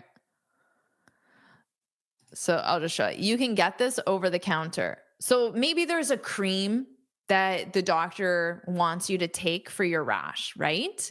And then he says to you, you can get this over the counter, which means you can go to the pharmacy or you can go to the grocery store in North America and you can just buy it along with your eggs, your bread, your milk. You can just buy it. You do not need a prescription, okay? That's over the counter, over the counter, over the counter. So it's the opposite of a prescription. Now, if you cannot get it over the counter, the doctor will say to you, I'll write you a prescription. So they use the terminology write you because they actually write it out on a piece of paper. And then they either give you that piece of paper and then you give that piece of paper to the pharmacist, okay? Or the doctor will give that piece of paper to the receptionist and the receptionist will send it to the pharmacist electronically, right? Either one of those will happen. So that's why the doctor says, I'll write you a prescription. Now, it's possible they might say, I'll give you a prescription, but it's very common to use the verb write. I'll write you a prescription. And notice this is in the future simple, because the doctor is using it for an action that they're doing now, but it's a spontaneous action. So in that exact moment, the doctor says, I'll write you a prescription. The doctor didn't plan to do this yesterday or days ago. So it's a spontaneous action, which is why it's in the future simple. Oh, this is interesting. Manuel said in the US, you can get medicine that in Europe, you would need a prescription for. Yeah. And I'm sure, all of this, it's regulated generally by the government or by some sort of association. And those groups or bodies, government bodies or association bodies, they determine what is available over the counter or what requires a prescription. Yeah, I know. It's funny to think that I don't even know if doctors still actually write it out. I'm sure they probably just fill out a form that is directly sent to a pharmacy, but I don't know. I'm healthy. Thankfully, I'm healthy. I don't require prescriptions. The last time I had a prescription from a doctor was many years ago. So I don't know if they actually still manually write it out. That's interesting. Okay, yes, and a prescription is a written official permission to get a medicine. Exactly. Great job. That's the perfect definition of what a prescription is. Now that you've expanded your vocabulary, let's do something more advanced. Let's learn English with the news. This is a great way to improve all areas of your English in context. Our headline: your kitchen is full of microplastics. Here's how to eat less of them. Notice here, this is written as a statement, is full of microplastics. Full meaning every area, every part of your kitchen. Now, often headlines may use language like may. Your kitchen may be, to suggest there's a possibility. But in this case, they're stating it as a fact. Now, here is, so this is used to provide instructions. Here's how. After this, we need the infinitive. I might say to you, here's how to use the gerund verb. Here's how to use infinitives. I'm providing that as an instruction, and then I will give you the steps to follow. So here's how to eat less of them. Now, this is an important thing that native speakers do, and you can too, to sound more advanced, is to replace nouns that have already been mentioned with the pronoun, them.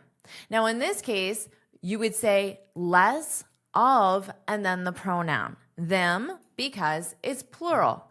If you repeated the noun, it would sound more basic, but you also would not use the preposition of. You would say, here's how to eat less microplastics, less of them. Microplastics gush out of our taps and flake off cookware.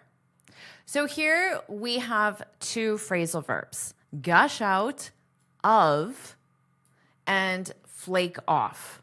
Notice when you specify the noun, gush out of where, taps, so this is the object, you must use an additional preposition of. So gush out, microplastics gush out. But when you say where, gush out of our taps. And if something gushes out, it means it comes out quickly. So if you cut yourself, you might say the blood was gushing out. Hopefully that doesn't happen. Now, things like water out of a tap, if there's a leak in your tap, you can say, oh, the water was gushing out everywhere. Now notice I didn't use of because I didn't specify the object. So that's gush out of, come out quickly, large volume. Now, flake off cookware.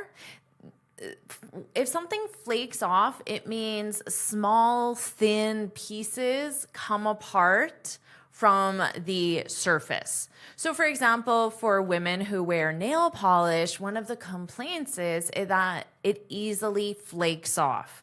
So you paint your nails, it looks beautiful, and then the next day you have chips. You have areas where there's no nail polish because it flaked off. So paint can flake off a wall, your nails, and on cookware, you can imagine that small pieces of the surface can flake off. So a replacement would simply be come off. And here, a replacement could be come out of our taps.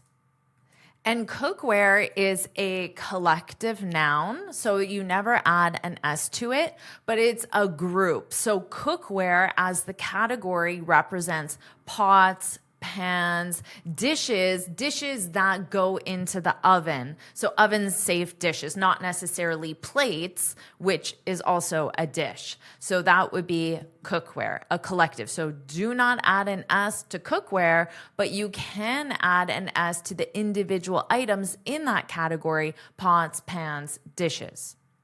They, meaning microplastics, they find their way into the yolks of eggs. Okay, they find their way into. This simply means they enter, but if something finds their way into, it sounds like they enter secretly, sneakily, without permission. So more of a mysterious way of entering. They find their way into the yolks of eggs. Okay, what did you notice about my pronunciation? Into the yolk of egg. The yolks of eggs. There's no L. It's totally silent. So this means it is a silent letter. It's there for spelling. Don't ask me why, but do not say it. So when you pronounce it, just pretend it's not there. Yolk, just like joke, but a yolk. Yolks of eggs. So yolk, of course, is the yellow part in the center of the egg. The rest is called the whites. So you have the yolk and you have the whites. And deep into meat. So deep into sounds like the middle of, not the outer area, the middle. And deep into meat and vegetables. Vegetables. So vegetables. Notice that pronunciation. This is silent. Vegetables.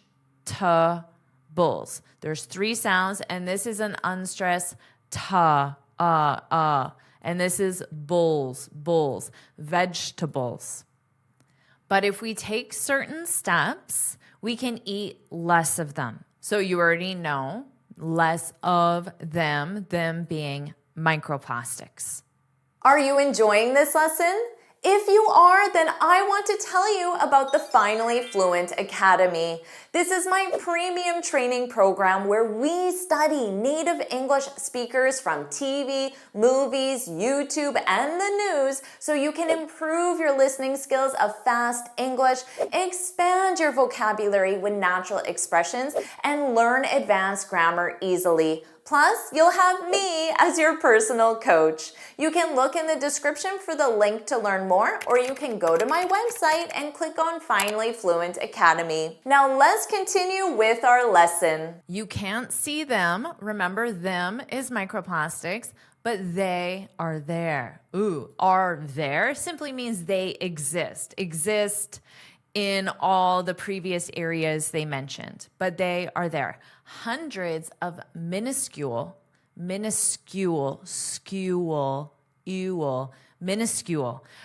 extremely tiny. So you might say, oh, I have a stain on my dress. And then someone else can be like, oh, don't worry, it's minuscule. Meaning it's so tiny, no one will even notice. It's minuscule. Minuscule particles of plastic lurking in your steak. Steak just represents an item of food that is commonly eaten. So you can say lurking in your food. Here, they're just making it more vivid, your steak, something that is commonly eaten in North America and elsewhere. So lurking, so the verb is to lurk. And if something is lurking, it means that it's trying to hide and its existence is threatening or potentially dangerous. So you hear this word a lot in movies, books, especially ones that have some suspense or a thriller, a drama, a horror movie. Maybe you'll hear something like there was a man lurking in the alley. So there's a man trying to be hidden in the alley, but his presence is threatening or dangerous. So you can imagine how that could make an interesting movie or book. And notice the pronunciation, lurking. Let's keep reading. These interlopers in our food. Okay, an interloper is someone or something unwanted or uninvited in a particular area. So there might be an interloper in your organization or even in your family. For example, there's some person that doesn't belong in your family, but is trying to be there actively. So in this case, these microplastics, so these interlopers, it represents the microplastics that are unwanted, shouldn't be there, but are trying to be there. These interlopers in our food are microplastics and nanoplastics, particles of less than 5 millimeters, or between 1 and 1,000 nanometers, respectively. I'll be honest, I don't know what a nanometer is. I'm going to guess, and then I will confirm, that it's smaller than a millimeter because nano is tiny. So let me confirm. Yes, they are extremely small. In fact, they're thousands of times smaller than a millimeter, so drastically smaller. Let's keep reading. But how do the microplastics and nanoplastics, but how do they get into our food? So get into, you could just use enter, get into our food. And in a world infused with bits of plastic, so in a world infused with bits of plastic, it just means in a world where plastic is ubiquitous, plastic is everywhere. So in a world infused with bits of plastic, what can we do to reduce exposure in our diets? So exposure to the plastics. If you were to include the noun, the plastics, you would need the preposition to, exposure to something. So if you have a mild phobia, maybe you're slightly scared of spiders, maybe even just the thought of that. But if you get small amounts of exposure to spiders, so exposure to something, maybe even just starting with looking at an image of it, not necessarily in person. I've heard of that as a therapy for mild phobias. Let's review these sentences. Maybe if you were exposed. Okay, so here our verb is to be conjugated in a hypothetical. If you were is hypothetical, were for all subjects. And then exposed functions as the adjective. So to be exposed. Maybe if you were exposed, you still need that preposition to spiders in a safe environment, it would help. Maybe. Now, In this case, exposure is a noun. So I'll write that there so you have it as well. This is the noun form. So exposure is a thing. So maybe exposure, the thing, to spiders, but you still need to. Maybe exposure to spiders in a safe environment would help. So maybe something would help. So all of this represents the something. So maybe something would help. Let's keep reading. If you take a closer look around your kitchen. Okay, so here, take a look and then closer. So if you're researching or reviewing something or trying to solve a problem, someone might encourage you, take a closer look at this study. Take a closer look at this website. Review it. If you take a closer look around your kitchen, around meaning you're not at something specific. So if I say take a closer look at this study, but around an entire room, around your kitchen being the room, you'll start to recognize where microplastics enter our meals. Now, using a phrase we learned previously in the article, you could say where microplastics find their way, because it's plural, their way into our meals. Remember, enter our meals indirectly, almost secretly. They're not invited, find their way into. It adds more drama, more meaning than simply saying enter, which sounds quite neutral. Enter our meals. They flake off the spatula. Now you know exactly what this means. Imagine you get some egg yolk on your spatula. So your spatula is the kitchen utensil you use to flip an egg or take an egg out of the frying pan, which is cookware. So spatula is a kitchen utensil, and then frying pan is cookware. So you have egg yolk on your spatula and you leave it there overnight. In the morning, it's going to be dried on, and you could go like this and pieces of yolk would flake off. So small, thin pieces would come off, would leave the spatula. So but in this case, they is microplastics, not egg yolk. They flake off the spatula you use to cook breakfast, leak from the plastic water bottle. So leak means if a liquid leaves unintentionally. So we often use this with a water leak. So you have your pipe and then small drops or a lot of water's gushing out, but small drops. You could say, I think the pipe is leaking.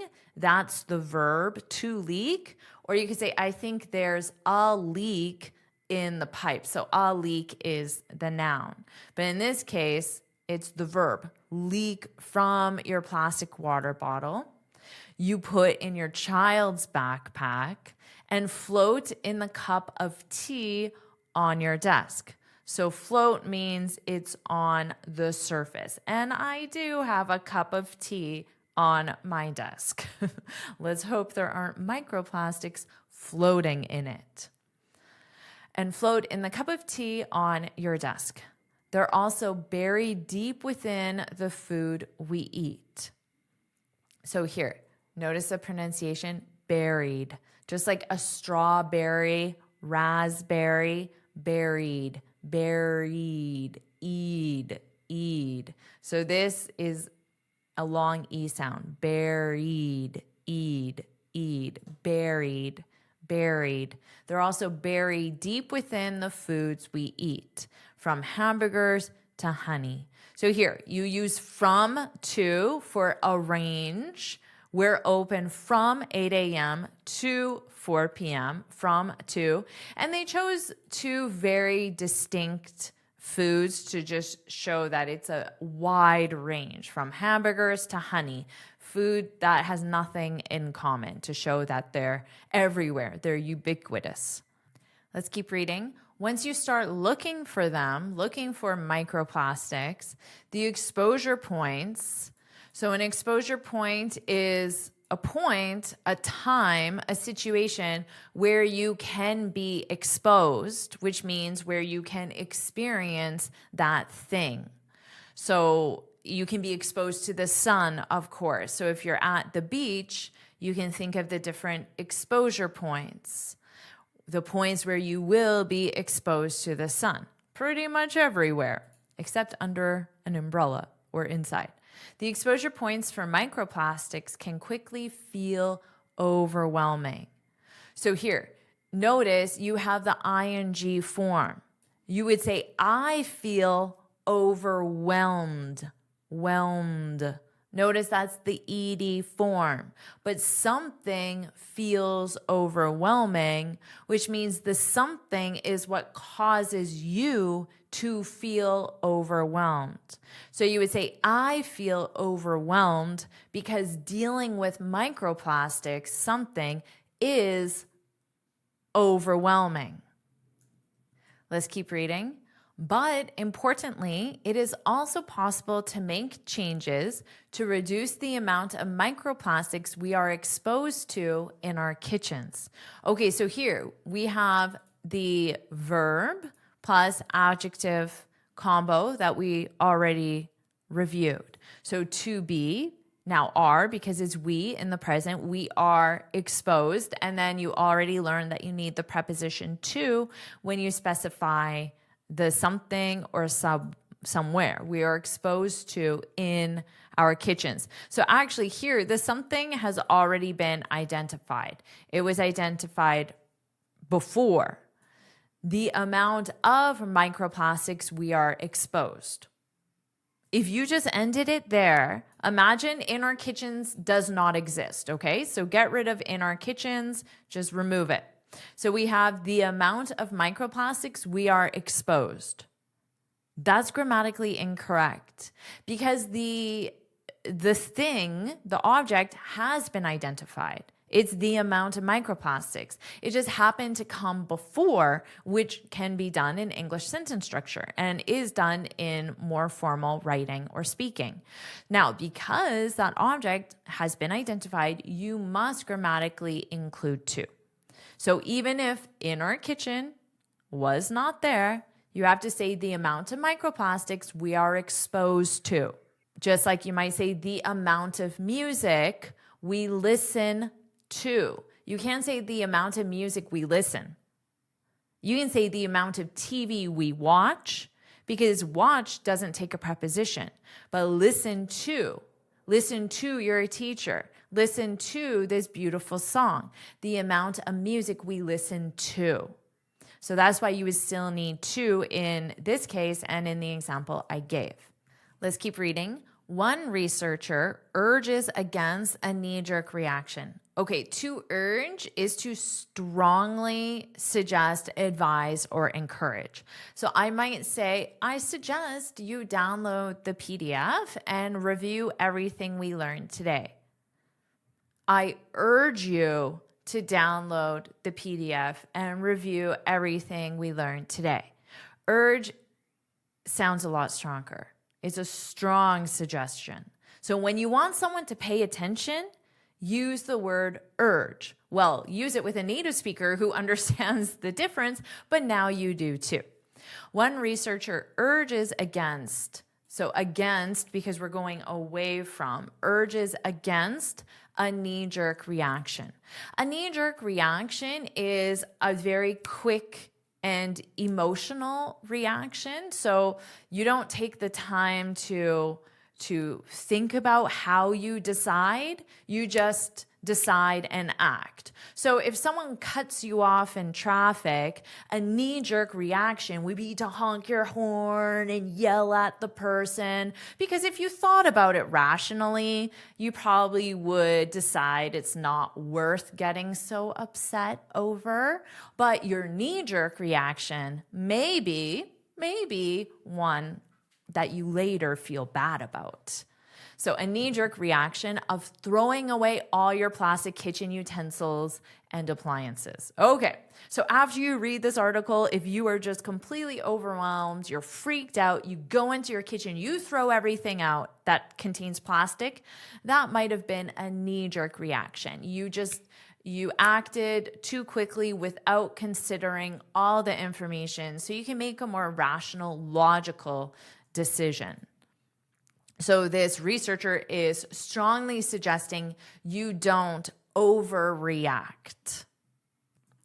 Even after writing this paper, so here are quotation marks, so we know this is coming from the mouth of someone, meaning they said it verbatim, and that person is this researcher.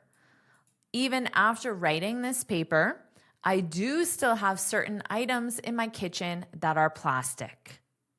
So this is helping to make you feel less overwhelmed because of how common microplastics are in your kitchen where you prepare your food.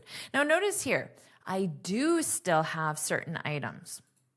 Well, we know, let's get rid of still. We have, the verb have. I have certain items in my kitchen. So imagine it were just something simple like I have a toaster. A toaster is an item in your kitchen. I have a toaster. You know that's correct. So why is do? I do have a toaster. That's the emphatic present simple. So you add do or does. She does have a toaster when you're clarifying or you want to emphasize. So if someone says, how can we cook this bread? You don't have a toaster. And then you want to clarify that that's incorrect. So you can say, I do have a toaster. Or you just want to really emphasize it for some specific reason. I do have a toaster. She does have a toaster. So this researcher is emphasizing that she does still have certain items in her kitchen that are plastic. Let's read this again. Even after writing this paper, writing is in the ing form because of after. Even after writing this paper, I do still have certain items in my kitchen that are plastic. She says, I'm not going to just throw everything out and be like, that's it. So, and be like, this is a very casual way of saying what we said or someone else said. So if I want to talk about a conversation I had with my friend, I can tell you, I told her that her outfit was beautiful and she was like, no, it wasn't. And then I was like, yes, it is. So it's a casual way of saying, and she said, then I said, and she was like, was because it's in the past. And then I was like, yes, it is. So you still have the quotation marks, yes, it is, but she was like, I was like, is a casual way of saying she said, I said. And in this case, that's it is like, that's it. I'm done with plastics. I'm never going to use plastics again. So that's what it means. That's it. To say I'm completely done, finished with something. So she says, I'm not going to just throw everything out and be like, that's it. No more plastic for me.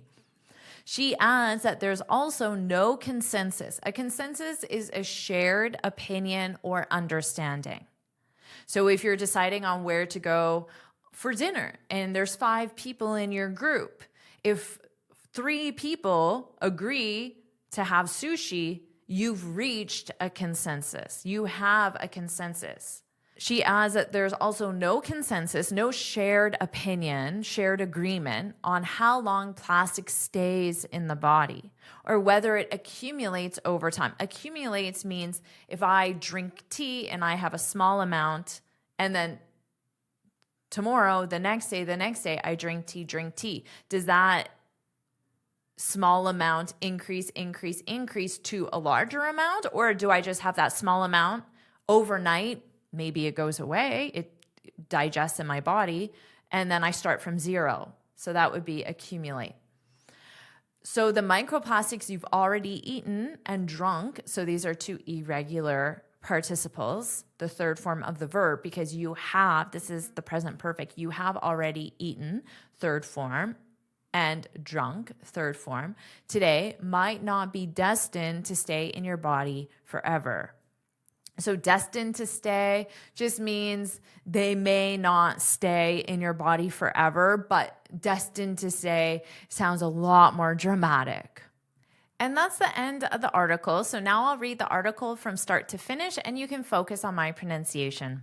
Your kitchen is full of microplastics. Here's how to eat less of them. Microplastics gush out of our taps and flake off cookware. They find their way into the yolks of eggs and deep into meat and vegetables. But if we take certain steps, we can eat less of them. You can't see them, but they are there. Hundreds of minuscule particles of plastic lurking in your steak. These interlopers in our food are microplastics and nanoplastics, particles of less than 5 millimeters or between 1 and 1,000 nanometers, respectively. But how do they get into our food? And in a world infused with bits of plastic, what can we do to reduce exposure in our diets? If you take a closer look around your kitchen, you'll start to recognize where microplastics enter our meals. They flake off the spatula you use to cook breakfast, leak from the plastic water bottle you put in your child's backpack, and float in the cup of tea on your desk. They're also buried deep within the foods we eat, from hamburgers to honey. Once you start looking for them, the exposure points for microplastics can quickly feel overwhelming. But importantly, it is also possible to make changes to reduce the amount of microplastics we are exposed to in our kitchens. One researcher urges against a knee-jerk reaction of throwing away all your plastic kitchen utensils and appliances. Even after writing this paper, I do still have certain items in my kitchen that are plastic, she says. I'm not going to just throw everything out and be like, that's it. She adds that there is also no consensus on how long plastic stays in the body or whether it accumulates over time. So the microplastics you've already eaten and drunk today might not be destined to stay in your body forever. Amazing job. Let's move on and read another article. Our headline is Brain Rot Real? Researchers warn of emerging risks tied to short-form video. So let's look at this, tied to. And notice the sentence structure, because we have something, emerging risks, that's something tied to something else. So you can replace the word tied with connected to. So we have emerging risks and we have short form video. Tied to, connected to. It means associated. If you use associated, you need a different preposition. You need with. So associated with short form video, but with tied, connected, the preposition is to. So let's look at this example. Learning English with the news, what you're doing right now, is tied to. We need the verb to be in this sentence structure, is tied to. Now you have two options. You can have a noun. In this example, short form video, that's a noun. It's a something. So here we have improved fluency. That's a noun. Fluency is a noun and improved describes a fluency. So this is a something. Or you can have a verb in ing. You need the verb in ing because to, in this case, functions as a preposition. The expression is to be tied to. So this to is not connected to the verb. Now, because of that, you need the verb in ing, to improving my fluency. And if you agree with this sentence, put that's right, put that's right in the comments. Now let's learn about this topic of brain rot. Don't worry, you'll learn what that is and these emerging risks. So if the risks are emerging, it means they're starting to happen now. And they're emerging because of the connection to short form video. Let's keep reading. With short form video, now, of course, short form video is not what you're watching now. It's YouTube Shorts, Instagram Reels, TikToks, short form video, of course. Now dominant on social media. So if they're dominant on social media, it means that more people are watching shorts than they are watching this video that is 30 minutes, approximately 30 minutes in length, a long form video. So this is a long form video, long form. Notice it's an adjective. It describes the video. So I create YouTube shorts. Hopefully you watch them and enjoy them. But what you're watching is a long form video. With short form video now dominant on social media, researchers are racing to understand how the highly engaging algorithm-driven format may be reshaping the brain. Okay, so here, the highly engaging algorithm-driven format. So highly engaging, algorithm driven, they describe the format. I could equally say how the format, the is the article. It's connected to the noun. So it would be the format because adjectives are optional in English sentence structure. They're not required. So I can remove these and have how the format. The format is what? Shorts. The format is short form video. That's the format. It's the style of the video, the format. And they're saying they're highly engaging. You're engaged. From start to finish, you're looking at it. But maybe in long form video, you get a little bored, maybe. And algorithm driven. So this means that the algorithm is deciding what videos you may want and also deciding what videos creators like myself create because certain videos are more popular. So we're going to create more of those popular videos. That's the algorithm driven format.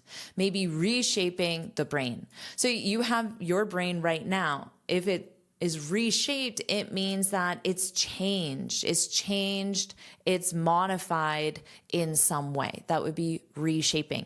Now we have shaping when you're an infant and a baby, a toddler, their brains are being shaped, are being formed. But as adults, our brains are already formed. So adding re in front of it means that they're being changed again, shaped again, because of the short form video content. Notice they say researchers, they are racing to understand. Of course, you know, to be in a race. I'm racing tomorrow night. I'm in a race. I'm participating in a race. Maybe a marathon I'm pretending to run right now. It could be a bike race or another form of race as well. But in this context, are racing to understand. It means they're trying to understand very quickly. So you might say, we're racing to complete the project. I'm racing to submit my application because there's a deadline.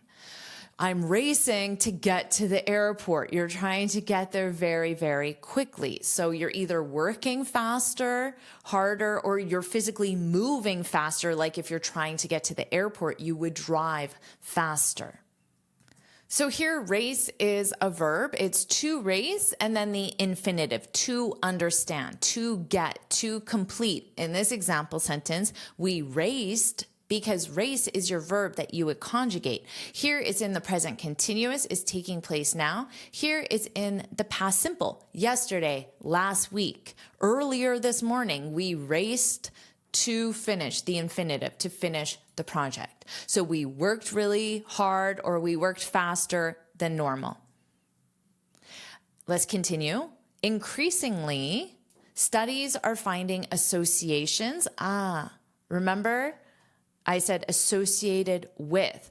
So here, this is the noun form. Are finding associations, connections, ties. You can even use this is tied to, so the verb form to be tied to, but you can use the noun form and use ties, connections, associations, between. And in all three of those, you would use the preposition between. There are ties between heavy consumption of short form video and challenges with focus and self-control. So we have these two things, but we use association, ties, connections to mean they're related. So we could say heavy consumption of short form video is tied to, is connected to, is associated with challenges with focus and self-control. The meaning is the same. It's simply the sentence structures that are different. So you can review these in more detail after the lesson using the lesson PDF to make sure you're comfortable with it, and you can practice with your own examples as well. The research, though still early, seems to echo widespread concerns over brain rot. So here, though still early, this is in commas, which means grammatically you can remove it. So this verb needs to conjugate with the subject, which is the researcher. The research seems to echo. They're using seems to make it sound less definitive, I think, but I'm not 100%. So that's less definitive. Seems to echo. So what is an echo? Have you ever been in a cave and you say, hello? And then you hear hello, even though nobody else is there, right? That's an echo. So it's your voice and it repeats. So that's what it's suggesting here. So the research seems to echo widespread concerns over brain rot. It means that one research paper, we'll say, says there are concerns.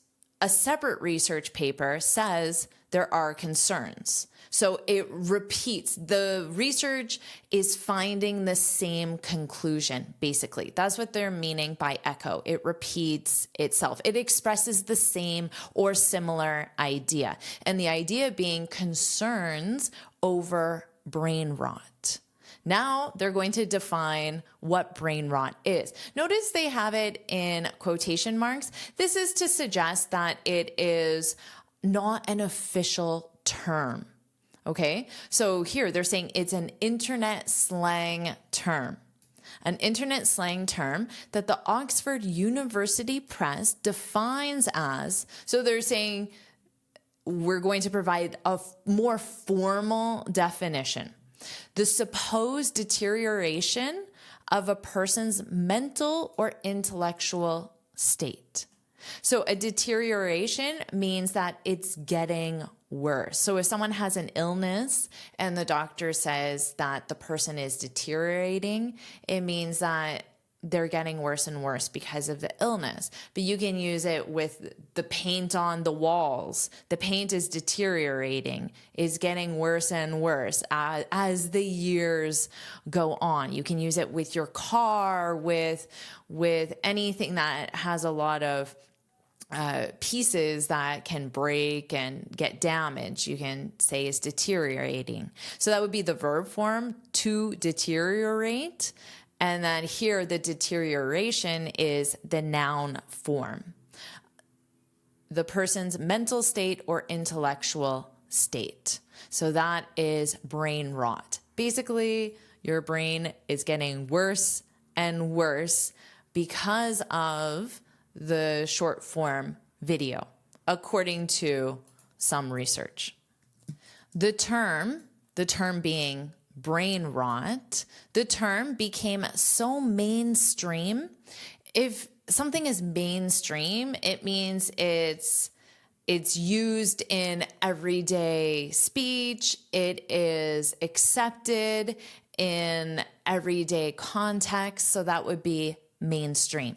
The term became so mainstream, so used and accepted, that the academic publishing house being the Oxford University Press, crowned it as its 2024 word of the year. So they're saying crowned it as to represent, gave it the title. But since it was the winner a winner receives a crown. So that's how they're using crowned it as. But you could simply say gave it, awarded it as well. Let's keep going. A September review. So a review that happened in September. They're using September, which is the month, of course. They're using it as an adjective to describe the review. It's easier and more concise than saying a review published in September. You can just say a September review. And of course, we capitalize the months of the year.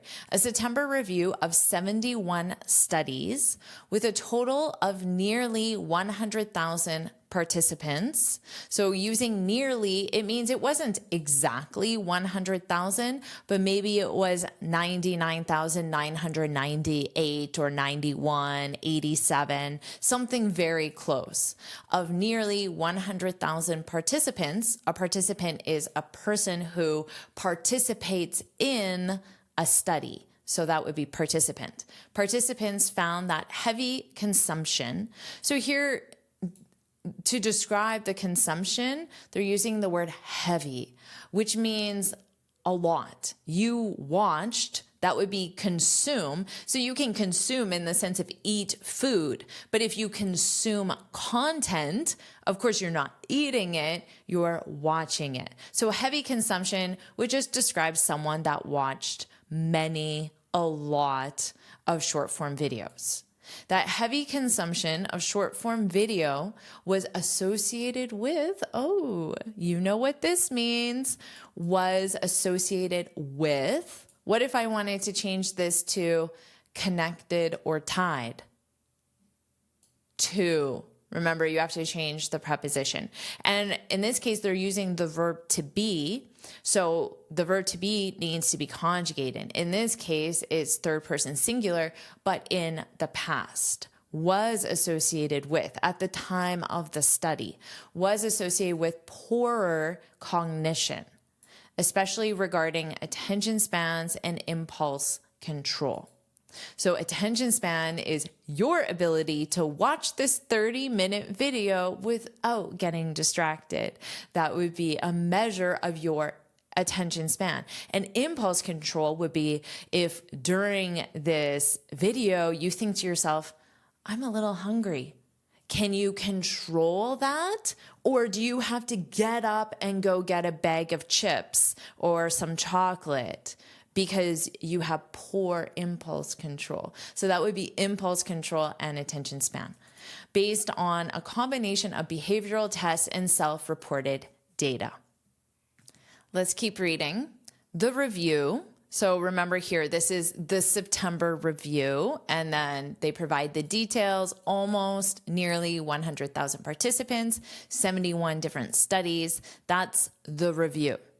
Published in Psychological Bulletin, a journal of the American Psychological Association. So they include this information just so you know that this is a legitimate review. If it's in a journal, it represents that it followed a certain process, there was certain criteria to make sure it is legitimate. But remember, all of this information in the commas can be removed. It just provides additional information. So the review also found links.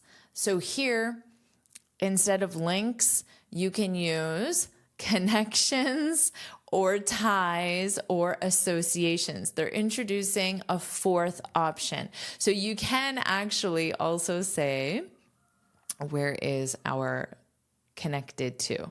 Here it is. So was associated with, was connected, tied. Just to add on a fourth, you can use linked, linked to, linked to.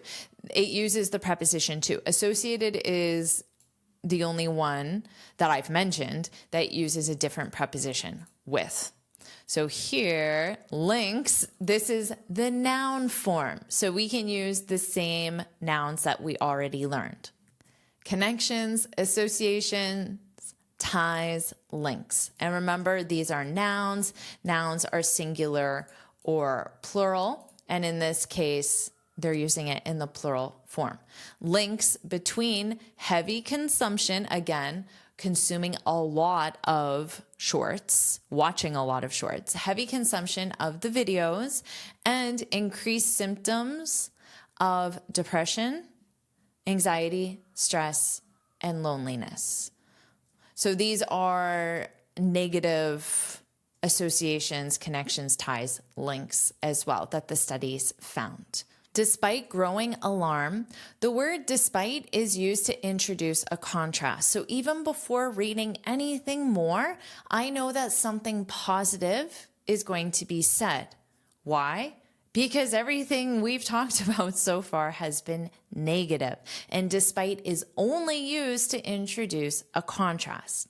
Despite growing alarm, some researchers say the long-term picture is still unclear. So although this isn't necessarily a positive, it is more positive than what we've read so far, so it's considered a contrast. Growing alarm. So alarm, you can change this to concern. Despite growing concern, doubts, fears, hesitation. So all of that would represent alarm, negative feelings towards the topic. Despite growing alarm, some researchers say the long-term picture, so the long-term picture would be if you look at consumption of short form content over 5 years, 10 years, 15 years. I don't know what the definition of long-term would be, but to me, it's somewhere 5+ years in the future is still unclear. So this is saying some researchers saying we don't know what the future will be if we keep watching shorts in 1 year, 5 years, 10 years, for example. James Jackson, a neuropsychologist, so he would be probably one of these researchers, James Jackson said there's a long history of people crusading against new technologies. So if you crusade against a new technology, it means you say, no, we shouldn't have this. It's bad. It will do harm. That would be crusade against. It's the opposite of people who support and promote. Crusade against new technologies and cultural phenomena, whether it's video games or Elvis concerts. This is an example of a cultural phenomena, relatively dated now. A lot of young people, if you're 20 years old, you probably have no idea what this represents. But if you're older, you probably understand the cultural phenomena around Elvis Presley. So he's cautious about overreacting. So here, let's say you react. Okay, this comes from the word react. So if someone says, Jennifer, I loved your video, how I react is how I respond emotionally and physically as well. So a reaction would be smiling. That's a reaction, a more physical reaction. Emotional would be feeling good, feeling proud, saying, oh, thank you so much. I appreciate that. So words, all of that's my reaction. Now, if I overreact, it means my reaction is too strong based on the situation. So if you say, Jennifer, I really liked your video, and I just start crying tears of joy and I fall to the ground and say, thank you so much. Like that's an overreaction. I'm too positive for something that wasn't overly positive, right? So you can overreact by being too positive. And of course you can overreact by being too negative as well. So he's cautious about overreacting. So people saying shorts are going to ruin our brains. Maybe that is reacting too strongly for the situation. So that would be an overreaction to the rise of short form video. But he said, nonetheless, that he believes many of the concerns are justified. So although he's saying he doesn't want to overreact on the negativity of short form videos, he also feels that the concerns about the impact on our brains, our attention span, our impulse control are justified, which means they are true, they are warranted, they're there for a reason. Let's continue. What's important, he said, is balance. There are people that engage with short form videos. You're engaging with this video right now. Just by watching this video, you're engaging. If you commented, that's right, or anything, which please comment. If you commented, you're engaging. If you hit like, you're engaging. If you hit subscribe, you're engaging with the video. So please do that because it supports the channel and I greatly appreciate it. There are people that engage with short form videos in a way that are value added. So in ways, I said a way, which is grammatically correct, or you can say in ways, which he had here, meaning there's more than one way. A way just means there's one, because a is the article for a singular concept. And when you have a plural like he has, you don't use an article. You don't use the singular article a, which is why in the singular you would say a way. In a way that is, I would have to change this to is, that is value added for sure. So remember, if you make one change like I did accidentally, you have to think about, oh, do I have to conjugate my verb differently? Do I have to change something else? And that is absolutely possible and likely in English sentence structure. So in ways that are, because there's more than one, in ways that are value added. So value added simply means in ways that add value. So you could absolutely say in ways that add value. And that's even shorter. And often native speakers prefer the shorter, more concise way that add value. Okay. So here the verb is add. And then what are you adding? The something, the object is value. Or you can use to be, that's the verb. And then value added is an adjective. But they mean the same thing. Now, hopefully this describes you. You engage with shorts, such as a short where you learn 5 different ways to say you're excited, just to give an example.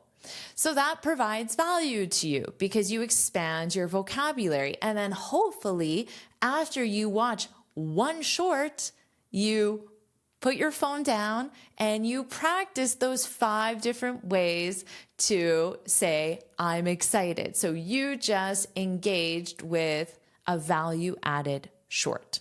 So hopefully that's the way you consume my shorts because of course I don't want to contribute to brain rot.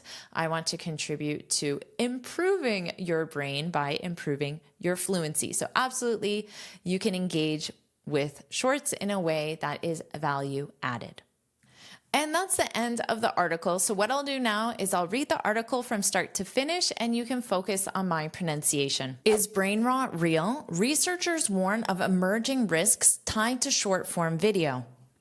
With short-form video now dominant on social media, researchers are racing to understand how the highly engaging algorithm-driven format may be reshaping the brain. Increasingly, studies are finding associations between heavy consumption of short-form video and challenges with focus and self-control. The research, though still early, seems to echo widespread concerns over brain rot, an internet slang term that the Oxford University Press defines as the supposed deterioration of a person's mental or intellectual state. The term became so mainstream that the academic publishing house crowned it as its 2024 Word of the Year. A September review of 71 studies with a total of nearly 100,000 participants found that heavy consumption of short-form video was associated with poorer cognition, especially regarding attention spans and impulse control, based on a combination of behavioral tests and self-reported data. The review, published in Psychological Bulletin, a journal of the American Psychological Association, also found links between heavy consumption of the videos and increased symptoms of depression, anxiety, stress, and loneliness. Despite growing alarm, some researchers say the long-term picture is still unclear. James Jackson, a neuropsychologist, said there's a long history of people crusading against new technologies and cultural phenomena, whether it's video games or Elvis concerts. So he's cautious about overreacting to the rise of short-form video. But he said nonetheless that he believes many of the concerns are justified. What's important, he said, is balance. There are people that engage with short-form videos in a way that are value added, for sure. Amazing job. Let's move on and read another article.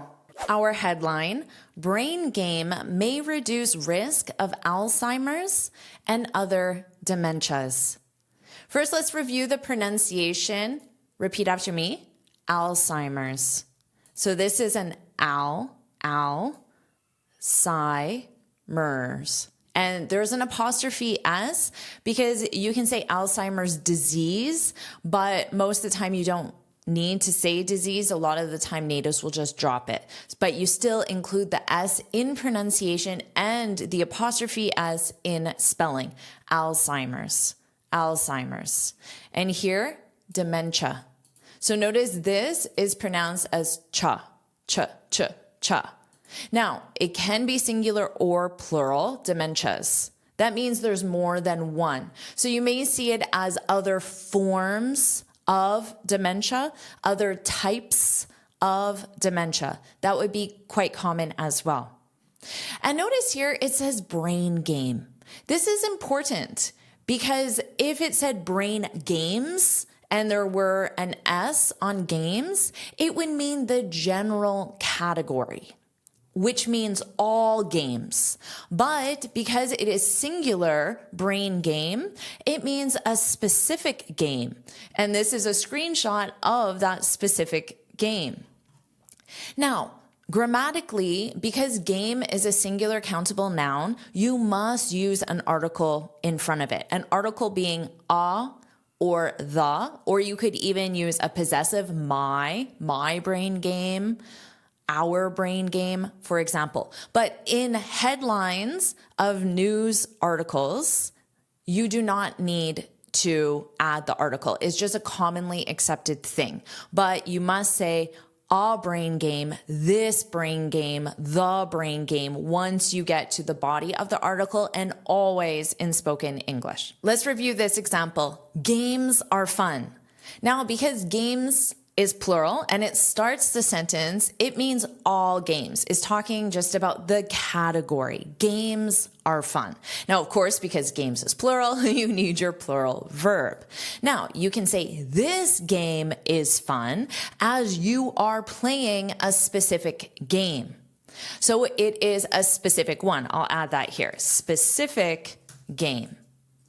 Now, game is fun in spoken English, because it's not the headline of a news article. This is grammatically incorrect because game is singular, so you need an article or a modifier in front of it. Let's keep reading and learn about this game. A certain type of brain training appears to prevent or delay dementia by some 25% in people older than age 65. Okay, here, a certain type of brain training. This is the game. So brain training, that just represents the game that they mentioned in the headline. And this use of this word appears to prevent. That's very important because they're saying that we have evidence, but we cannot say with certainty that this is true. So you cannot state this game reduces Alzheimer's risk by 25%. They can't say that, but they can say may reduce, like you saw here, because may is for the potential. May reduce, appears to prevent. So they're saying there's evidence, but it's not with certainty. Now here we have may and a modal, and a base verb, because may is a modal. Following modals, you use the base verb. This is not regular sentence structure in English. This is specific to modal verbs. This is the regular sentence structure. You have your first verb, and then your second verb is in the infinitive, like we have here, to prevent or delay. Now, delay is also a verb, but because we have the infinitive here, the infinitive marker to, and you have or, you can drop to. You don't have to say appears to prevent or to delay dementia. You could, but it's not very common for natives to do that, even in formal writing. Appears to prevent. Now, this is with an S because this is your subject. And let me ask you, is this a singular concept or a plural concept? Well, there's one, a certain type of brain training. It's singular. So that's why we have appears with the S, because it's in the present simple conjugated with he, she, it. This as a subject is it appears to prevent. The game, the training, it appears to prevent or delay dementia by some 25%. By some means approximately. It's not the most common way, to be honest. So you can just stick with approximately. Other common ways, but sound more casual, would be around 25%, about 25%. Those are more casual. Approximately is the more formal. By some, that's what it means, but is not the most common. By some, 25% in people older than age 65. You don't need the word age here. You could just say older than 65, younger than 80. According to new research. Now, research is uncountable, which is why we're in the body of the article. And when I say article, I mean news article, but there is no article grammatically, an, because research is uncountable. And uncountable nouns don't take a or an, because those are only used with countable. But here we have a type, because that is countable. Let's keep reading. Participants who did up to 23 hours of a specific type of cognitive training. Now here, notice you do training. That's why they're using did, because you always have to think of what your verb goes with, or whatever the part of speech. If it's a noun, you have to think about what word it goes with as well. So whatever the part of speech. So here you do training. I did 30 sit-ups at the gym. So that would be a type of physical training. But here they're talking about cognitive, which is related to brain. That's why in the headline they use brain game, because that's the everyday word for it. Cognitive is a word that's used in research circles or amongst professionals. But with everyday speech, everyday people like me, I'm not a brain researcher, I would say a brain game. And participants, this represents people who participate. And what did they participate in? Well, some sort of training. So some sort of training, research study, where researchers determine the effectiveness of this brain game. So participants, people who participate, it can be singular or plural, but there was more than one. So in this case, it's plural. We don't know how many, they haven't specified. Participants who did up to 23 hours of a specific type of cognitive training called speed training over a 3-year period. So over, this is for the duration. So if it started in 2018, well, then it ended in 2021, of course. That's the 3-year period. And here, 3-year functions as an adjective. That's why you don't see an S on here. But 23 hours, hours is a noun. So nouns are singular or plural. Adjectives do not have a plural form. It's the noun, which is period. A period. But a represents one, a period. Well, what type of period? Because remember, adjectives give more information. A 3-year period. were found to have a dramatic 25% lower risk of developing Alzheimer's and other types of dementia over a 20-year follow-up period.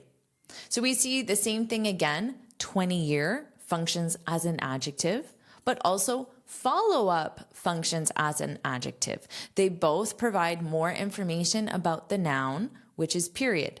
And this article is connected to the noun, is not connected to the adjective. Although your choice between a, an, does not depend on the noun, it depends on the word immediately following.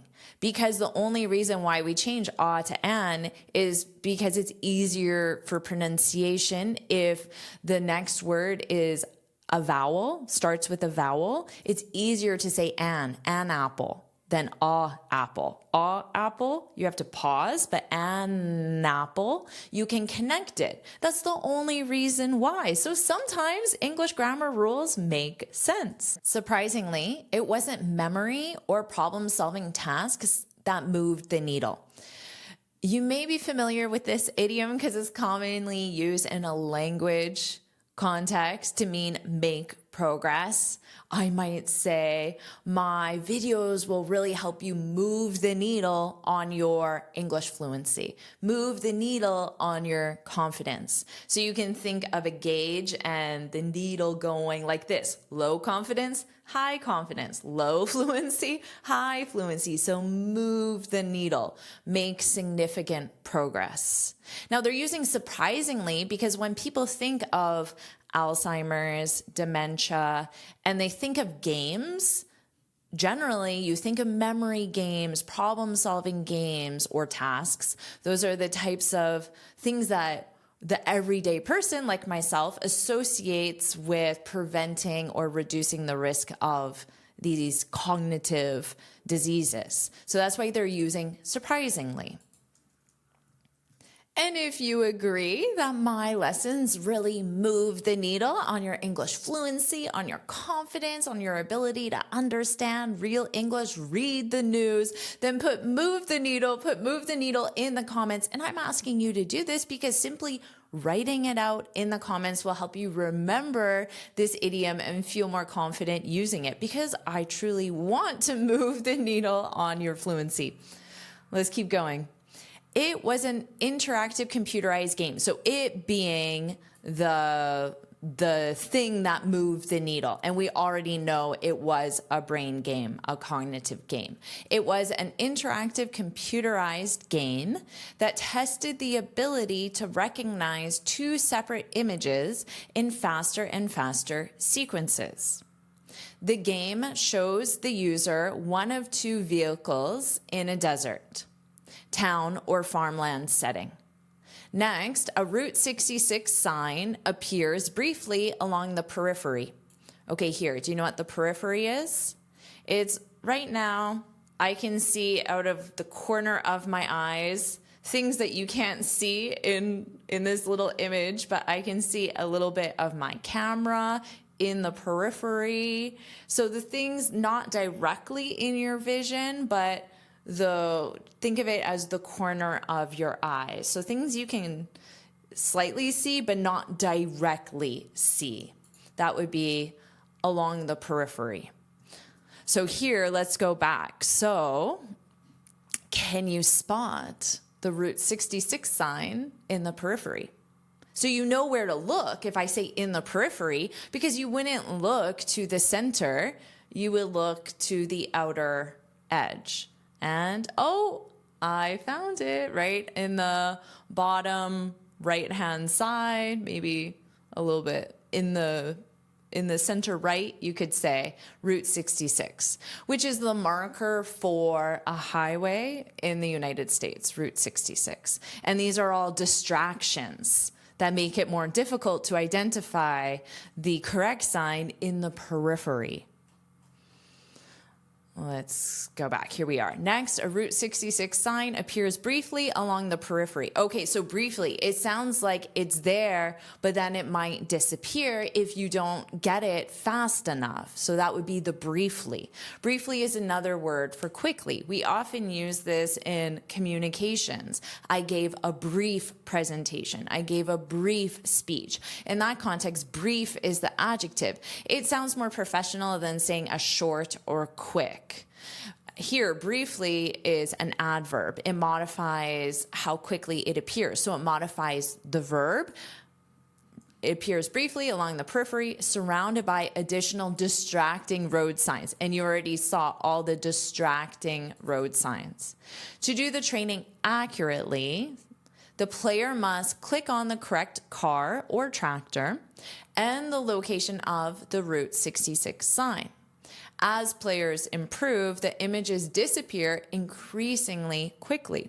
Well, it sounds like good training for everyone, not just for older adults. Let's keep reading. Adaptive dual attention games. So dual means two.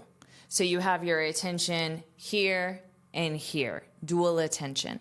Adaptive dual attention games use implicit learning, which is an automatic acquisition of knowledge or skills without conscious awareness of what is being learned. So children generally learn most of their skills through implicit learning. It's just automatic. They're not consciously reading a textbook on how to walk. They just learn how to walk without conscious awareness of what is being learned. So implicit learning. Implicit learning uses different parts of the brain than solving problems or understanding the meaning of words.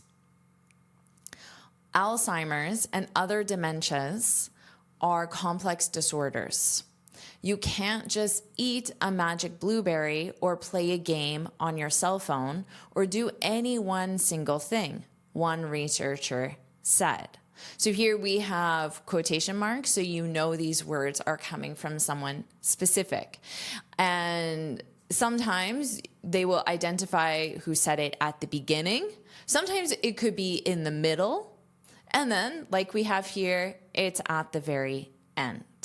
One researcher said. Now, this is not a specific person. They're focusing more on the job title rather than the name of the person, because if they gave the name of the person, I wouldn't know who it was. You wouldn't know who it was. But when I see that, oh, this is a researcher, I give more importance to the information compared to if it were just Bob said or Jennifer said. Well, who are these people? What are their credentials? So that's why here they're just focusing on one researcher said. So let's go back to what this one researcher said.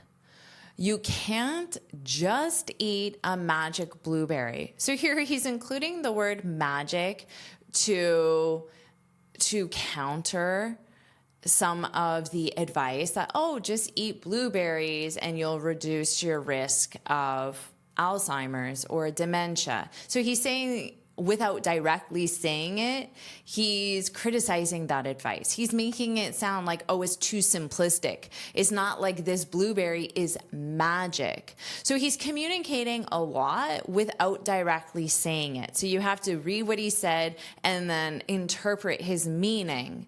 And you can get that just based on how he's calling it a magic blueberry. So that sounds like quite demeaning or critical of some conventional advice.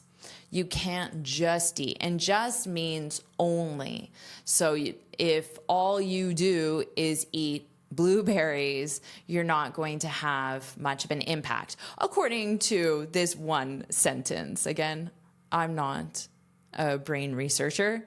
That's not official advice from me. But as a teacher, maybe I would say you can't just study for 5 minutes a day and expect results. So I'm minimizing your effort. I'm saying it's not enough. Or play a game on your cell phone. or do any one single thing. Now, single means one, so technically this is redundant, meaning it says the same thing twice and is not necessary to include. But often we will use words that are redundant simply to sound more dramatic, to emphasize our point, or do any one thing, any single thing. So you could say those separately. Any one thing, any single thing. Or you can combine them together to sound more dramatic. Or do any one single thing, one researcher said. Grammatically, you can say you can't do one thing. But here you can also say you can't do a single thing. But notice the difference. One replaces the article. Because a means one. So you don't need to repeat it. You can't do a thing. That's correct. You can't do one thing. But here, it would be incorrect grammatically to say you can't do single thing. Because single in this case represents the adjective and thing is the noun.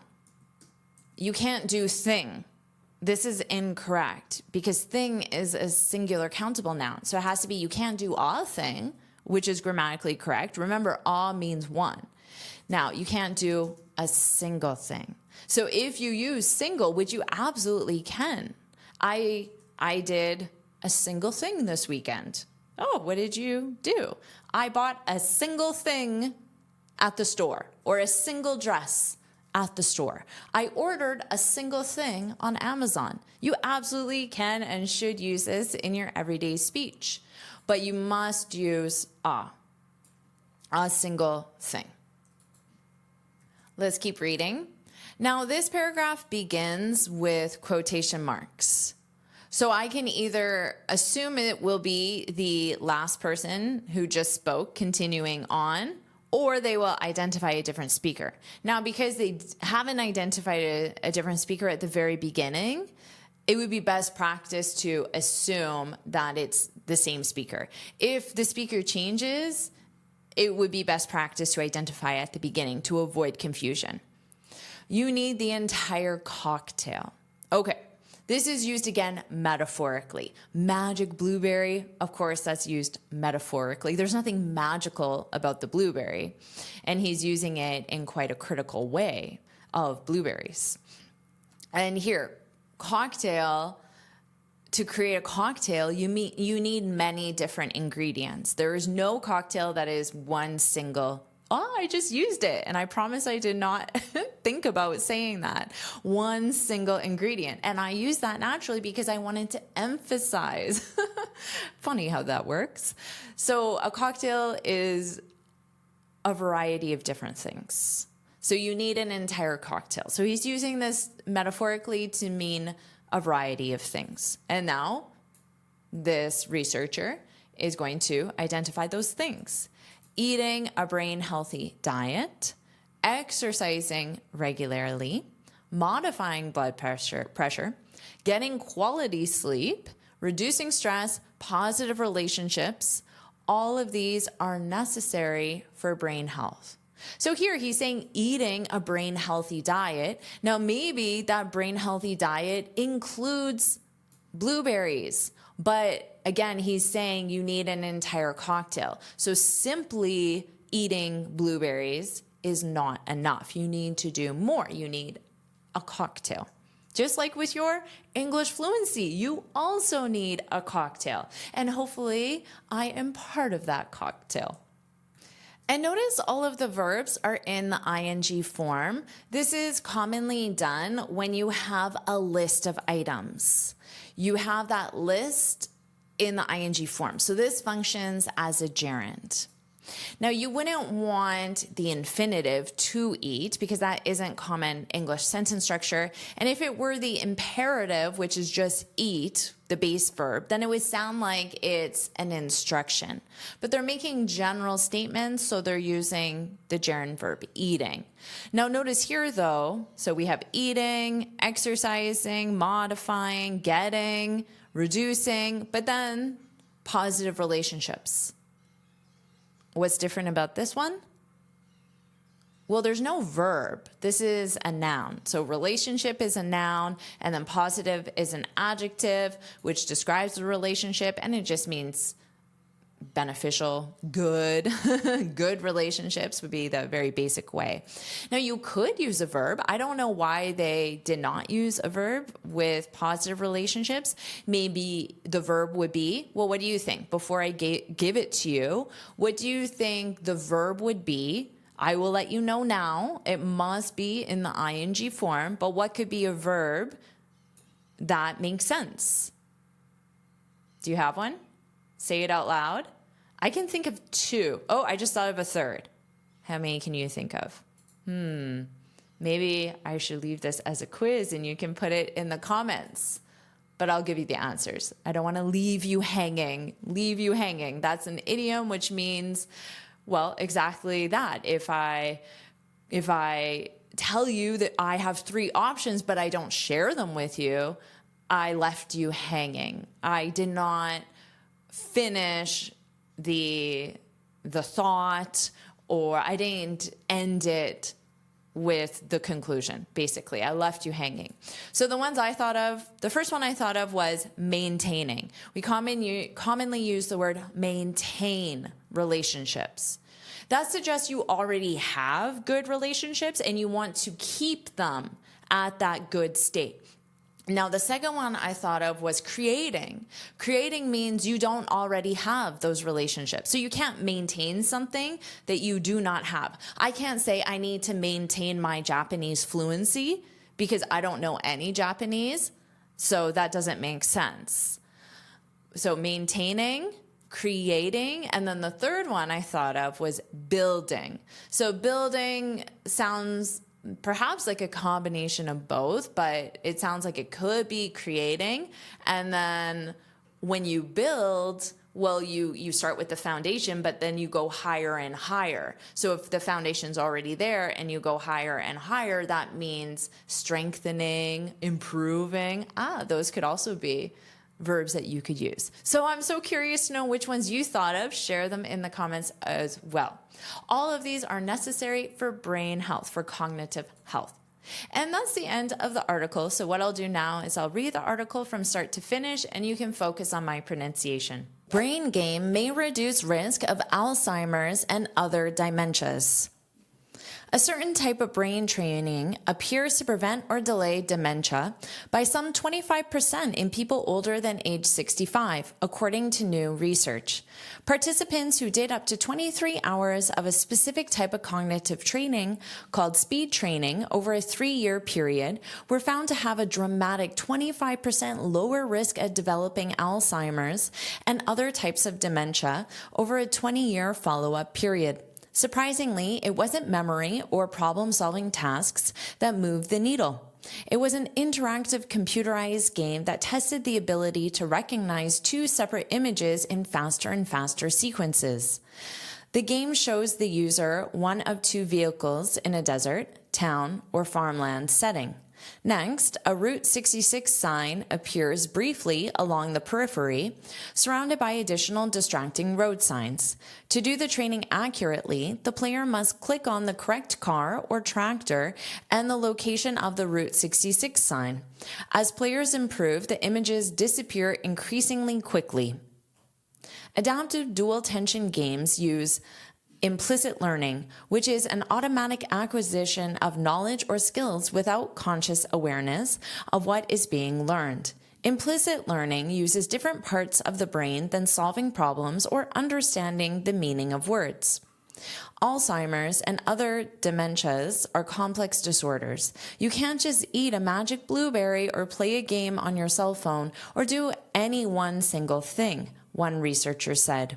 You need the entire cocktail, eating a brain-healthy diet, exercising regularly, modifying blood pressure, getting quality sleep, reducing stress, positive relationships. All of these are necessary for brain health. You're doing great. Let's keep going with advanced vocabulary, and you'll learn the most common C1 adjectives. The vocabulary you're going to learn in this video is at the C1 level. The C1 level is an advanced level of English proficiency. Students at this level are expected to have a wide range of vocabulary and use complex language structures. And remember, this video is focused on adjectives. An adjective modifies a noun or a pronoun. It provides additional information about the noun or the pronoun, such as the size, color, shape, quantity,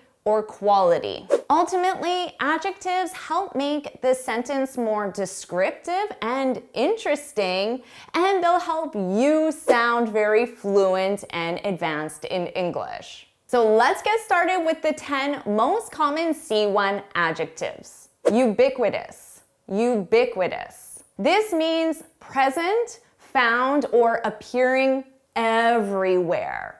For example, smartphones are ubiquitous devices. They're found everywhere. They're found in every home, every office. So we can say smartphones are ubiquitous devices in every home and office. Paramount. Paramount. When something is paramount, it means it's more important than anything else. In emergency situations, the safety of the passengers is paramount to the airline crew. So you know the safety of the passengers is important to the airline crew, but by including the adjective paramount, you know it's more important than anything else. So the safety of the passengers is more important than protecting the actual airplane. The safety of the passengers is paramount. Vast, vast. This means a very great extent or quantity. So when I hear vast, I know that the extent is very great. For example, the Sahara Desert is a vast expanse of sand dunes. So of course I know there are sand dunes in the desert. I know there are many sand dunes. But when I hear vast, the image I have in my mind all of a sudden changes, and I see sand dune after sand dune after sand dune because it's vast. Profound, profound. This means having deep insight or understanding. For example, the professor's lecture on quantum mechanics was profound. By using this adjective, I understand that the person saying this learned a lot of very deep insights or now has a very deep understanding of the topic because it was profound. Pervasive, pervasive. This means spreading widely throughout a group or an area. Remember, we talked about how smartphones are ubiquitous. They appear everywhere. Well, as a result, we can say that social media is a pervasive part of modern society. Because smartphones are ubiquitous and social media, like the JForrest English YouTube channel, is now everywhere as well. So it's pervasive. It is spread widely and spread quickly within society. Inherent. Inherent. This means existing in something as a permanent or inseparable quality or element. For example, cats have an inherent ability to land on their feet when they fall. Have you heard that before? That when a cat falls, it always lands on its feet.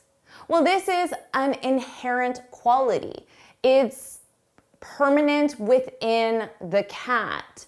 It's not separable from the cat. The cat didn't learn how to do this. It's just an inherent quality. Inquisitive. Inquisitive. This means showing a strong curiosity or willingness to learn. For example, my daughter was very inquisitive when we were at the museum. Generally, someone displays being inquisitive by asking a lot of questions. So if you're at the museum with a young child or even an adult, and they ask a lot of questions about what they're seeing. They could also be inquisitive by wanting to read all of the signs and the posters and the information about the objects that they're looking at the museum. In my opinion, being inquisitive is a very beneficial quality when you're learning, especially when you're learning a language. I love when my students ask questions, when they're inquisitive, because it shows they're really trying to understand. And when you ask questions and you get those answers, you're able to form those connections in your brain and learn faster as well. So hopefully you are inquisitive when it comes to the English language. Fickle. Fickle. That's fun to say. Fickle. This means changing frequently, especially in one's loyalties, interests, or affections. For example, the fashion industry is known for its fickle trends. Trends in the fashion industry change very quickly, very frequently. One day, it could be very fashionable to wear a sweater like this, and then next week, they say that is the ugliest sweater ever and you shouldn't wear it. So they're very fickle about what's trendy and what's not trendy. The fashion industry could also be fickle about which designers they promote and support. Maybe one day this person is the designer that everyone's talking about, but then next week nobody's talking about that person and there's a totally new designer. So the fashion industry and many other industries is very fickle. Intrinsic. Intrinsic. This means belonging naturally, and therefore it's an essential part. For example, an intrinsic motivation to succeed drives some athletes to push their limits. So they're not motivated by winning a trophy because that's an external motivation. The trophy is outside of them. They're motivated by something within, an intrinsic motivation. And just like I said that being inquisitive is important when you're learning a language, so is having an intrinsic motivation. If you're only motivated to study to pass the IELTS, well, that's an external motivation. And although it's great to have that motivation, generally it's not enough. Generally, we also need an intrinsic motivation to really push ourselves and succeed our full potential. Eminent. Eminent. This means famous and respected within a specific profession or field. For example, she was awarded a prize for her eminent contributions to the field. The field being the area of her profession. So if she is a quantum mechanic, then that is her field. Quantum mechanics is her field. If she is a physicist, then that is her field, her area of study, interest, or profession. And here it said her eminent contributions. So it's implying that her contributions are famous or respected within that particular field, whether it be quantum mechanics or physics. Now you have the top 10 adjectives added to your vocabulary, but how well do you really know these adjectives? Let's find out with a quiz. Here are the questions. Hit pause, take as much time as you need, and when you're ready, hit play. So how'd you do with that quiz? Well, let's find out. Here are the answers. Hit pause, review them, take as much time as you need, and when you're ready to continue, hit play. Let's keep learning adjectives. Now you'll learn how one adjective can have both a simple meaning and an advanced meaning. Our first adjective is open. Open. Right now you're saying, Jennifer, of course I know what open means. It's not closed. It's allowing access. The window is open. The store is open until 9 p.m. Yes, of course you know this adjective. But what if I said she's open to new ideas, even if they challenge her? We need to be open to different perspectives. Do you know what this means? Well, in this context, in this advanced context, open means willing, receptive, or flexible about ideas, experiences, or change. It's a very positive adjective to describe someone as being open. She's open to new ideas, even if they challenge her. Or you might say, we're open to moving abroad. Now, did you notice that sentence structure? We have to be, she is, we are. The verb to be conjugated, and then your adjective open, but you're not done. You still need to, which functions as a preposition. So following a preposition, you can use a noun, new ideas, or a gerund, moving abroad. So thinking about this adjective and the sentence structure, I hope you're thinking, I'm open to speaking English in public, which means you're willing to do that. Right now, if you're thinking, Jennifer, what is an adjective? It is simply a word that is used to describe or give more information about a noun or a pronoun. The adjective provides information such as what kind, which one, or how much. Now for placement, it's commonly used before a noun. So you might say the open window let in the breeze. So you're describing the window. But it can also come after a linking verb. The window is, that's your linking verb, and then your adjective, open. It still describes the window, but it comes after. Those are the two common placements. And as you'll learn in this lesson, one adjective, like open, can have literal and abstract meanings depending on context. Our next adjective is closed. Of course, you know that this means not open or shut. The window is closed. The store is closed today. Now, just like with open, this has an advanced meaning that means not willing to discuss, accept, or change. But you need to add another word. You need to say closed-minded. So instead of just saying closed, you say closed-minded. My boss is so closed-minded, which means he's not willing to consider new ideas. Number two, it causes you to be closed-minded. It's also very common to take open and simply make that negative. So the structure is to be, not open to, and then a noun or gerund. So you might say, even though the position is much better, my husband isn't open to moving abroad. Let's review on. Of course, the basic meaning is operating. The TV is on, or you can say, leave the light on. In an advanced way, this means active, happening, or in progress. So native speakers very commonly will send a text message or call someone and ask, are we still on tonight? Are we still on tonight? So this means we had some sort of plan, maybe to go to the movie, and I want to confirm that plan is still happening. Are we still on tonight?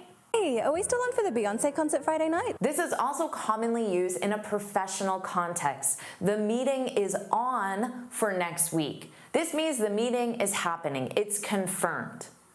Let's review off. Of course, in a basic way, not operating. The light is off. The TV was off when I got home. In an advanced way, this means not right or strange. It's very common to say something like, she's been acting a little off lately. She's been acting a little off lately. So if I record my next video and I'm not smiling at all, and I'm speaking very softly with no emotion the entire video, you might say, Jennifer's a little off. Like if Sean is acting a little bit off, I can check in with him. Or to express some doubt about something, if an explanation doesn't seem right or it seems strange, you can say something feels off about that story or about that explanation. Or we can use this in a cooking context. I always ask my husband, does the fish smell off to you? For some reason, I'm very paranoid about eating fish that isn't fresh. So I always ask, does the fish smell off to you? Which means strange, not right. Let's review messy, messy. Hopefully you know in a basic way, this means not clean or organized. I can say, please ignore my messy desk if I have papers on my desk everywhere. Or I can say the kitchen got messy after dinner. In an advanced way, this means complicated or emotionally difficult, and native speakers use this a lot. You might say, she's going through a messy breakup. So you can say she's going through a breakup because adjectives are not required. They give additional information, in this case about the breakup. A breakup is when a relationship, a romantic relationship, permanently ends. Describing it as messy means it's complicated. There's a lot of emotions involved. A messy breakup. She's going through a really messy breakup. Or you might say, I'm in a messy situation. So again, I'm in a situation, the adjective provides more information. I'm in a messy situation at work. My best friend and I are both applying for the promotion. So that makes things complicated and emotionally complicated. Let's review random, random. In a basic way, this means without a pattern. So you can say the numbers were completely random. 1, 7, 300, 14 million, it's random. Or the songs are playing in a random order, not a specific order. In a more advanced way, this means unexpected or out of context. This word is part of my daily speech. I might say something like, he showed up at my office totally random. Totally random.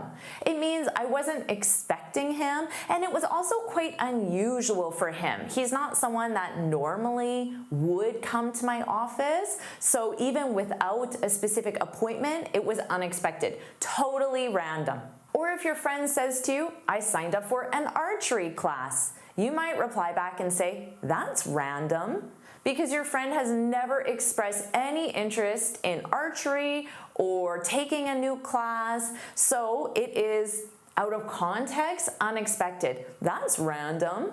I was dropped on my head as a kid. That's so random. Let's review supportive, supportive. In a basic way, this means physically holding something up or helping it stay in place. I might say the chair has a supportive back, so it physically holds up my back. Or these shoes are very supportive, so they keep my foot in a supportive way. In an advanced way, this means emotionally or personally encouraging someone. My manager was very supportive during my training. So my manager encouraged me, said positive things, made me feel like I was capable, supportive. Everyone was always very supportive. Or you might say it's easier to take risks when the people around you are supportive. Let's review practical, practical. In a basic way, this means focused on what works in real life, not theory. We need a practical solution, not a perfect one. So one that works in the real world based on our situation. And I always give my students practical example sentences. I give you sentences that you can take what I said and use it in the real world, and you will sound natural because the example is practical.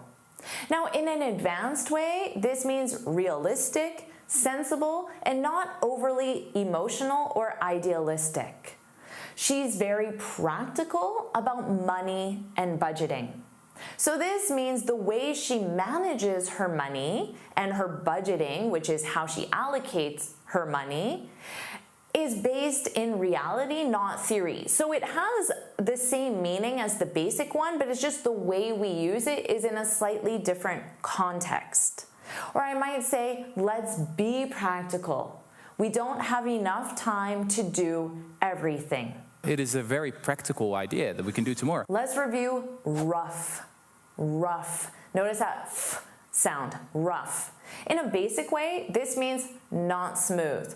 So I can say my hands are so rough from the dry weather.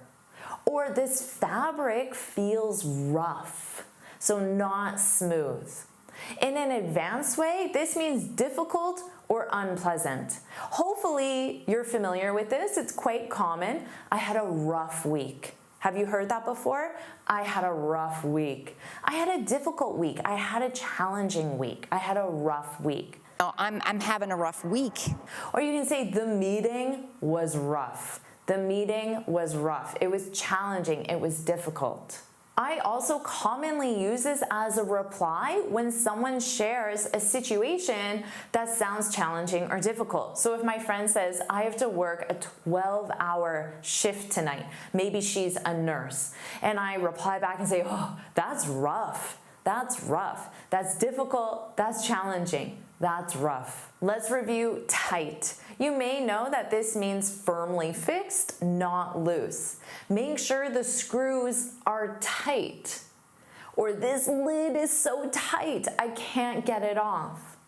In an advanced way, this means limited or strict. So you can say, I'm on a tight schedule today. Have you said that before? I'm on a tight schedule today. This means you have very limited time to do the things that you need to get done. It was on a very tight schedule.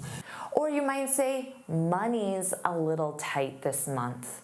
Have you heard a native say that? Money's a little tight this month. It means it's limited.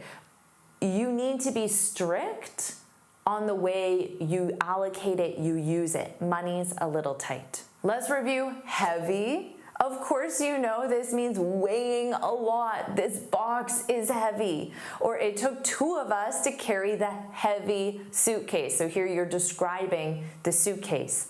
In an advanced way, this means serious or emotionally intense. You might say, that was a heavy conversation. If you and your friend sit down and you talk about what your life will be like in 50 years, or what might happen in the future if one of you gets an illness. That's a heavy conversation. That's a serious conversation. Or maybe you say the lecture addresses heavy topics. So heavy topics could be topics that are quite serious, controversial, highly debated, heavy topics. I know this topic can feel a little heavy. The opposite of heavy is light. In the basic way, of course, not heavy. This suitcase is light. She prefers light bags when traveling. And in the advanced way is also the opposite. So it means not serious, more relaxed. So if your friend wants to have a heavy conversation about a war taking place, you might say, let's keep the conversation light. Let's keep the conversation light. so not serious. The first thing I would tell you to do is go into that party and just make light conversation with everybody. Or you might say, I prefer light comedies to heavy dramas. When you're talking about your movie preferences or even your book preferences. Let's review flat. In a basic way, this means smooth without curves. We need a flat surface to organize the photos. Or we got a flat tire and missed our flight. So in this case, a flat tire is a tire where the air is out because of a puncture or a hole. Now, in an advanced way, this means dull, lacking emotion. His voice sounded flat. So when you speak in a monotone way, which means there's no rise and fall to your voice, you can describe that as flat. You can also say the joke fell flat, which means he was trying to be funny when he shared his joke, but nobody laughed. So it ended up being dull. It fell flat. Fell flat on its face. Let's review loose. Notice that pronunciation. Oose, loose, loose. This means not tight. So I might say, that shirt is too loose. Or, watch out for the loose wires. So there could be wires hanging down because they're not tight. They're loose. In an advanced way, this means relaxed or informal. The rules are pretty loose here. So maybe you're a new employee and there are a lot of company rules, but then your coworker says, the rules are pretty loose here, which means they don't enforce the rules that seriously. They're more relaxed about the rules. Or you can say, we have a loose plan, which means your plan is just an idea.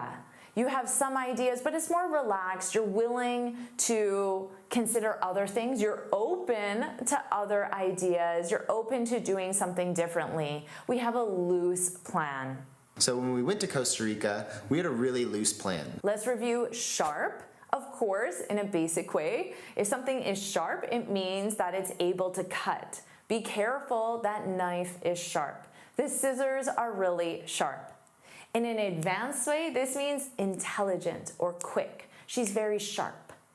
He gave a sharp answer. I'm snapping because that's how fast the person was able to answer a difficult question. She's very sharp. But it does pose some really sharp questions. Let's review wild, wild. In a basic way, this means not controlled, natural. Wild animals live here. So again, animals live here. Wild is the adjective. It describes the animals, wild animals. Or you can say the forest is full of wild plants. In an advanced way, this means extreme or surprising. So you can say that party was wild. I know you had a great night and you probably have some stories to tell. It definitely was not a dull party. That party was wild. Or if someone shares an idea with you, maybe they say, what if we quit our jobs and move abroad? And you say, that's a wild idea. That's a wild idea. I really love this adjective in the more advanced way. But my friends and I became obsessed with a wild idea. Now you have 16 new adjectives in your vocabulary, and you know both the basic meaning and the more advanced meaning that has a non-literal, a more abstract meaning. So make sure you review these again because all the ones I shared, natives use these in our daily speech, both the basic and the advanced meanings. And of course, make sure you like this lesson, share it with your friends, and subscribe so you're notified every time I post a new lesson. And you can get this free speaking guide where I share 6 tips on how to speak English fluently and confidently. You can click here to download it or look for the link in the description. And here's another lesson I know you'll love. Watch it now.